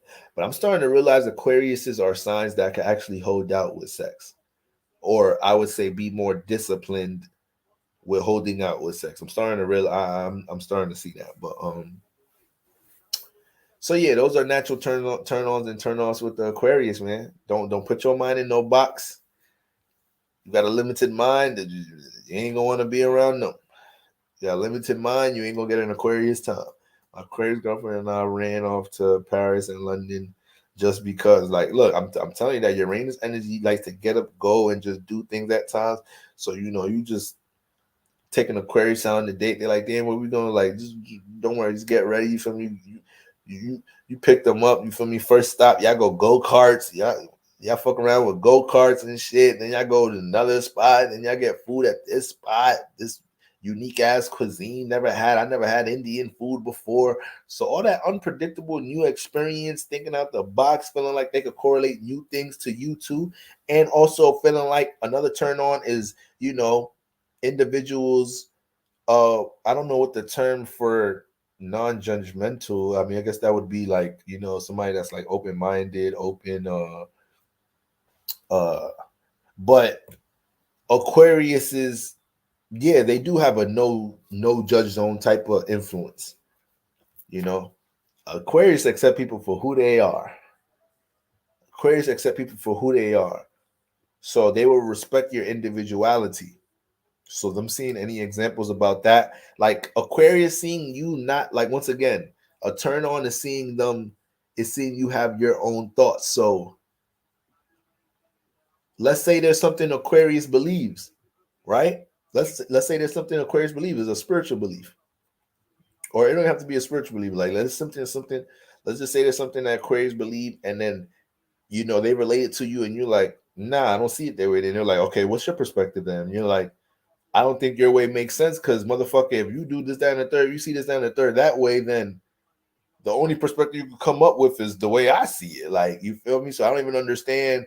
So whatever, this could be just a debate about something, but if Aquarius could pick up the fact that you're not swayed by his or other people's outlook and you're able to stand in your own mental observation about something, that's a turn on for Aquarius, especially in a relationship, because Aquarius has a networking, partnership, group environment, group activity type of influence. So that'll make them feel like you'll be resourceful and reliable and dependable if they're in a partnership with you.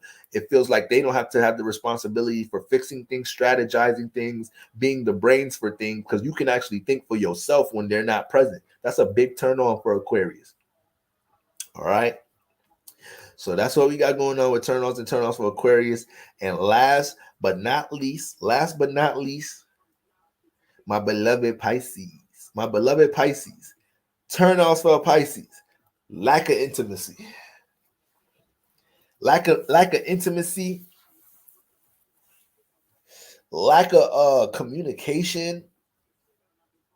Like, damn, this motherfucker mad stiff. Barely flirt, barely compliment, like barely like relates their fantasies, what's on their imagination in their mind.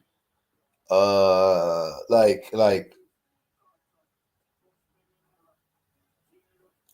Pisces not dealing with all that. Pisces not dealing with all that. Pisces are some true lovers. Pisces are some true lovers. They're some natural romantics. They're so sensitive to once they start feeling the potential of a relationship, like once they start feeling the potential of a connection, sometimes they don't know how to stay still. They thrive off connection, intimacy, relatability, you know. So somebody that's detached doesn't know how to jump into any type of relatable energies, or when the Pisces tries to create new experiences, because Pisces can make things really fun too. Pisces are really fun, and they know how to they know how to they know how to plan dates. They know how to plan fun, creative dates. Like Pisces are real fun, creative individuals. So in the relationship sense, they like to thrive in that. They like to do things that's fun with both partners. They like to fulfill both fantasies or, both intentions of what, both parties like to do. And they take pride in that shit. So somebody that's unreceptive to relatability, turn off for a Pisces. Somebody that you know,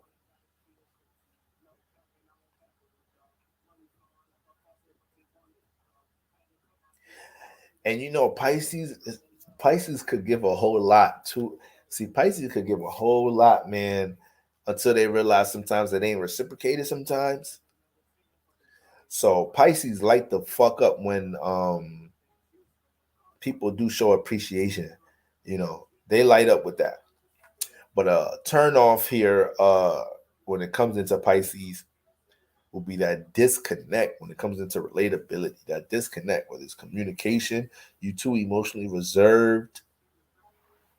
And Pisces got big counseling, big healing energy. So if it's that much of a challenging situation trying to get to your subconscious, this motherfucker been through so much pain and trauma. I don't know what type of healing this motherfucker need, but it's creating blockages with communication, relatability.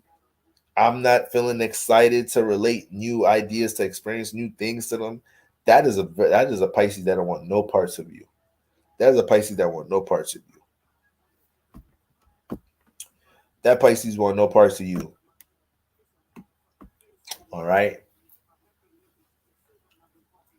Somebody too serious. Oh shit. Pisces can't deal with that extra serious shit neither. Pisces cannot deal with that extra serious shit neither. Pisces live too much in their imagination to deal with somebody that's always trying to bring them down to reality. How's that gonna work? But how are you gonna do that? But how much time is that gonna take?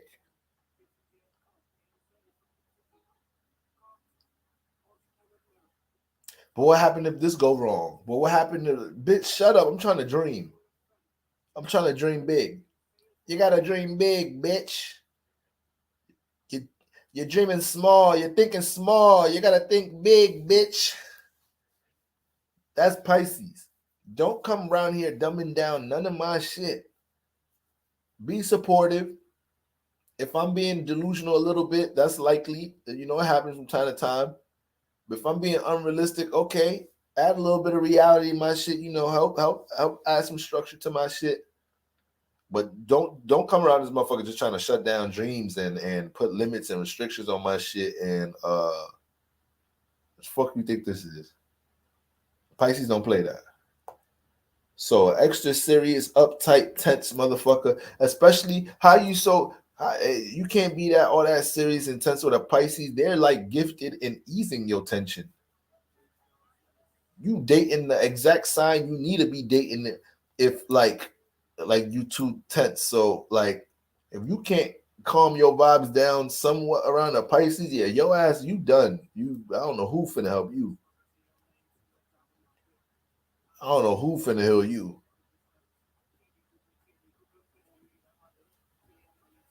You know, so those is big turnoffs for Pisces.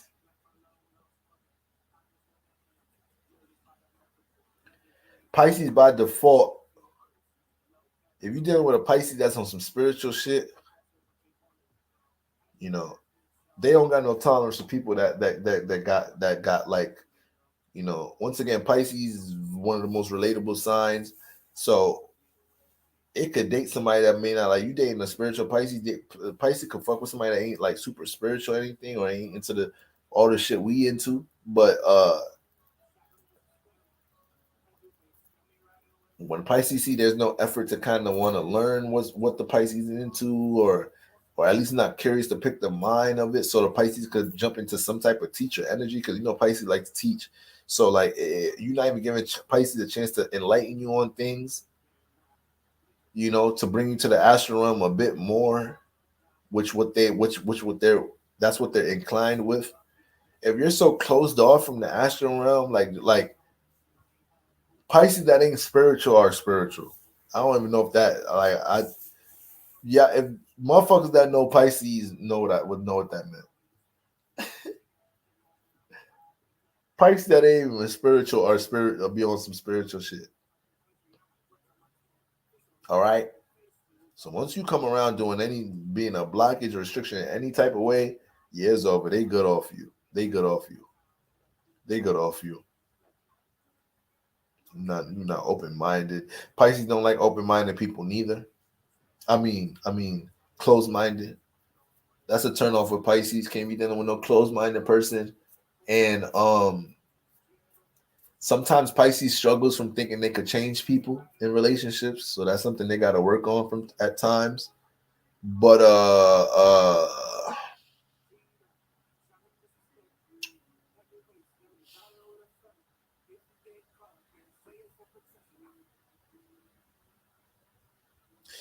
yeah, I think it's just really important for it's really I always be on top of my Pisces telling them to build boundaries. I'm always big on my Pisces on building boundaries. All right, because I know how open hearted y'all are. But that once Pisces get around people that, you know, close minded or reject anything dealing with spirituality and you just make it, you know, you build a harder rapport to connect because you don't know how to flow. Like Pisces is trying to create an environment so y'all could swim together. You know, they could understand you and you can understand them more.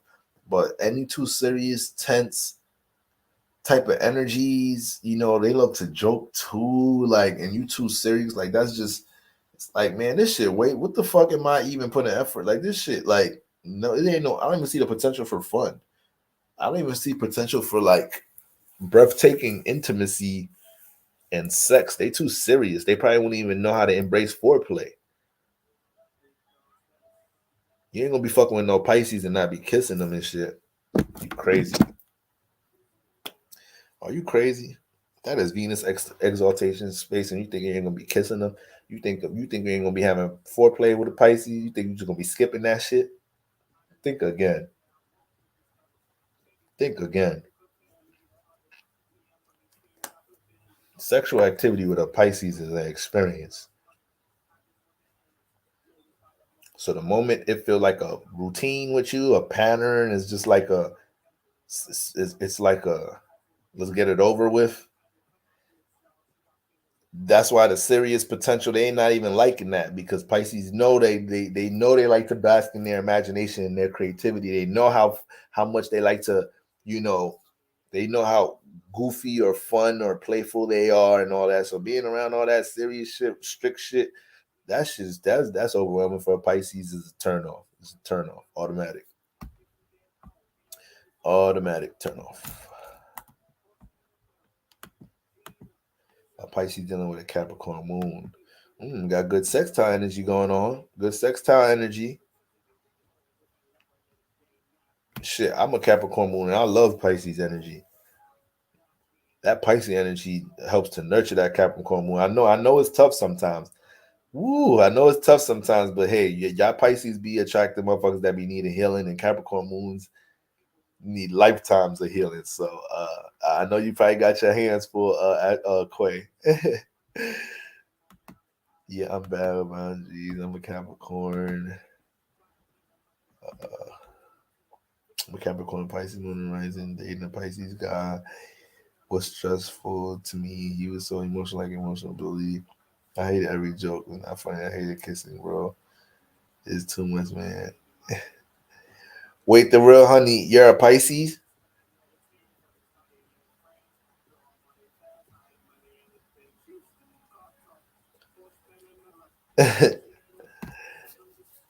Vulnerability is a turn on too. Yeah, I could. Yeah, we could definitely add that in there for Pisces. If Pisces see somebody that's working with some vulnerability to connect, yeah, okay, yep. A Pisces is gonna do something to help you feel good about that. Like I ain't gonna feel. I'm gonna help you understand that was a good thing you chose to do today. Be vulnerable. Sex is a performance. Love role play. Love the, yeah. That's another thing. I already did, like we spoke about. I did a video talking about the psyche of sex for all zodiac signs, so y'all can search that video if you haven't seen that. Did that sometime last year, but yeah, the imagination is too vivid for a Pisces for it not to be an experience, for it not to be fun, for the energy of vibe not to be reciprocated with intimacy. So any extra serious, all that shit to turn off. You feel me? Turn ons with Pisces, turn on with Pisces, relatable energies, optimistic person. They don't deal with pessimistic energies. They love an optimistic, see the glass half full type individual. Spiritually influenced individual for the most part. With the Sun in Pisces, I mean not Sun in Pisces. When we look at turn-ons for Pisces, they Pisces tend to assertiveness as well too. Well, Pisces women really like because it gives off stability. So a Pisces woman would like to see a assertive man because it makes her feel like he could bring a sense of stability to her life. You know, somebody that show their appreciation goes goes a long way with Pisces. It go a long way with Pisces. A Pisces that feel appreciated will make your life a heaven. Will make your life heaven on earth, man.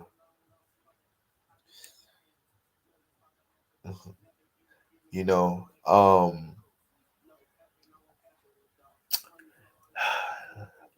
turns Pisces on. What else turns Pisces on? You know, selfless acts. Selfless acts will make Pisces wanna listen. You doing thing, your selfless acts, uh, anything with you giving, showing any sense of sacrifice, you giving, going out your way to helping a Pisces. Oh shit, they gonna have something waiting for you. They gonna have something waiting for you when you get home. Pisces gonna reciprocate that. That's why I love me a Pisces. That's why I love me a Pisces. Y'all gonna reciprocate that motherfucker. Y'all gonna show y'all appreciation for that shit. You know, y'all gonna make it. Y'all gonna make it felt. Y'all gonna make it felt that like that it's a two-way street. I like that. I like that. So shout out to my Pisces. But that's a huge turn on, you acknowledging their efforts or their ability to help or showing their appreciation. That goes a long way with a Pisces. You know, that turns them on. Uh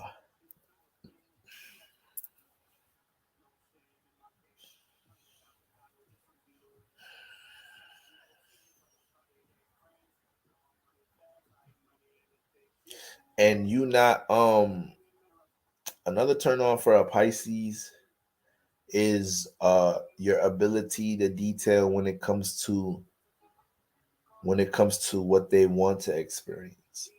So Pisces are going to make it known, you know, the things that they want to create, experience, and explore. It is a huge turn on when somebody has attention to detail, is able to digest them things and keep it in the back burner. You know, that's big. That's big for Pisces. That's big for them right there. You know, making them feel understood because they feel like they're always having to play the position to understand, to receive, possibly, you know, listen to their loved ones vent about something, counsel others. So they usually naturally, you know, heal others. They're naturally they naturally manifest these circumstances and positions and roles in their life. So when somebody else come around and they're naturally understanding, you know,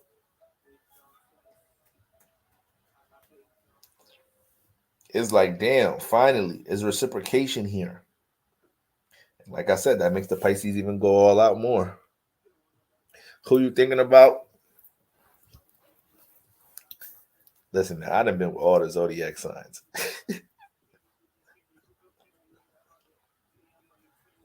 I done been with all of them, so and it wasn't nobody specific, but Pisces energy. This is some good energy, man. This is they ain't listen. They're not heavily romantic for no reason. Like they thrive in that energy. Most of them bask in that energy. You feel me? But yeah, heavy Cap and Pisces energy here. You know, it's your world. If I'm with you, you'll never feel that you'll never not feel important. Um, you know, it's only 12 signs. That's not a lot. That's not a lot. It's only 12 signs. You feel me?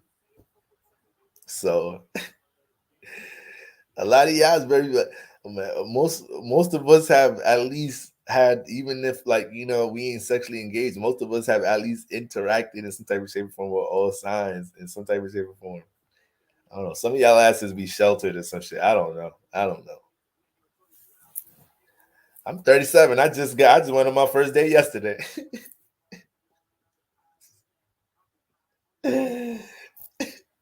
So I know everybody got different timelines, but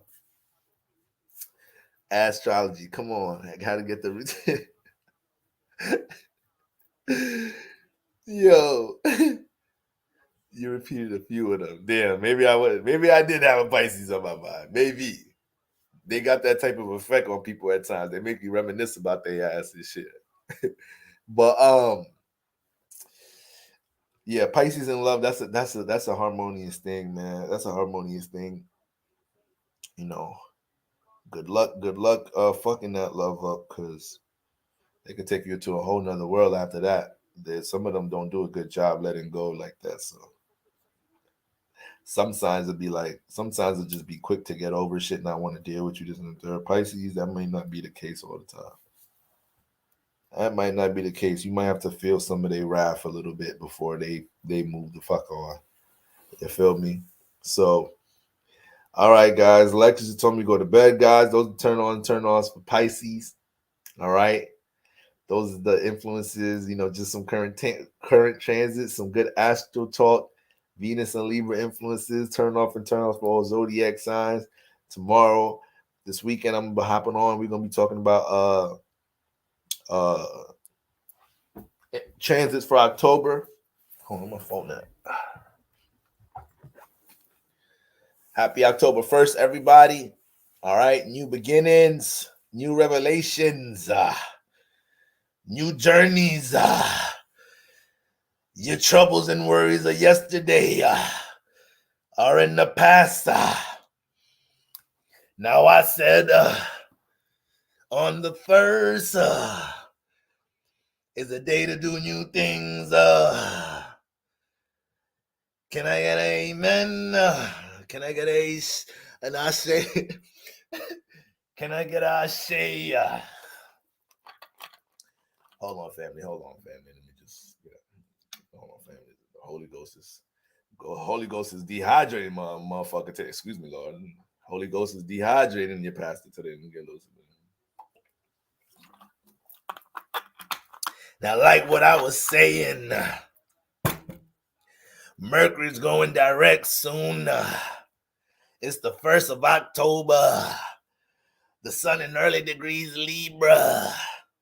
The moon in Sag. There's a lot of energies to bring resolve to your relationships.